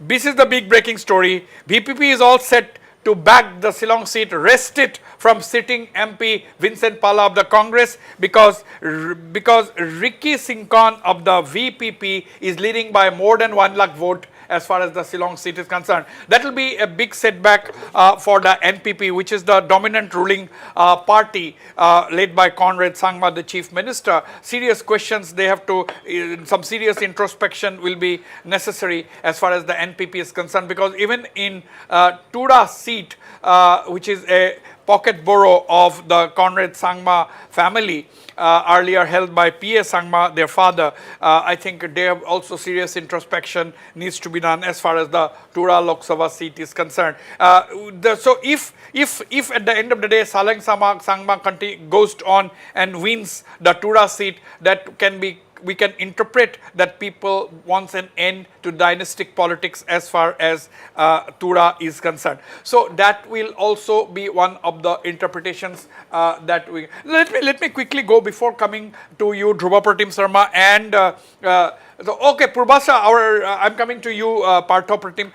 Give me a minute. We are reporter Purbasa Bhattacharya is joining us from Shillong.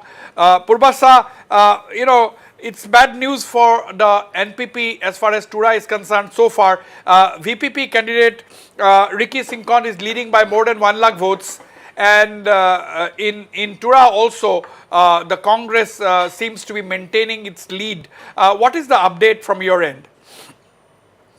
Well, Wasbir, it is true that this is a major setback for NDA and NPP, because NPP is trailing, NPP candidate Agatha Sangma is trailing in Tura seat, and here in Shillong seat, the incumbent Shillong MP and the president of Meghalaya Pradesh Congress Committee, Vincent H. Pala, he is also trailing. And the thing is that VPP, which emerged as a force since last election, and everywhere we go, we have seen everyone was shouting how Upra is the VPP symbol. And actually, this has actually seen in result now the VPP candidate is leading by a huge margin here. And in fact, Amperin Lingdo also she was never ever defeated in assembly polls. In fact, she is also trailing. So, and major setback is for NPP is Tura seat, because Tura is always considered as the bastion of P.A. Sangma and late P.A. Sangma and his family. And this will be a major setback for the party. And in coming days, we have to see how the thing goes after the result is fully announced, because as of now, they are only leading, but they are leading by a huge margin. Right. Purbasa, hold on. Let me go to Aizawl, where I'm joined by Ezreela Fanai, our reporter in Aizawl. Ezreela, what is the update from Mizoram? Okay, right now, the PM candidate Richard Vallabhbhai is leading by over 45,000 votes. So, like I have mentioned before, the ruling party always, the trending, the way, people vote in Mizoram is such that for MP, the ruling party always, have more weightage over other candidates. Right. So, Ezreela, I would also like to... Ezreela, 45 in Mizoram, 45,000 lead means a huge lead, isn't it? Do you think the MNF candidate will be able to catch up? No. As of now, I don't think it's no longer possible. And Wasbir, I'd also like to mention that a very surprising thing we are seeing this election is the BJP candidate Vallabhbhai has over 22,000 votes, and he's leading at Kyaha constituency. That's on the southern side of Mizoram. So this is also a very interesting trend that we are seeing in Mizoram. For the first time, BJP is leading somewhere. Right. So that is also significant. BJP candidate in the lone Mizoram seat also managing to get a lot of votes. That is also significant. Yes. Now the ZPM candidate Richard is all set to forge ahead as far as the lone Mizoram seat is concerned. If he able to continue with this lead, Richard of the ruling ZPM will definitely go to win the Mizoram seat, wresting it from Mr. Vanlal Vena, the sitting MP, who is of course the MNF candidate. Ezreela, I'll come back to you. Let me go to Pinaki. Pinaki, BJP is all set to win both the Tripura seats. Exactly, Wasbir, the difference is much higher than what was expected.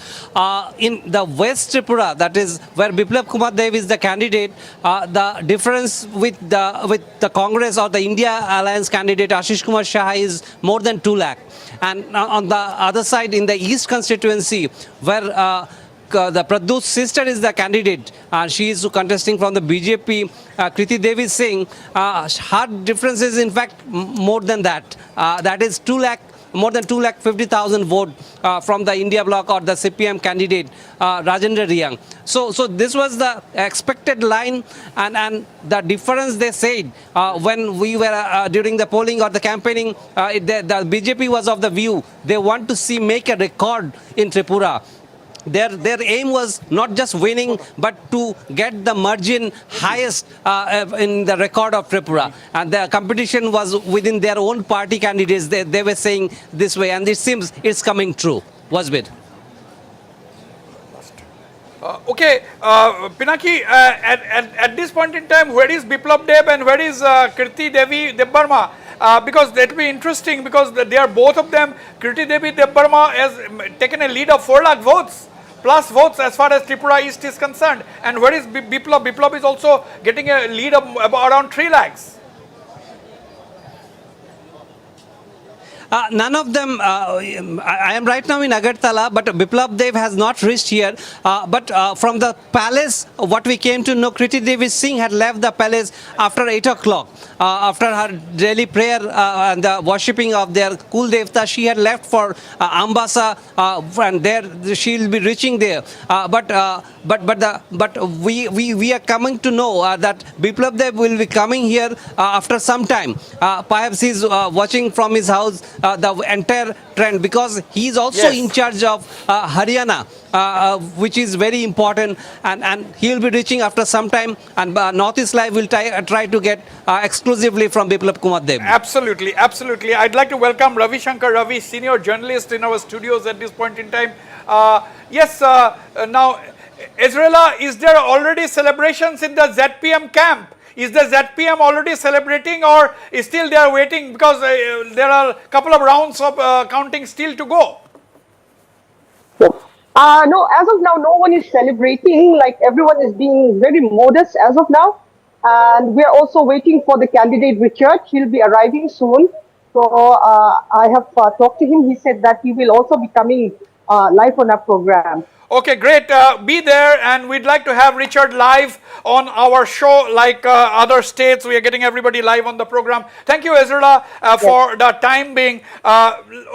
Before I let Partha Pratim of Medhi of the AGP to go, Partha Pratim, overall, if you see, would you today be once again, if you see the figures, it is 291 for the NDA, it is 222 for the India Alliance, 29 others. That means what we are seeing, the figures are saying that India Alliance has done much better than what was expected. Let's not go into that debate at the moment. What I'm asking you is a question that the BJP's ability to keep the alliance partners, do you think they have proved handy for the NDA again and again in different elections? Because as I said in the morning, BJP's ability to keep its alliance partners together is the biggest plus point for the party.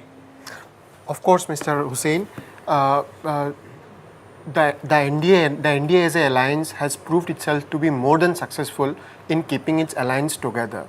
I would put up this thing in this way, that then the entire election process is a civic sacrament, and the people of this country, they have realized that the misrule of Congress or the Indie bloc, they can never fulfill the aspirations of the people of this country.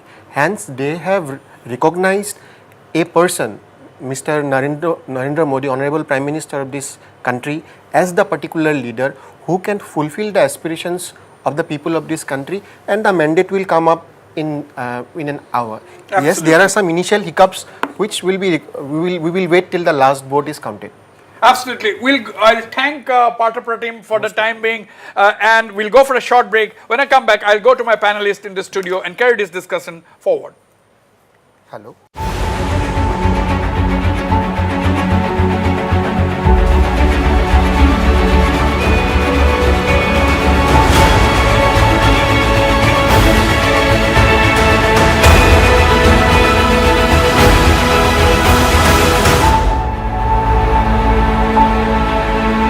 To keep you ahead. Evening Prime, every day at 7 p.m.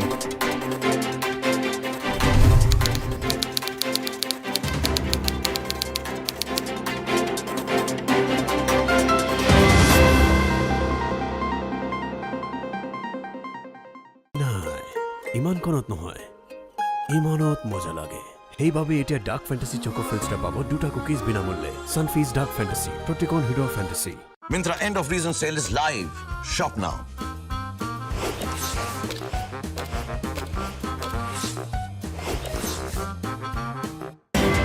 News to keep you ahead. Evening Prime, every day at 7 p.m.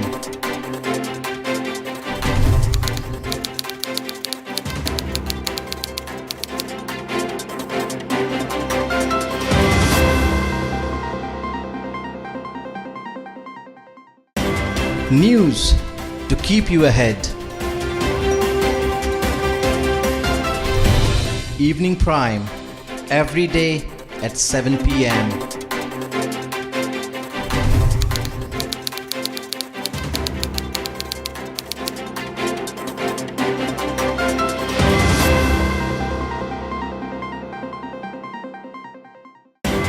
News to keep you ahead.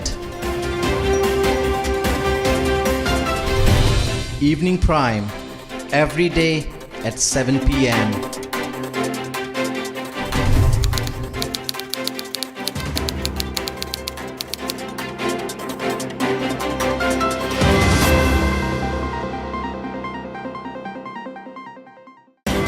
News to keep you ahead. Evening Prime, every day at 7 p.m.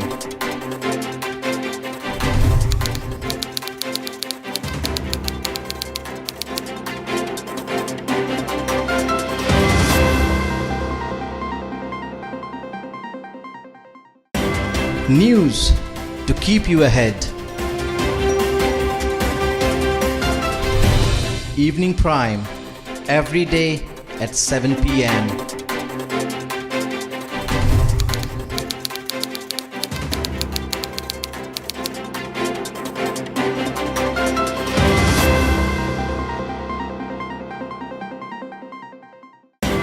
News to keep you ahead.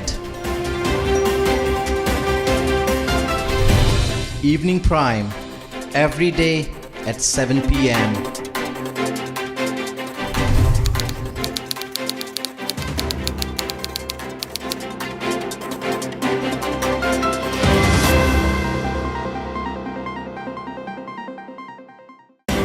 News to keep you ahead.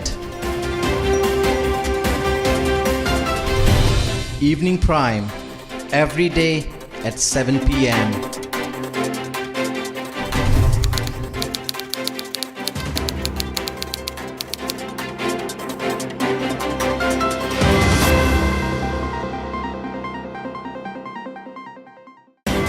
News to keep you ahead. Evening Prime, every day at 7 p.m.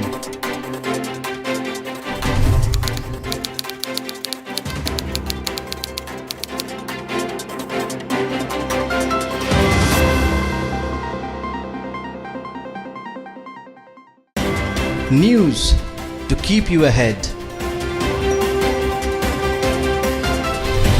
Evening Prime, every day at 7 p.m.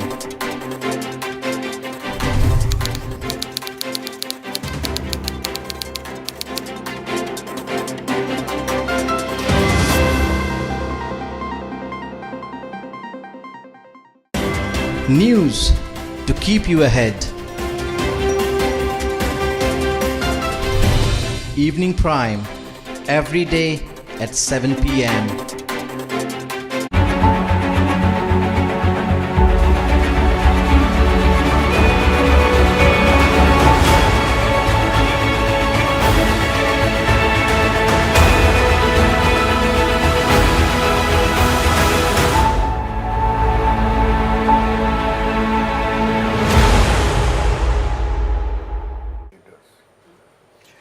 Okay, welcome back. The big takeaways for almost 3 hours into the counting is that in the northeastern region there are quite a few surprises. The NPP is trailing in both the seats in Meghalaya. Amparin Lingdo, the NPP candidate, is trailing in the Shillong seat, where the VPP candidate Ricky Singkon is leading by more than 1 lakh votes. As far as the Tura seat is concerned, NPP candidate Agatha Sangma is trailing and the Congress's Saleng Sangma is leading in that seat. Now, another surprise is from Manipur, where the Congress is leading in the inner Manipur constituency, where Congress's Dr.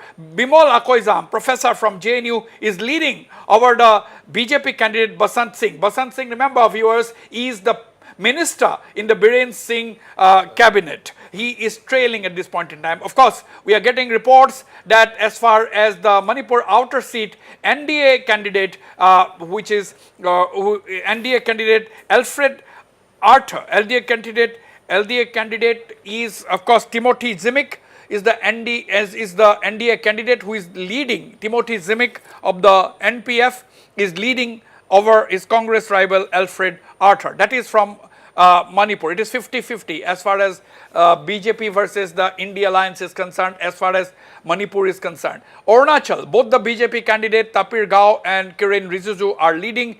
Tripura is a good sweep for the BJP, where both the candidates, Biplab Deb in Tripura West is leading by nearly 3 lakh votes, and Kirti Devi Deb Burma from Tripura East is leading by over 4 lakh votes. Now, as far as Assam is concerned, it is 10 plus for the BJP and its allies, 10 plus, and it is 4 for the Congress party.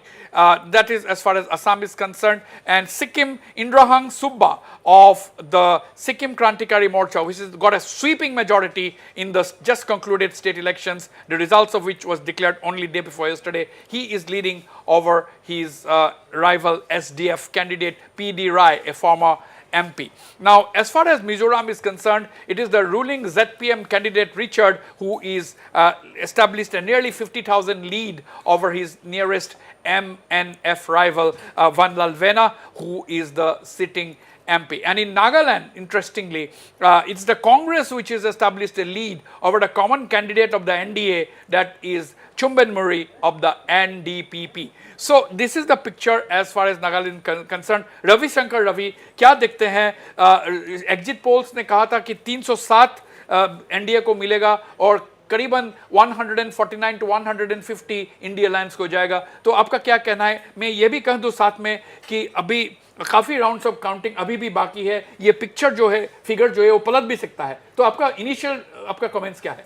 देखिए, वैसे तो अभी ब्रह्मपुत्र में बहुत पानी बहना बाकी है, लेकिन जो इनिशियल ट्रेंड आया है निश्चित रूप से चौंकाने वाला है, क्योंकि आम तौर से हम सारे लोग देखते रहे हैं कि शुरुआती रुझान में जो चीज़ें सामने आती हैं, जो ट्रेंड सामने आती हैं, ऑलमोस्ट वही मेंटेन रहता है.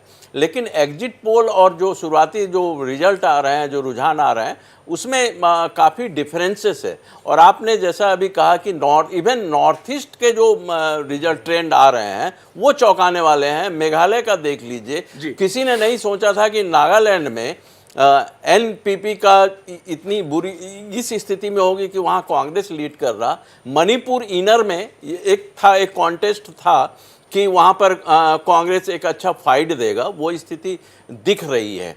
तो और हाँ, त्रिपुरा में बीजेपी ने बहुत ही टैक्टिकल ढंग से काम किया और वहाँ के राज परिवार की जो राजकुमारी है उसको कैंडिडेट त्रिपुरा मोथा का कैंडिडेट नहीं होके बीजेपी में कैंडिडेट डाल दिया, और इसलिए त्रिपुरा मोथा ने भी उसको सपोर्ट किया. इसलिए त्रिपुरा ईस्ट सीट भी भाजपा के लिए निकल गई, एक सीट मिल गई. नहीं तो त्रिपुरा ईस्ट सीट पर कॉन्टेस्ट होता त्रिपुरा मोथा वर्सेस बीजेपी के बीच में. तो अरुणाचल तो ऑलमोस्ट क्लियर था. अरुणाचल की दोनों सीटें और त्रिपुरा की दोनों सीटें ऑलमोस्ट क्लियर है, वो बीजेपी के पास जा रही है. लेकिन असम का रुझान भी देखने लायक होगा, क्योंकि धुबड़ी से नगांव तक जो ट्रेंड आ रहा है उससे ये लगता है कि AIUDF कहीं ना कहीं परास्त की तरफ जा रही है. और उससे यह भी क्लियर, हालांकि चुनावी सभाओं में दिख रहे थे कि माइनॉरिटी वोट बीजेपी की सभाओं में दिख रहे थे, उससे एक ये था कि कम से कम 20% वोट माइनॉरिटी का बीजेपी की तरफ शिफ्ट होगा. लेकिन जो रिजल्ट आ रहे हैं धुबड़ी से नगांव तक आप देख लीजिए कि कहीं पर AIUDF कैंडिडेट कॉन्टेस्ट में दिख ही नहीं रहा है. और बदरुद्दीन अजमल साहब जैसे कैंडिडेट का हारना निश्चित रूप से असम में एक नए पॉलिटिकल इक्वेशन की तरफ संकेत देता है. Ji. So these are very interesting comments made by Ravi Shankar Ravi. Let me come to you, Dhruva Pratim Sharma.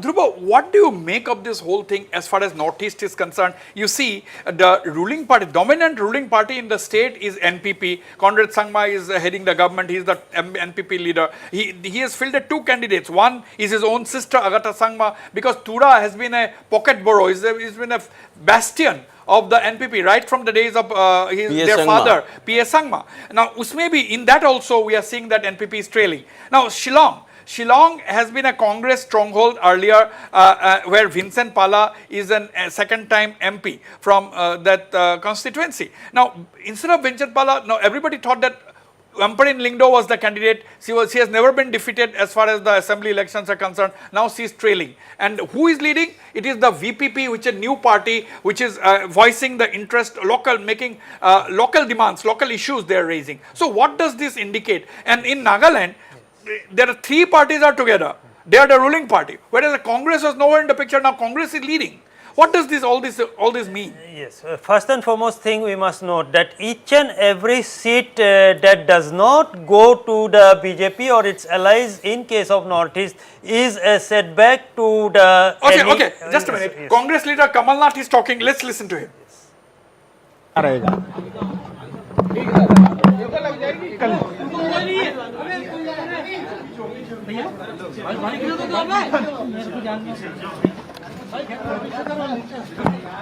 Okay, that's Kamal Nath. अभी 4 राउंड बचे हैं मुझे छिंदवाड़ा की जनता पर पूरा भरोसा है अच्छा सर छिंदवाड़ा के अलावा जिस तरह से पूरे देश में एक इंडिया को अभी 215 सीटें हैं ये तो टीवी दिखा रहे हैं असलियत में शाम तक पता चलेगा तो आपको क्या उम्मीद है सर पूरे मध्य प्रदेश और देश में मुझे इंडिया का परफॉर्मेंस अच्छा बहुत अच्छा Well, we'll go to that little later. The audio is not clear. He is on the move actually. Kamal Nath is confident of winning the. He said that the NDA is doing. India Alliance is doing well, and of course his son Nakul Nath is contesting the Chhindwara seat, which is the family bastion. Yes, I'm sorry about that, Dhruva Patim. Please continue. What is going on in the Northeast? Yes, first and foremost, as I've said, each and every seat which is not won by the BJP or its allies in case of Northeast, especially the hill states, is a setback to the Northeastern Democratic Alliance because it was expected to gather almost all the seats so far as for example in Nagaland or Meghalaya for that matter. But in case of Meghalaya we should also keep in mind that the local factors are very important, and this time it seems that the new party, that is VPP, through its groundwork that it has done, it has been able to capture the imagination of the voters. And so far as Manipur is concerned, we have seen that the Congress is still leading in the Inner Manipur constituency,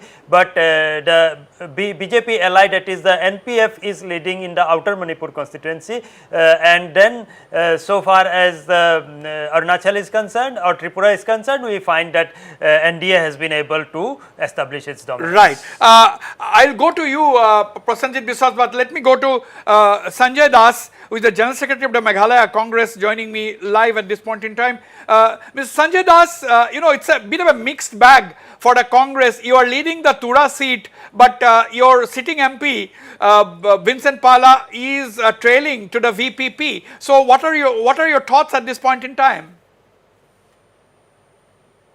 First of all, Wasbir, thank you for bringing me online. And yes, like you have rightly observed, we are trailing in one of the seats where we have our sitting MP who has been a third-time MP. This was his 4th election. So there is a big anti-incumbency against him also. So that is one factor which was always there for us right from the beginning. We were thinking on that. So we tried a lot on utilizing those factors. But we see that the people of Shillong 1 constituency wants a change. So that is really showing, according to the early trend, whatever we are seeing, 50% of the counting has been done and he is in a good lead. So that says a lot about it. And regarding Tura, we have a fresh person in Saleng Sama who has been a 5-time MLA, and he has been a strong contender. Once we have put up his name, then from that day on, he was a very strong contender for this team. So we can see some lights out there. Let's see. I think so. We will be 1-0 or whatever it is. We are not sure about it. Now, what has gone wrong? I know you belong to the Congress party, but you are a political activist and a political observer. Yeah. Now, what has gone wrong with the NPP? Why are both the NPP candidates trailing, according to you? According to me, actually, basically the people are fed up with the corruption which has been taking place in the state, and the development is very slow. And people are seeing like a lot of people, the youths are suffering. Their jobs opportunities are very less. So the anti-government resentment is there. So basically, it's an anti-establishment vote that they have been voting. So Right. So you are saying that that is what my anti-incumbency, and you have also leveled corruption yeah charges against the state government. So yeah these are the state reasons. But government. this is an allegation, I must once again say. But yes, people wanted a change, right? Is that what you are saying? Yeah. That's right. Right. That is basically the Right. Sanjay Das, I'll come back to you slightly later in the program. After once again the picture gets clearer, I'll come back to you. Thank you very much for this timing, for joining me. Okay, I have SKM leader Vikas Basnet with me now on the phone line. Vikas Basnet, first of all, welcome back to the program. Can you give us an update about what's going on? Yeah, update is that our candidate Dr. Imran Subba is leading in all 6 districts. 3 rounds. We have just got the result of 3 rounds, and in all districts we are leading in massive manner. Like if I see the result, and he's leading almost by 60,000. His next contender is Mr. P.D. Rai and Bharat Basnet. If we combine the vote of Bharat Basnet and P.D. Rai, then also Mr. Indra Hang is leading more than by 20,000 votes. So you are saying, because Basnet is that Indrahang Subba is now maintaining a clear lead. Do you think anybody will be able to catch up with him in the further rounds of counting? No. It can't be like a catch up by any other next contender, because now almost 3rd round has been completed. We are moving in the 4th round. So in all 3rd round, in all 32 constituencies, Indrahang Subba got a massive lead in all 32 constituencies and in all booths. Yeah, because the SKM has decided to postpone the swearing in of Chief Minister P.S. Tamang. Now, have you fixed the date? Because they postponed because of the counting today. So, have you fixed the date now? No, we have not fixed the date yet. I just want to inform you that just 1 hour before, SKM placed his memorandum claiming of forming the government, and might we will discuss with Honorable Governor, and within 2 days we'll decide the swearing-in ceremony. But venue for the swearing-in ceremony will be at Palja Stadium. That is already fixed. Yesterday we had a meeting with Chief Secretary along with our party leaders. So 9th is our tentative schedule, but we'll just see the swearing-in ceremony of the central government. So if it clashes with our date, then we'll just prepone, or we might postpone the date. But later result of the national the election also coming within this evening, so that we can decide accordingly. Now, just for clarity, further clarity, because the audio line was not very good. Did you say that the legislature party leader and Chief Minister had met the governor today and staked claim? Yeah. Is that what you said? Yeah. It is. Just 1 hour before, he just take to claim a government. Okay, that is the big breaking news on Notice Live. Mr. Prem Singh Tamang just take claim, and 1 hour ago, to form the next government in Sikkim. Prem Singh Tamang has met the governor and staked claim to form the new government in Sikkim. That is the big breaking story. And the swearing-in ceremony, they have fixed the tentative date of 9th, but if it clashes with the swearing-in of the national government or the central government, then they are either likely to prepone or postpone their swearing-in. But tentatively it is fixed for the 9th of June. And the swearing-in ceremony will be held at the Paljor Stadium for the mass people to come in and see Mr. Prem Singh Tamang being sworn in as Chief Minister of Sikkim for the 2nd time in a row. Because Basnet, thank you for the time being. And he said that Indrahang Subba, the SKM candidate, has established a lead of more than 50,000 votes, and he is saying that the other rivals cannot catch up with that figure right now. Okay, let me go to Dr. Prasenjit Biswas. Dr. Prasenjit Biswas, what does this, I'm asking you the same question, the surprises that is coming from the northeastern region. Both the NPP candidates are trailing, not the NDA, but the Congress candidate is leading in Nagaland. So what does this mean? It means a deep kind of a dissension against the ruling government at the state level, also at the central level. The kind of neglect that Meghalaya and Nagaland had suffered in the regime of Delhi under this glorified language of paying attention actually didn't work in the ground. One has to understand the hard reality. Nagaland, because Naga Peace Accord hasn't gone anywhere. As far as Meghalaya is concerned, it's a total mismanagement by the center and the state government both, which has resulted into this massive dissension against NPP as well as BJP. And BJP could not even put up a candidate as they were putting up last time, you see. So you can see here, and I'm very much happy that my colleague, Professor Ricky Singhon, nearly won Shillong seat, which is a good thing for higher education. And if we combine it with Professor Bimola Koizam, we have 2 central university professors now out of 25 in the Northeast. Dr. Joyento was mentioning that we should have good speakers. I think Dr. Gogoi was mentioning. So we are having 2 professors for the first time representing Northeast out of 25 in the parliament, which is an excellent development. That is a very good point Professor Prasenjit Biswas has made. If Bimola Koizam goes on and wins the Inner Manipur seat, he will be a top academic in the parliament. And if Mr. Ricky Singhon joins... Professor Ricky Singhon is a professor of commerce and accountancy, is an equally proficient professor. Absolutely. If Professor Ricky Singhon, another very well-known academic, if he wins the Shillong seat, he will be the next academic to be in parliament. Do you think that is going to be? ये कैसा लगता है आपको रविशंकर रवि? ये पहले दफे कोई top academics जो है नॉर्थ ईस्ट का रिप्रेजेंट करेंगे पार्लियामेंट में, शायद जो भी पार्टी का हो, लेकिन they are top academics and they have at the end of the day north east का होगा तो नॉर्थ ईस्ट का इंटरेस्ट रहेगा ही.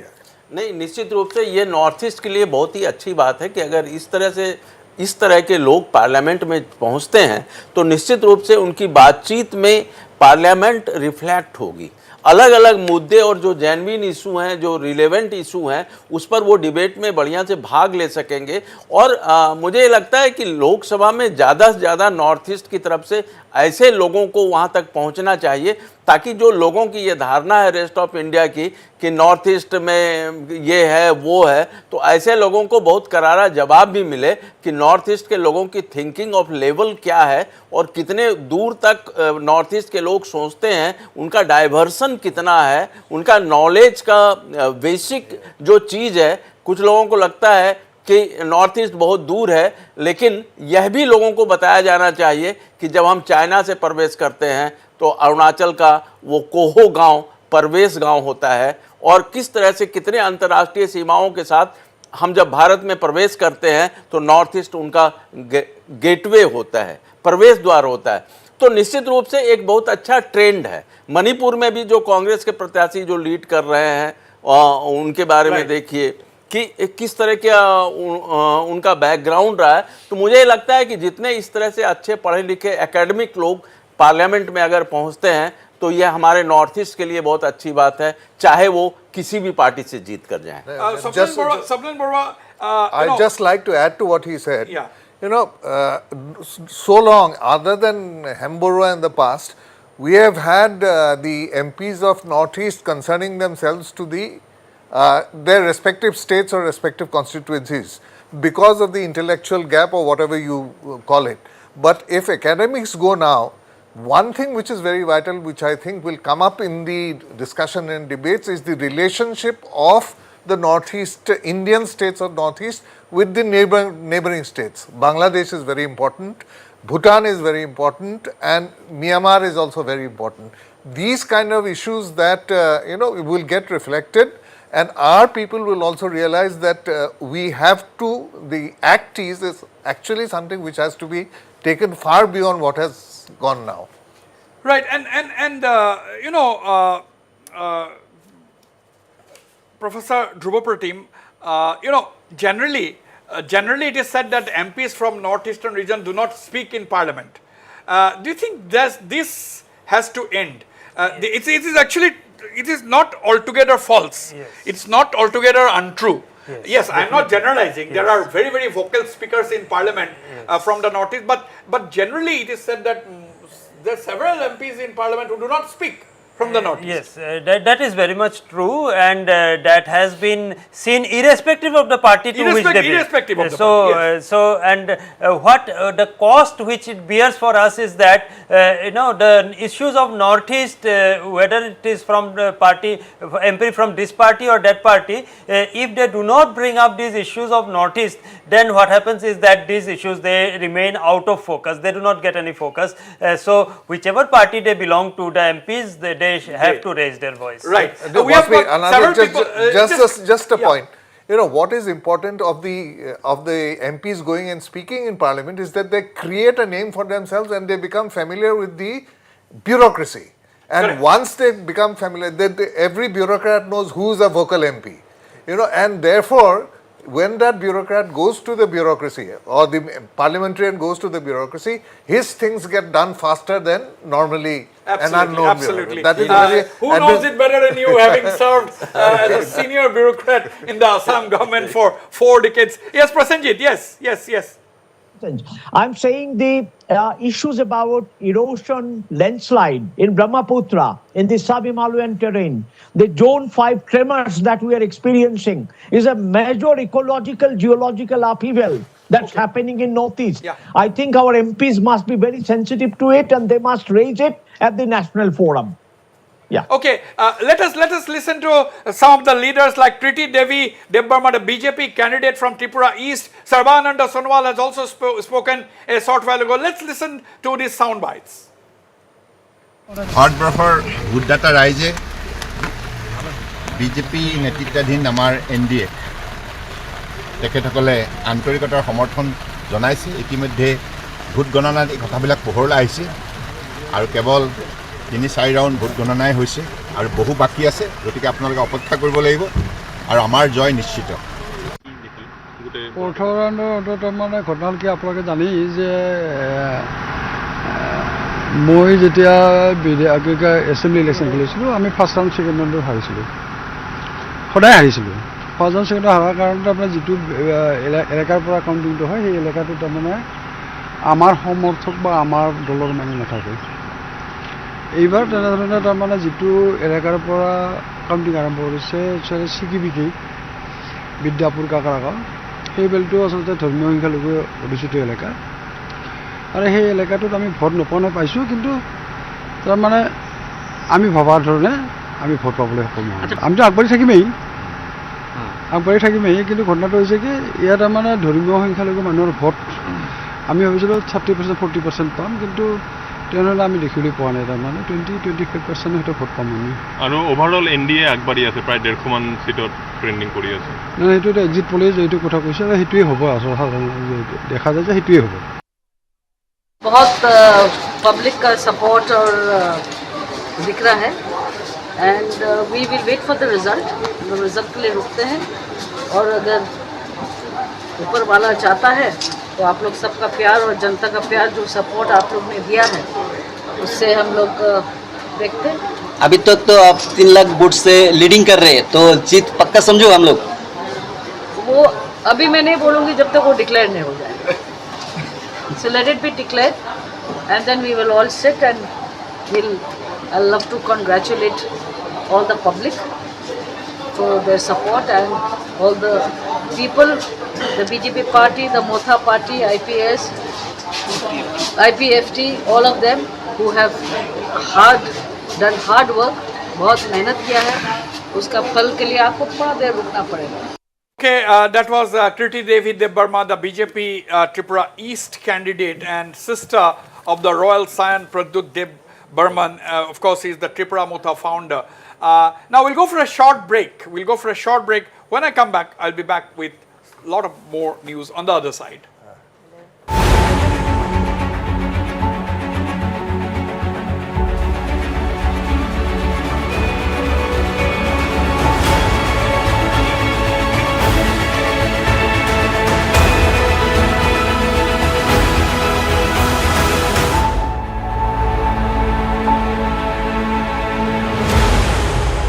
Head. Evening Prime, every day at 7 p.m.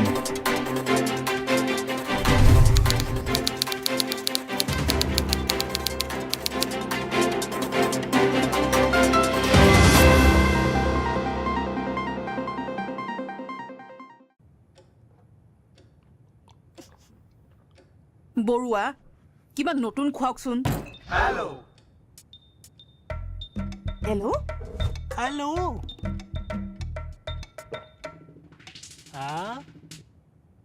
Hello' tasty aloe vera chance এতিয়া আপোনাৰ ফেভৰেট ফ্ৰুট ড্ৰিংকছত নতুন এলো fruit hello' আপুনিও লৈ লওক নাই ইমানকণত নহয় ইমানত মজা লাগে সেইবাবে এতিয়া ডাৰ্ক ফেণ্টাসি চকো ফিল্টাৰ পাব দুটা কুকিজ বিনামূল্যে Sunfeast dark ফেণ্টাসি প্ৰতিকণ হিৰোৰ ফেণ্টাসি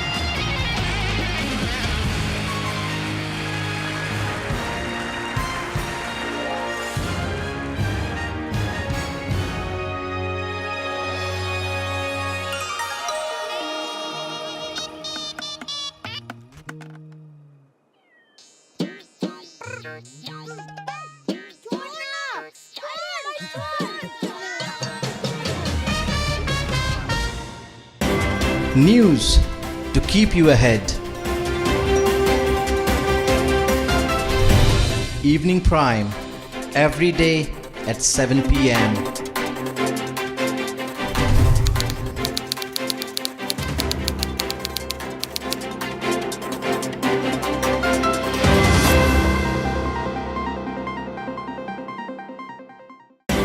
News to keep you ahead.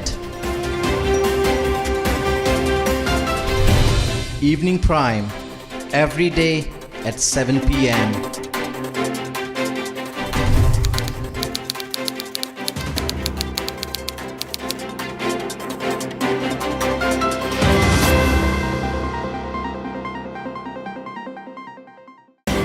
News to keep you ahead. Evening Prime every day at 7 p.m.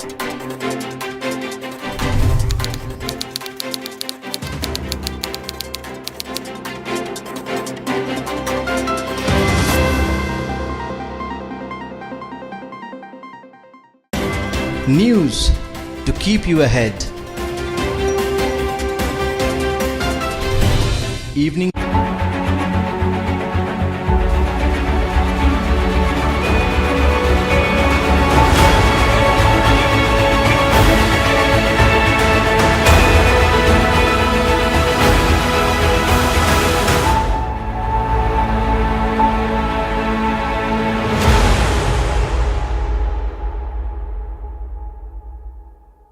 Royal Global University presents News Headlines. बढ़ेगा Northeast, तभी तो बढ़ेगा Northeast. BJP all set to win both seats in Tripura. Party also comfortably placed in Arunachal. Shocker for NPP in Meghalaya. VPP set to win Shillong. Congress leads in Tura. And Nagaland Congress candidate S. Jamir, spring surprise, takes substantial lead over NDPP's Chumban Murray.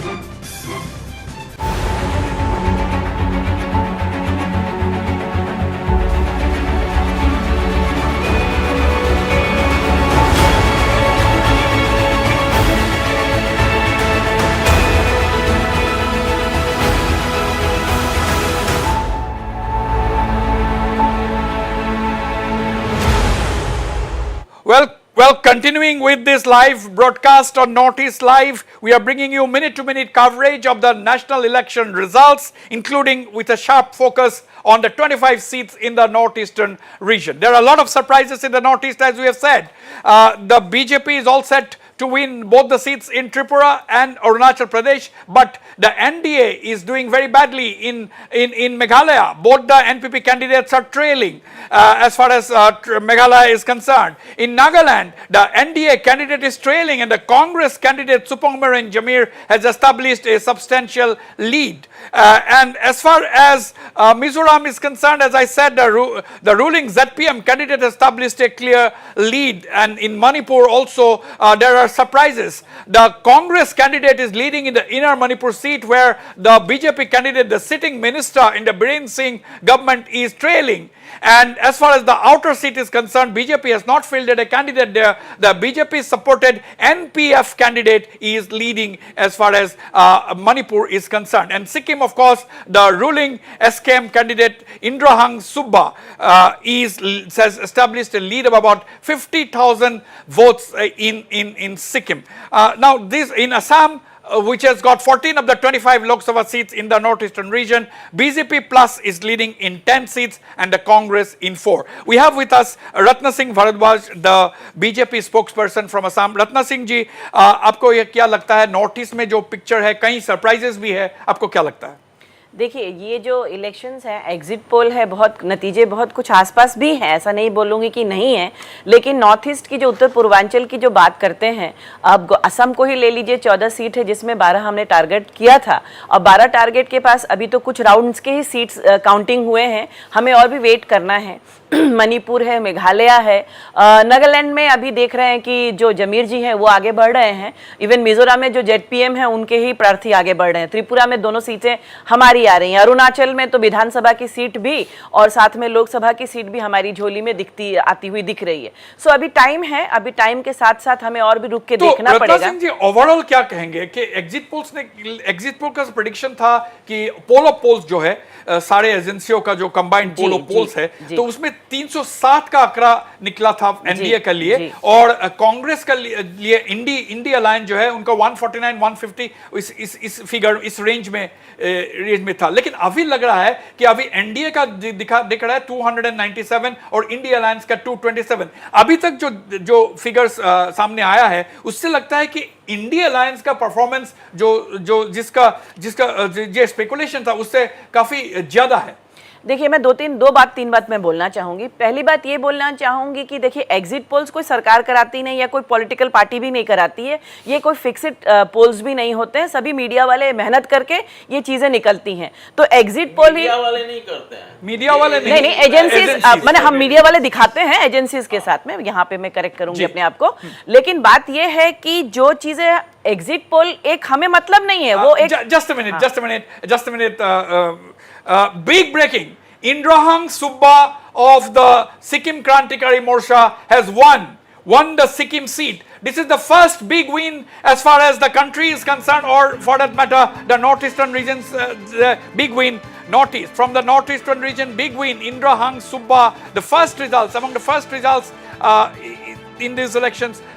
This is his second consecutive win, second consecutive term. 35-year-old only, a youth leader of the Sikkim Krantikari Morcha (SKM) has won the Sikkim Lok Sabha seat, defeating his nearest rival PD Rai of the SDF. So big blow to the SDF once again. They have lost the Sikkim election. They have been routed. Now the defeat of PD Rai, a two-time MP of the SDF, and defeat has further decimated the PDF as far as Sikkim is concerned. This is the big win. SKM. Yes, Ratna ji. तो मैं ये कह रही थी कि exit poll से देखा जाए तो हमें कोई उसको मतलब ही नहीं रखना चाहिए, क्योंकि आज वाली जो काउंटिंग डे होती है वही मेन होती है, वही एग्जैक्ट नतीजा है, वही सब कुछ है। तो आज जब दूसरी विपक्ष की पार्टी इंडिया अलायंस ने कहा था कि ये हो गई, हैकिंग हो गई, रिगिंग हो गई, बहुत कुछ कहा था, लेकिन आज जो मैं लीडिंग देख रही हूँ और ट्रेलिंग वगैरह देख रही हूँ, बहुत जगह तो इंडिया अलायंस, जैसे आपने कहा कि इंडिया अलायंस अच्छा कर रहे हैं, यानी कि ईवीएम के साथ वाली कहानी तो वो अब ठंडे बस्ते में चली गई। ये पहली बात मैं खत्म करना चाहती हूँ।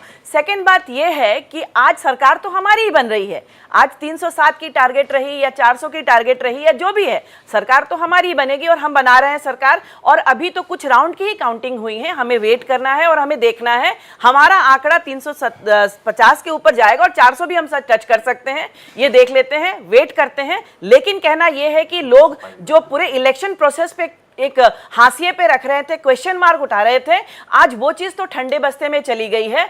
ऐसा कुछ नहीं, और ऐसा करना भी नहीं चाहिए, क्योंकि नए जनरेशन को इलेक्शन के प्रति जो एक झुकाव होगा, एक आकर्षण होगा, वो खत्म हो जाएगा। यदि उनको लगेगा कि ईवीएम हैकिंग हो रही है, ईवीएम रिगिंग हो रही है, प्रोसेस सही नहीं है, प्रोसेस ट्रांसपेरेंट नहीं है, तो हमारे जो न्यू जनरेशन के वोटर्स होंगे वो वोट देने ही नहीं जाएंगे, लोग देना ही नहीं चाहेंगे। Right. Now, Dhruva team, no, let me ask this question to Swapnil Barua. Swapnil Barua, now Ratna Singh has rightly said that, you know, the opposition has been saying that they've expressed their apprehension about rigging, about EVM manipulation and all that. But all the exit polls, about 7, 8, 10 agencies, they've given a total of 360 to the thing and 150 only to the Indi. But if you see the figures today, it is about 227 or 230 for the India Alliance. So what does it reflect? Can you debunk the EVM manipulation theory? No. I think the EVM manipulation, because I have myself conducted elections as a returning officer both on the paper ballot and the EVM. So far as the manipulation of the EVM is concerned, I think that is very far-founded. And I think with the available technology to the people at large, it is not possible. I am not saying it is impossible, but it is very, very, very difficult to change. So you can possibly rule out, and the security arrangements that are there in the strong room or within the polling process itself, it does not leave much scope for manipulation. And as you can see that therefore, if anybody had disbanded, let's say the Indie group had said that the EVMs have been manipulated, I think it is now going in their favor, which debunks the whole theory that the EVM can be rigged. So I think... when the result comes in your favor, you say that EVMs are not manipulated. Yes, when the result goes against you, you say that EVMs are manipulated. I think it is we use that as a punching bag. It better not, because it cannot respond on its own. I think you should not say that the EVM, because it is technology. So one thing you must remember, that it is technology, I and you cannot challenge technology outright. Ratna? Sir, the one thing is that BJP has never raised a question mark on any election process, you know. We always agree and we always support the systems and machineries which are working and sustaining the democracy. Now the thing is, opposition always raises a finger on the election process and everything. If Telangana wins, if Himachal wins, if Karnataka wins, then EVM is okay. But the exit polls were showing, then they are like apprehensive. Right now if you see the trailings and leadings and all, तो आज तो उनको फिर जीतना ही नहीं था, उनको तो फिर पूरा नरेंद्र मोदी भी बहुत देरी तक ट्रेल करते गए। बहुत सारा नतीजा आज यूपी का भी देखिए, तो हमारी सरकार है, हमें लेकर ईवीएम को लेके बाजार बना लेना चाहिए था कि भारतीय जनता पार्टी जीत रही है पूरी तरह से, लेकिन डेमोक्रेसी है, डेमोक्रेसी में लोग ही, जनता ही राजा है, जनता ही भगवान है, ईश्वर है, उन्हीं का चलता है। Now I'll come to you, Dhruva team and Ravi Shankar Ravi, but let me welcome Champak Kalita of the AIUDF on the show. Champak Kalita जी, तो ये क्या हो गया? आप सरप्राइज हो गया है क्या? आपका नेता जो है बदरुद्दीन आजमल साहब, वो ट्रेल कर रहा है दुबरी में। देखिए इसका मतलब क्या है? सरप्राइज नो डाउट, अभी जो एक लाख शायद कितना वोट है, सब उसके लिए हम लोग सरप्राइजिंग है। फिर भी हम लोग इसीलिए आसान्वित है कि अभी भी 20.5 लाख वोट गिनती बाकी है धुबरी में। 3 बार का पब्लिक ने वोट दिया, इसलिए हम लोग 3 बार वहाँ से सांसद बने।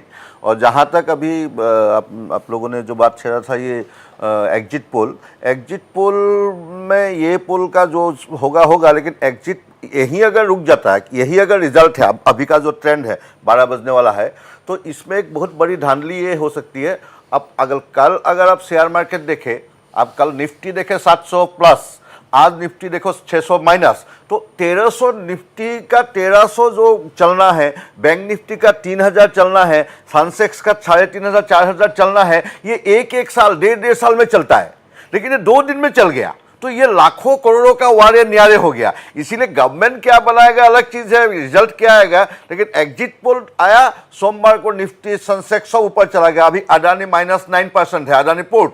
तो ये जो सब चीज है इसमें, लेकिन जो रिटेलर है, जो शेयर मार्केट में रिटेल में बिजनेस करते हैं, जो छोटे लोग हैं शेयर मार्केट में लगाते हैं, ये लोग का बहुत लाखों करोड़ रुपया ये 24 घंटे में 36 घंटे में निकल जाता है। सबसे बड़ी एग्जिट पोल का ये चीज़ है। और दूसरी बात है जो ईवीएम, हम लोग का पार्टी आज तक हम लोगों ने कभी ईवीएम का ऊपर जो और पार्टियों की जैसे हम लोगों ने उंगली नहीं उठाया। लेकिन एक चीज आपने जो आप मेरा सवाल का उत्तर नहीं दे रहे हैं। नहीं, एक देखिए आसाम, मैं हिंदी में बोल रहा हूँ, फिर भी आसामी में एक बात है कि मेलत थकी कबा उचित নহলে पापे सुए किंचित किंचित, इसीलिए जो आपका रेफरेंस आया है ईवीएम वाला बा ये चुनाव वाला, अभी सीएसडीएस ने 2019 में एक सर्वे किया था। Let us not go into history. ना एक पे ना अजमल जी के बारे में, अजमल के बारे में पूछ ठीक रहा है था। ये है नहीं आपको आज चुनाव का महापर्व का एक इख्तिताम हो रहा है, तो आप देखिए कल होम मिनिस्टर का स्पोक्स पर्सन जैसा काम कर रहा था चुनाव आयोग, और अभी मैं जो करना चाह रहा हूँ आप मुझे रास्ते में रोक रहे हो, इसीलिए मैं बड़ी चीज कह रहा हूँ। आपने जवाब नहीं दे रहा है। You are not answering. You are not answering my question. No. चुनाव आयोग होम मिनिस्टर का अमित शाह का स्पोक्स पर्सन जैसा अगर चुनाव आयोग बिहेव करेगा और आज मुझे एंकर बोलने नहीं देगा तो okay, it's democracy. Can I say something? Champak ji, चुनाव खत्म हो गया है, चुनाव इज ओवर। हाँ, अभी रैलियां नहीं है। अभी हम लोग चुनाव का जो नतीजा है, इसलिए तो मैं कह रहा हूं महापर्व है। आप मुझे कम से कम बोलने आप मुझे कितना समय मैं बोल लेता। आपको जो प्रश्न करा जाता है आप उसको उत्तर तो दीजिए। देखिए मैं आपको मैं पूछ रहा हूं, मैं इसीलिए बोला कि मैं आसामी में बोल रहा हूं कि मेलत थकी कबा उचित पापे से किंचित किंचित, मुझे आपने यहाँ बिठाया, इन दोनों का बात मुझे सुनाई दिया, तो मैं तो ह्यूमन बीइंग हूं, मैं रिफ्लेक्ट करूंगा उसमें, और मैं पॉलिटिकल पर्सनालिटी हूं, इसीलिए मैं कहता हूं जब चुनाव आयोग होम मिनिस्टर का मुझे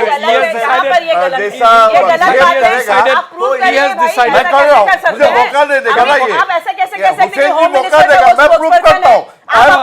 लेकिन ये मौका नहीं देगा, ये मौका नहीं देगा, हुसैन जी मौका नहीं देगा मुझे, मैं प्रूव करूंगा। हुसैन जी मुझे मौका नहीं देगा, I don't know his agenda, but वो मुझे मौका नहीं देगा। लेकिन I have no agenda. I don't know. You have to lower your voice. Please, we'll mute him. Now, I am asking a simple question. You so far अब तक हम 7 बजे से लाइव कर रहा हूँ. You are the first AIODF spokesman who has come. तो ये क्वेश्चन तो बनता है. Why is your leader क्यों ट्रेल कर रहा है? रकीबुल हुसैन जी धुबरी में कभी कंटेस्ट नहीं किया है, वो धुबरी का बसिंदा नहीं है। दे रहा हूँ कि 20 लाख 20.5 लाख वोट काउंटिंग बाकी है, वो 3 बार का एमपी है और 3 बार उसको वोट दिया है। उसके बाद मैं कह रहा हूँ कि जो बात अब सिलसिलावर चला रहा था एग्जिट पोल सारा इसीलिए आप छोटा उसमें आपको कहने का कोई अधिकार नहीं है। आपने मुझे क्यों नहीं दिया? निकालिए ना। Gaurav Gogoi is bite coming in. Gaurav Gogoi is still leading in the Jorhat seat. Okay, we'll come back to that. Dhruva Patim. Partly in defense to what he is saying, that maybe because Dhubri is a very large constituency and various parts may votes, large number of votes may be yet to be counted. But Ajmal Sahab, many allegations are made that he does not visit his constituency. But this time we have found that he has been staying in his constituency for a long time. And for maybe last 3-4 months at least continuously he has been campaigning, but we find that India Alliance it has also placed emphasis on a few points, that it is able to get the votes of at least a section of the ethnic communities which may get reflected in Upper Assam, and so far as the minority votes are concerned, the India Alliance is very careful that minority votes should not get divided either. So we have found, at least in Nagaon, I think they are going together in a particular direction. Pradut Burlo is leading. Yes. So I think that the minority votes this time, it's still early to say about Dhubri, but regarding Nagaon I can say that it has gone in favor of Congress, though AIDF has also put up a very strong leader there, but so far as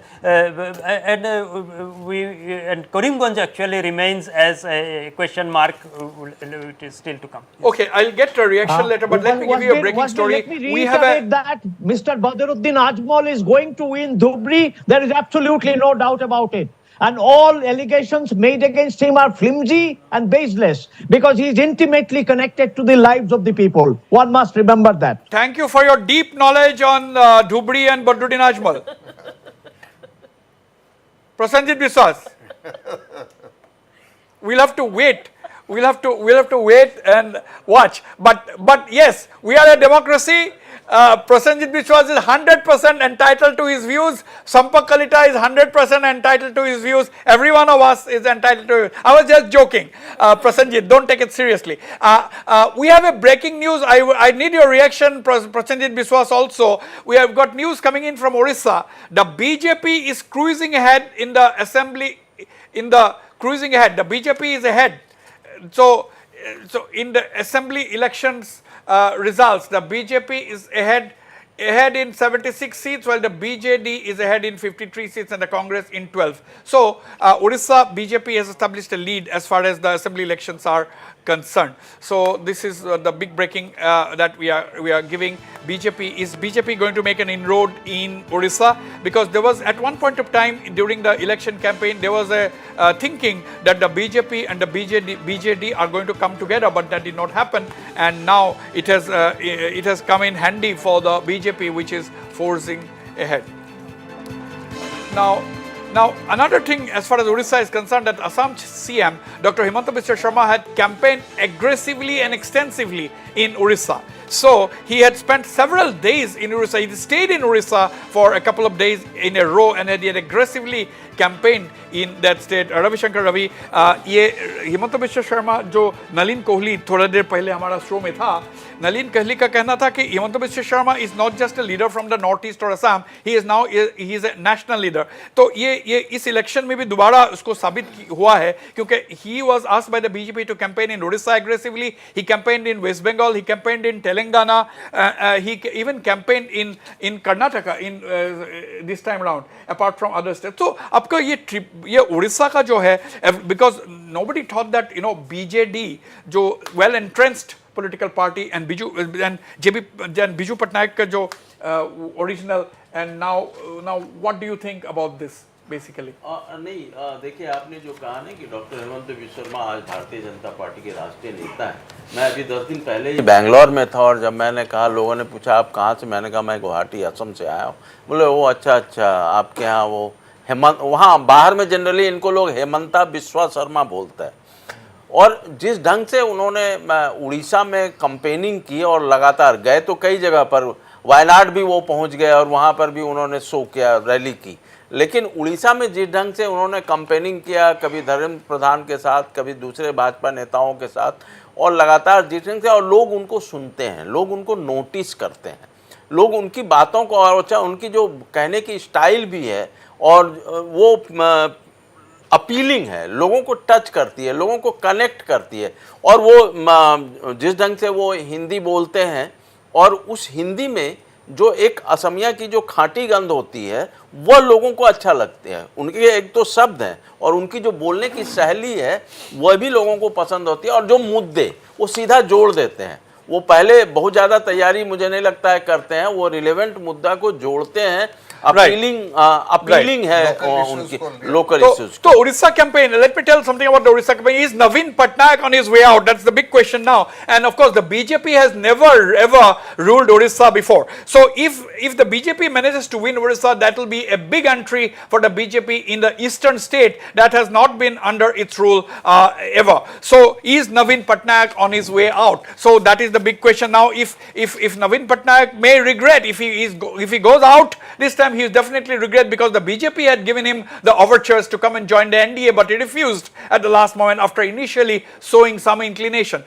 So this is the big development, Dhruva Pratim. Yes, definitely. Actually, what has happened is that the BJP had made very strong inroads in case of Odisha at the grassroots level, and actually Navin Patnaik, somehow he wanted to maintain a middle ground between India Alliance as well as the NDA, trying to maintain some sort of an independent position, because actually because of but he was present in election rallies on the same platform with Yes. Prime Minister Modi. Yes, so somewhere he wanted to be slightly away from the BJP, and maybe had he stayed on with NDA, I mean he could have made his position more clear. He had relied on his own track record that we will win on our track record and on the basis of his charisma, but that might have had its impact, and he might have lost some of his ground. One thing more, Biju Patnaik ने जब भी BJP को crisis हुई है लोकसभा में,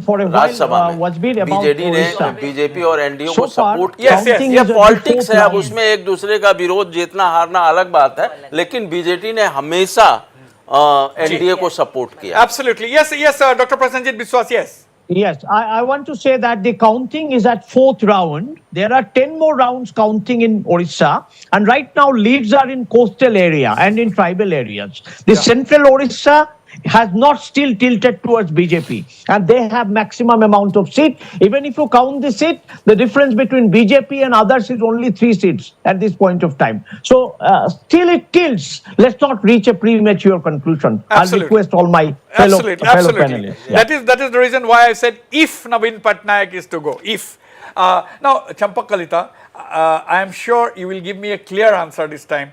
And as I said, elections are over. There is no need to raise the voice. Now, point is, my question is, एक simple question है. मैं जानना चाहता हूँ आपसे कि AIUDF को कांग्रेस के साथ छोड़ देना ये भारी पड़ रहा है क्या? देखिए, मतलब एक है,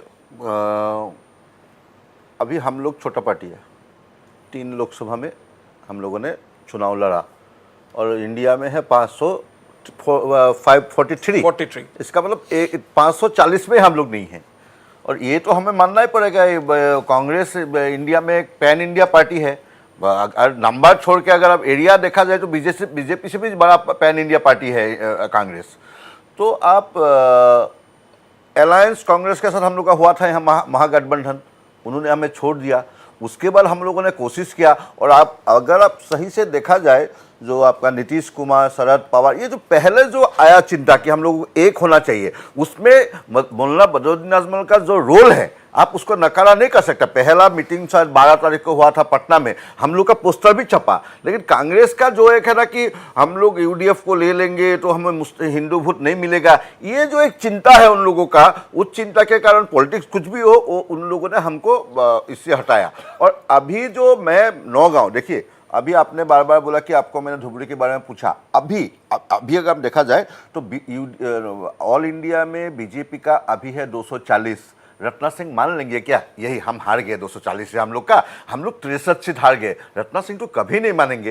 तो मैं यही कहा कि अब तक हम लोग का लीड नहीं है, हम पीछे है, तो हम लोग का ये डिसअपॉइंटिंग है, लेकिन अब भी 20,50,000 वोट काउंट होना बाकी है। मैं सोचता हूँ ये सफिशिएंट जवाब था, लेकिन मैं उसके बाद अब जो आलोचना आप लोग चला रहे थे कि मैं फिर भी मैं इंडियन हूँ, छोटा पार्टी हूँ, उसमें हिस्सा लेने की कोशिश कर रहा था, लेकिन आपका जो रवैया है ऐसा मुझे लगा कि यू आर ए छोटा, you don't come to our party, you please corner. मतलब मैं सिंप्लीफाई करता हूँ इसको, तो आपको मानना है कि कांग्रेस में अगर आप रहते, कांग्रेस मींस अलायंस में अगर रहते तो आपका असम में आप कांग्रेस के साथ रहते हुए आपका 3 कैंडिडेट भी जीता था। ये आपको गलत इंफॉर्मेशन है आपके पास। जब हम नहीं, लोग नहीं, तब नहीं था, हम लोग 14 में अलग था, अलग लड़े। हम लोग पहली बार कांग्रेस के साथ अलायंस में आए 21 में, हम लोग 14 में 3 मिला, 14 में 3 मिला, हाँ 14 में 3 मिला। तो आज क्या हुआ? आज इसीलिए क्या यही तो मैं बताऊं ना, मैं कहता ये जो लार्जर इंडिया में जो एमपी इलेक्शन चल रहा है पार्लियामेंट के लिए, गवर्नमेंट, सेंट्रल गवर्नमेंट के लिए, तब इसीलिए जो एक बीजेपी का जो एग्रेशन है, बीजेपी का जो anti India, anti Indian public, जो अपना पब्लिक सेक्टर्स को लेके, इकोनॉमी को लेके, आपका इसको क्या कहते हैं इंडियन कॉन्स्टिट्यूएंसी, सेकुलरिज्म जो थ्रेट है, लोग इसको बड़ा लार्ज पिक्चर में देख रहा है कि नहीं बीजेपी को भगाना है। इसीलिए आप देखिए, मैं आपको बताऊं नौगांव का मुझे ट्रेंड जो दिख रहा हूं, I am a political man, मैं देखिए अभी मैं नहीं अभी बोलिएगा खुद तो ये भाग रहे हैं धुबरी से। नहीं और बीजेपी को बार बार कह रहे हैं मैं भाग रहा हूँ। मैं ये कह रहा हूँ रत्ना सिंह जी और आपने अभी 240 कहा, मैं तो देख रही हूँ 295 है सर। सरकार हम ही बना रहे हैं, सरकार बीजेपी और मोदी की ही बन रही है सर। देखिए सपने में मत रहिए, सपने की दुनिया से निकलिए। आपका धुबरी का जो आपका किला था वो ढह चुका है, अब किसने कहा है वो अलग बात है सर। आपकी धुबरी के किले ढह गए, ढह गया सर, और हम सरकार बना रहे हैं। रत्ना सिंह जी का सर तीसरी बार नरेंद्र मोदी जी सरकार बना रहे हैं, प्रधानमंत्री बन रहे हैं, और ये मान लीजिए और लड्डू भी खा लीजिए। चलिए there is a slight change in the there is a Ratna Singh ji ने जो बोला कि धुबरी में किला ढह गया तो मैं मान गया, तो आप भी मान गए कि 240 हमारा किला नहीं ढह गया। नहीं 240 नहीं है जी, हमारा अभी आ रहा है, लेकिन आपका ढह रहा है सर, आपका ढह रहा है, हमारी तो मार्जिन सही है। अरे यार आप देखिए, मैंने बोला कि आप वहां देख लीजिए सर, मैं बोला कि होम मिनिस्टर का वहां देख लीजिए सर, आंकड़ा देख लीजिए, आंकड़ा देख के बोलिए सर, आंकड़ा देख लीजिए सर। मुझे बोलने नहीं देते, मेरे को ये नहीं कर रहे। नहीं वी आर छोटे लोग, ये हाल होता ही है। Now there is a slight change. There is a slight change. So BJP plus is 10, Congress 4 as far as Assam is concerned. There was a slight change a short while ago, but this has again gone back. If I can get an explanatory to this, we can get an explanatory to this. We will talk about it. Now basically, if we come back to Dhruva Pratim, basically northeastern region now it seems it has stabilized, because in Manipur now the Congress once again, the NPF has lost its lead. NPF has lost its lead in the outer Manipur seat, and the Congress's Alfred Arthur has gone back. Initially it started with a lead for Alfred Arthur of the Congress party in the outer seat. Now the Congress has established lead in 2 seats, both the seats in Manipur. So ये flip-flop is going on. As far as Nagaland is concerned, Congress still manages the lead. 2 seats going to the Tripura, that's for sure. Arunachal, 2 seats likely to go to the BJP, that is also for sure. But the picture, the story is interesting. Sikkim, the SKM, which is an NDA alliance, is already won the seat. Now, Mizoram, it's going in favor of the ZPM. 50,000 का lead in a small state like Mizoram. I think 50,000 is a big lead.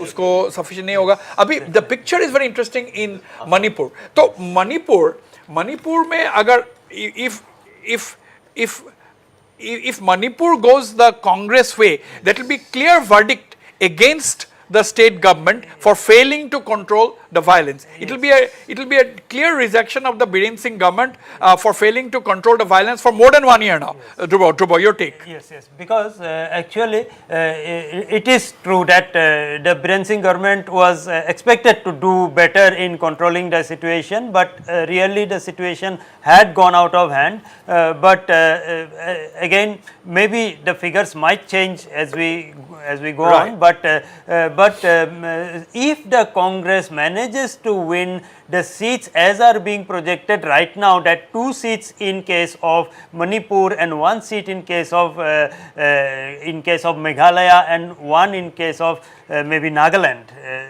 So then it will be a huge victory for Congress, because Congress at one time it was the dominant. These are pictures of the TMC celebrating in West Bengal. TMC is leading in 32 seats.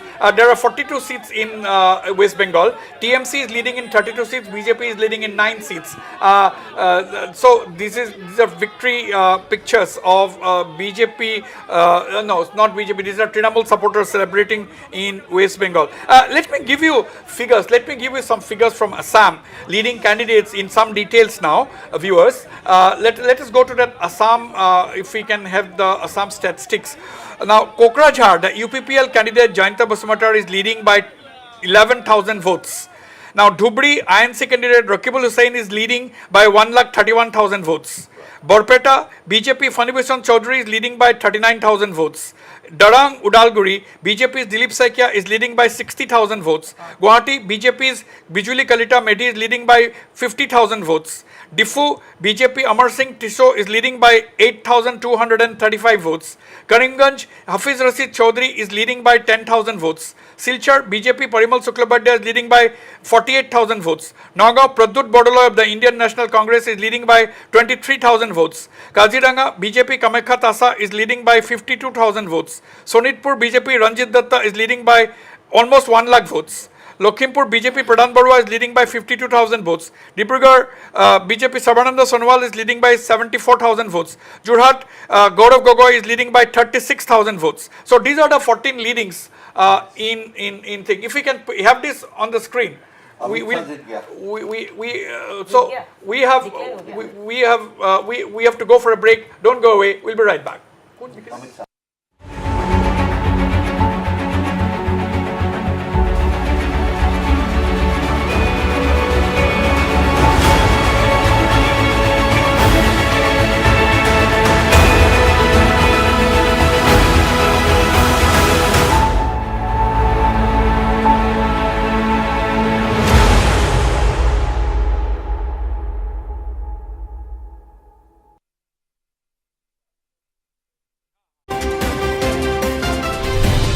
Evening Prime, every day at 7 p.m.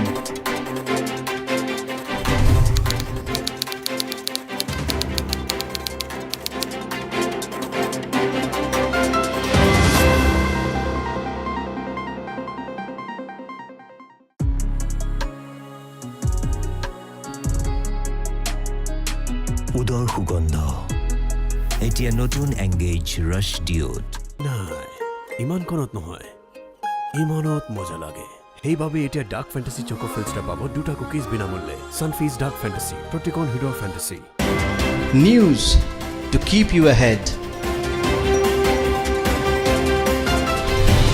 Evening Prime, every day at 7 p.m.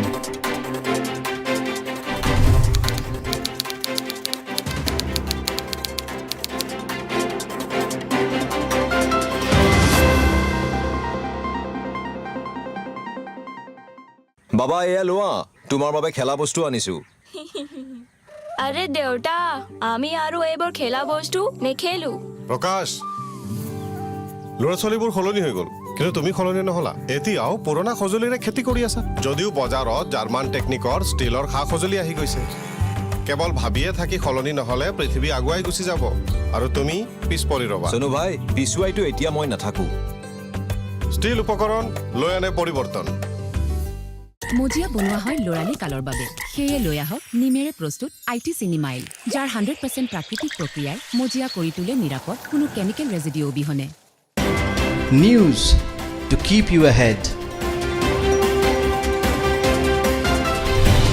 Evening Prime.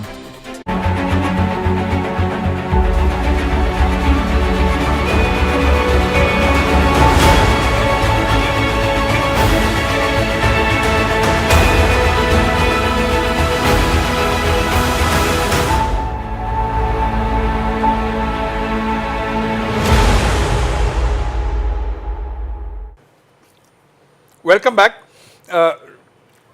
Okay, we have a breaking story. Union Home Minister Amit Shah, top BJP leader, has won his seat. That is the big win. He has won the Gandhinagar seat in Gujarat. Big win for Amit Shah. Of course, it was an absolutely expected lines. Okay, let me welcome Tipramotha spokesperson Anthony Deb Burma. Anthony Deb Burma, welcome. The candidate that the Tipramotha is supporting, that is Kirti Devi Deb Burman in the Tripura East seat, is leading by more than 4 lakh votes. So absolutely on expected lines.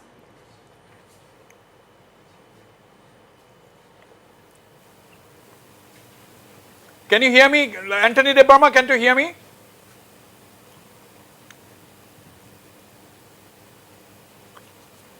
Please switch on your audio. You can hear me, right? Yes, I can hear you now. Okay. Anthony Deb Burma, the candidate which you have supported, that is Kirti Devi Deb Burma of the BJP in Tripura East, has established a lead of 4 lakhs. So is it on expected lines? Yes, definitely it is very much expected line because she herself comes from the royal family, the legacy is there. So people love her very much like the way we love our Maharaj. So the entire people loves her. So therefore it is always expected to get right high number. Right. Now that means what more left now? Do you think Kirti Devi Burman is the sister of the royal scion, that is the Maharaja? Now after she wins the seat, do you think the Tiprasa Accords implementation will be hastened? Do you think an early implementation of the Tiprasa Accord now? Yeah, if the centers is willing, so definitely, because earlier, even whatever the accord was there, or any, in a sense, in a process, is becoming a hurdle because of their barrier. So the barriers are those people who is against the peoples and against the party and against the Tiprasa Accord.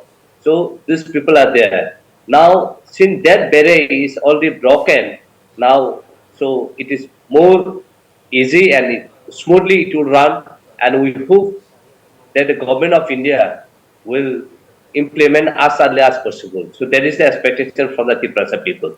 Right. And moreover, she will be there to raise, and she will be there to pressurize the government Right, of absolutely.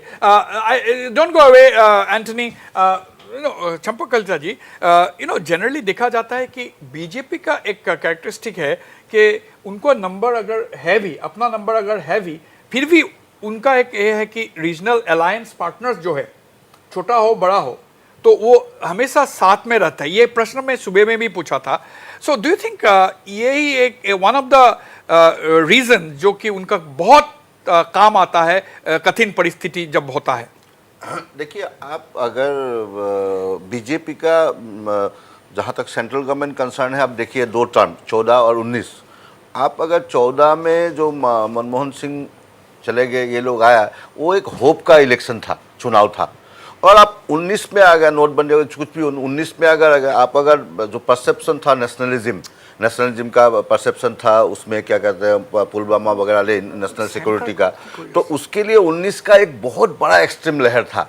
और अभी आप देखिए, अभी मेरे यहाँ एक मित्र बोल के गए बीजेडी, लेकिन हर समय, और नॉट ओनली बीजेडी, वाईसीपीआर और बीजेडी हमेशा एज एनडीए पार्टनर जैसा वो लोग एक्ट करता रहा, राज्यसभा में हो कहीं भी हो। लेकिन अभी ये दोनों का हालत खराब है। अभी टीडीपी आया उनके साथ। अभी अगर एजीपी का असम में आप देखें तो एजीपी का 2 बार सरकार आके ये 8 या 9 में चले आए।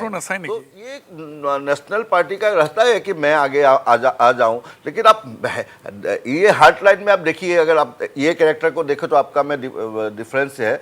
बिहार में नीतीश कुमार पहली बार 43 सीट पे आए हैं, ये जब से बीजेपी के साथ ये गया है, उसको खटाते गया। और रामविलास पासवान का जो लड़का है, उसको नीतीश को काटने के लिए बीजेपी उसको लगा दिया है।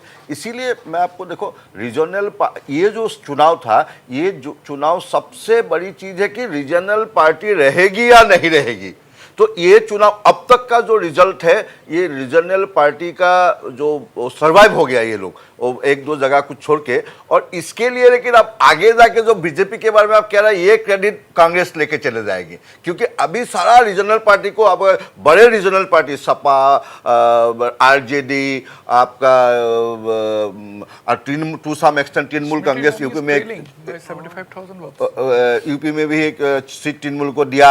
ये सबको देखा जाए तो एक अम्ब्रेला कोalition लेके कांग्रेस इसका क्रेडिट लेके जाएगी। और बीजेपी का जो आपने कहा कि जो अभी रीजनल पार्टी जितना कमजोर होगी, बीजेपी उतना मजबूत होगा। और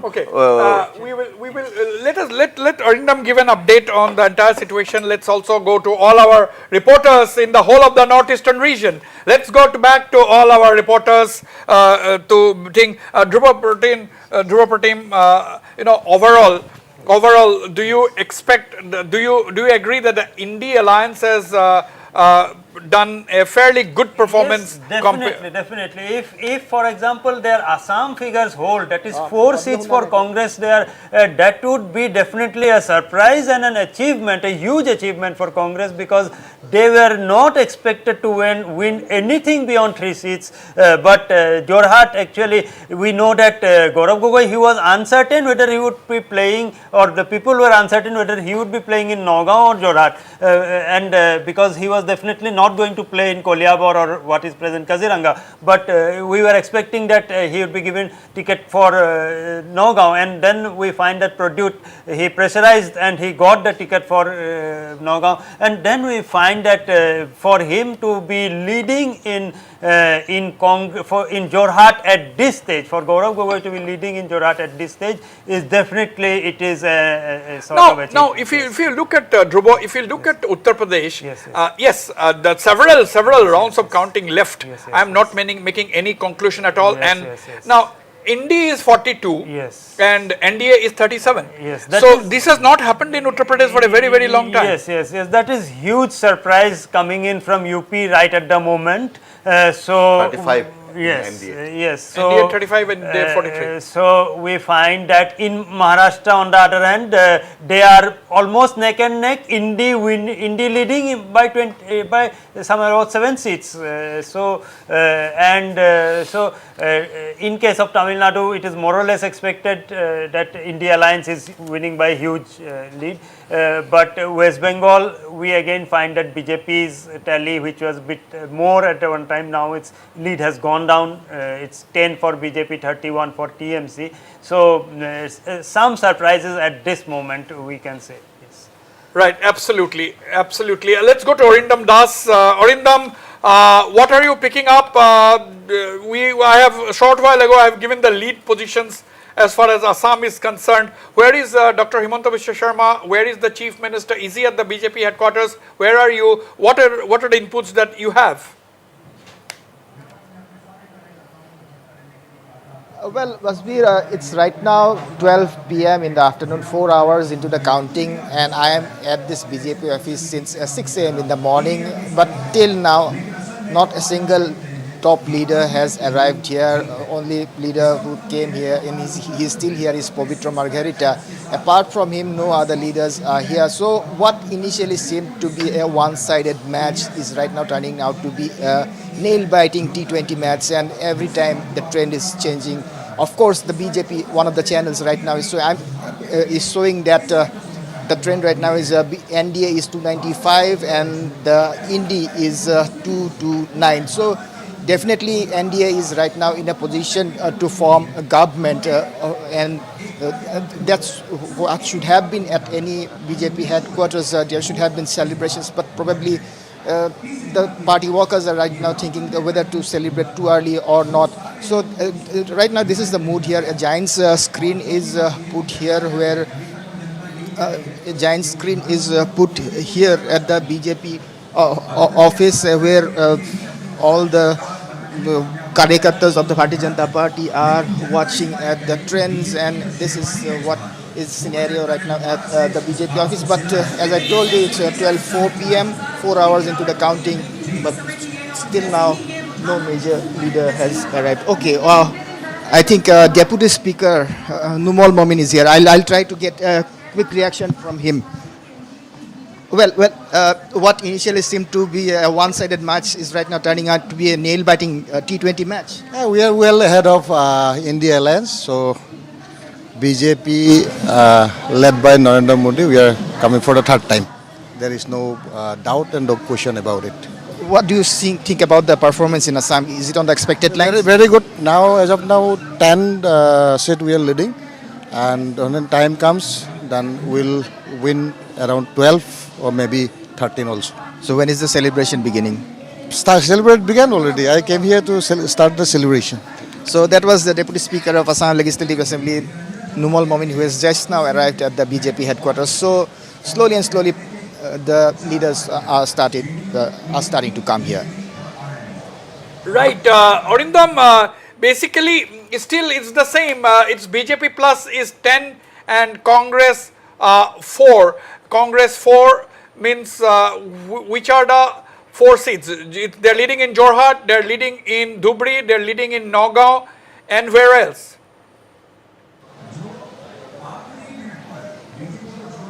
Yes, these are the 4 seats. One is Jorhat, the other is Karimganj, the third is Nagaon, and the fourth is Dhubri, where the Congress is leading. And in one seat, UPPL is leading, and in one seat, AGP is leading, and rest 8 BJP is leading. So that is the trend which is continuing right now here in Assam. And we have to wait for some more time for celebrations to begin. And as I have said, that slowly and slowly the leaders have started arriving here at the BJP headquarters. Right, Orindam, keep a close watch on the situation and bring us this live lead figures. That will be quite useful in establishing the leads story. Okay, let me go to Tura, from where I am joined by Dr. Alva Sangma, a journalist and author. Dr. Alva Sangma, good afternoon to you. Meghalaya results are turning out to be quite surprising. We all knew that there was a tough contest this time around, but now it seems both the NDA candidates, that is both the NPP candidates, are trailing. What news do you have from Tura? That's right, Wasbir.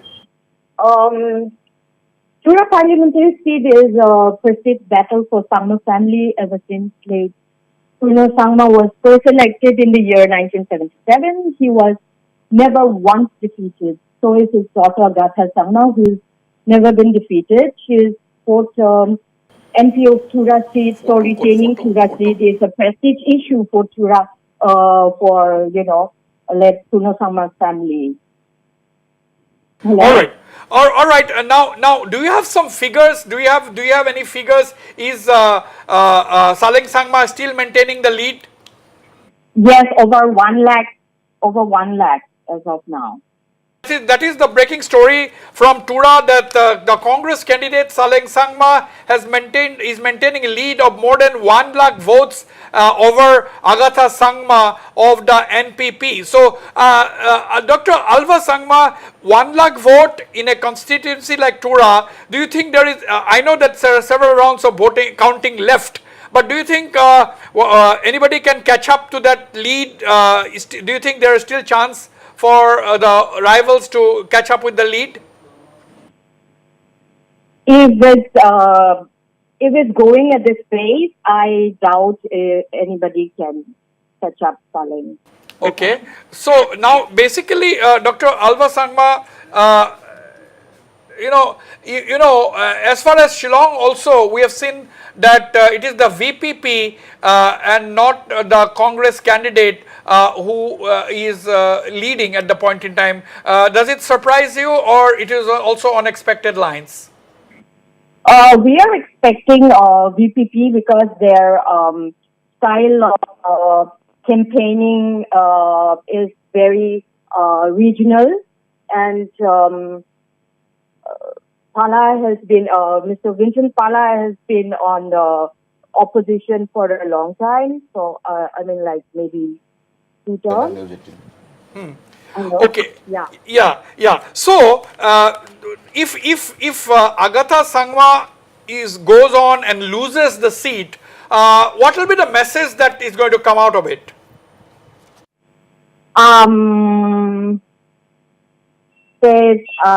People will have some hope, saying that dynastic politics can also be defeated. So maybe that. So I've lost the line to Dr. Alva Sangma. Yes, but she made an interesting point that if Agatha Sangma loses the Tura seat, where her rival Saleng Sangma of the Congress has already established a lead of more than 1 lakh votes, if she loses, then it will be a clear verdict message from the people, from the electorate, that they are against dynastic politics. Dropatim, do you agree with this view? Yes, actually it will be, I won't say it would be a mandate against dynastic politics, but maybe I feel that the NPP had become somewhat complacent, and maybe it is also a reflection on the working of the state government, maybe some dissatisfaction with the working of the state government, but I do not think there is any resentment against this type of dynastic politics so far as Meghalaya is concerned. Right. We'll go for a short break. The live coverage continues on the other side. This has been a day of that the people of India have been waiting for the verdict of elections to the 18th Lok Sabha. As the trends we can see now, it is 296 for the NDA and 227 for the Indie group and 20 others. Lot of surprises in the Northeast has also thrown up a lot of surprises. The 25 seats that are keenly watched as for from the Indian total national point of votes. So that is also a very significant development. It is now clear that the VPP is winning the Shillong seats because the candidate Ricky Singhon of the Voters Party have secured a lead of 3 lakh votes. So VPP has gone on to win actually the Shillong Lok Sabha seat and the Tura seat also, the rival Agatha Sangma's rival has got a lead of more than 1 lakh. So it's a huge setback to the big snub to NPP led by Meghalaya Chief Minister Conrad Sangma. Maybe there were already sharp allegations of the activities of some of the NPP leaders and the functioning of the government, functioning of the policies and so on. But we cannot rule out a party like the NPP immediately because this party has established its truth not just in Meghalaya, but it has also expanded to 1 or 2 of the other states in the northeastern region. But at the moment, it's a big setback, huge setback for the NPP, the ruling NPP, which is a dominant partner in the coalition in Meghalaya headed by Chief Minister Conrad Sangma. So that is the big story from Manipur. In Nagaland, surprisingly, the Congress is maintaining a lead over the common candidate of the NDA. That is also a surprise, Nagaland. And another surprise is basically from Sikkim. Of course, the ruling SKM has won. The surprise already won. Indrahang Subba of the SKM has won. Big surprise in Manipur where the BJP is set to lose if in our Manipur seat if this trend continues, and even in the outer seat the NDA partner NPF candidate is trailing. So it is Congress two lead for the Congress in both the seats in Manipur. We'll go for a short break. Don't go away. The live broadcast continues on the other side.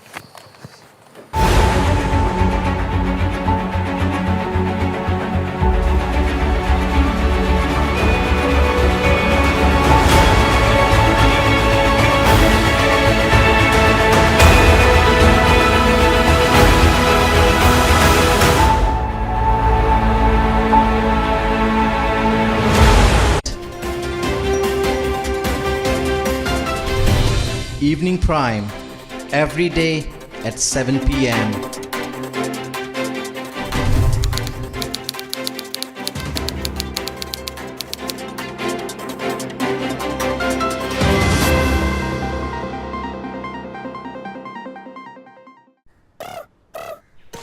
Rohan, কি কৰিছা? School plate frog হ'ব দিছে।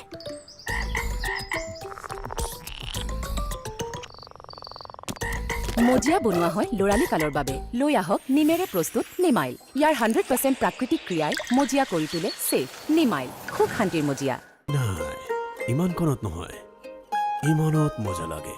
সেইবাবে এতিয়া dark ফেণ্টাসি choco filter পাব 2টা cookies বিনামূল্যে। Sunfeast dark ফেণ্টাসি, প্ৰতিকন হিৰোৰ ফেণ্টাসি।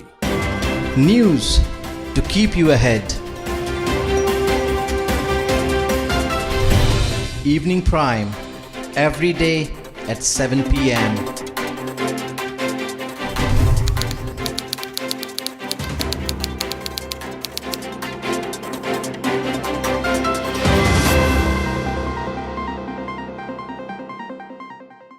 বাবা এয়া লোৱা, তোমাৰ বাবে খেলা বস্তু আনিছো। আরে দেউতা, আমি আৰু এইবোৰ খেলা বস্তু নেখেলো। প্ৰকাশ, ল'ৰা ছোৱালীবোৰ সলনি হৈ গ'ল, কিন্তু তুমি সলনি নহলা।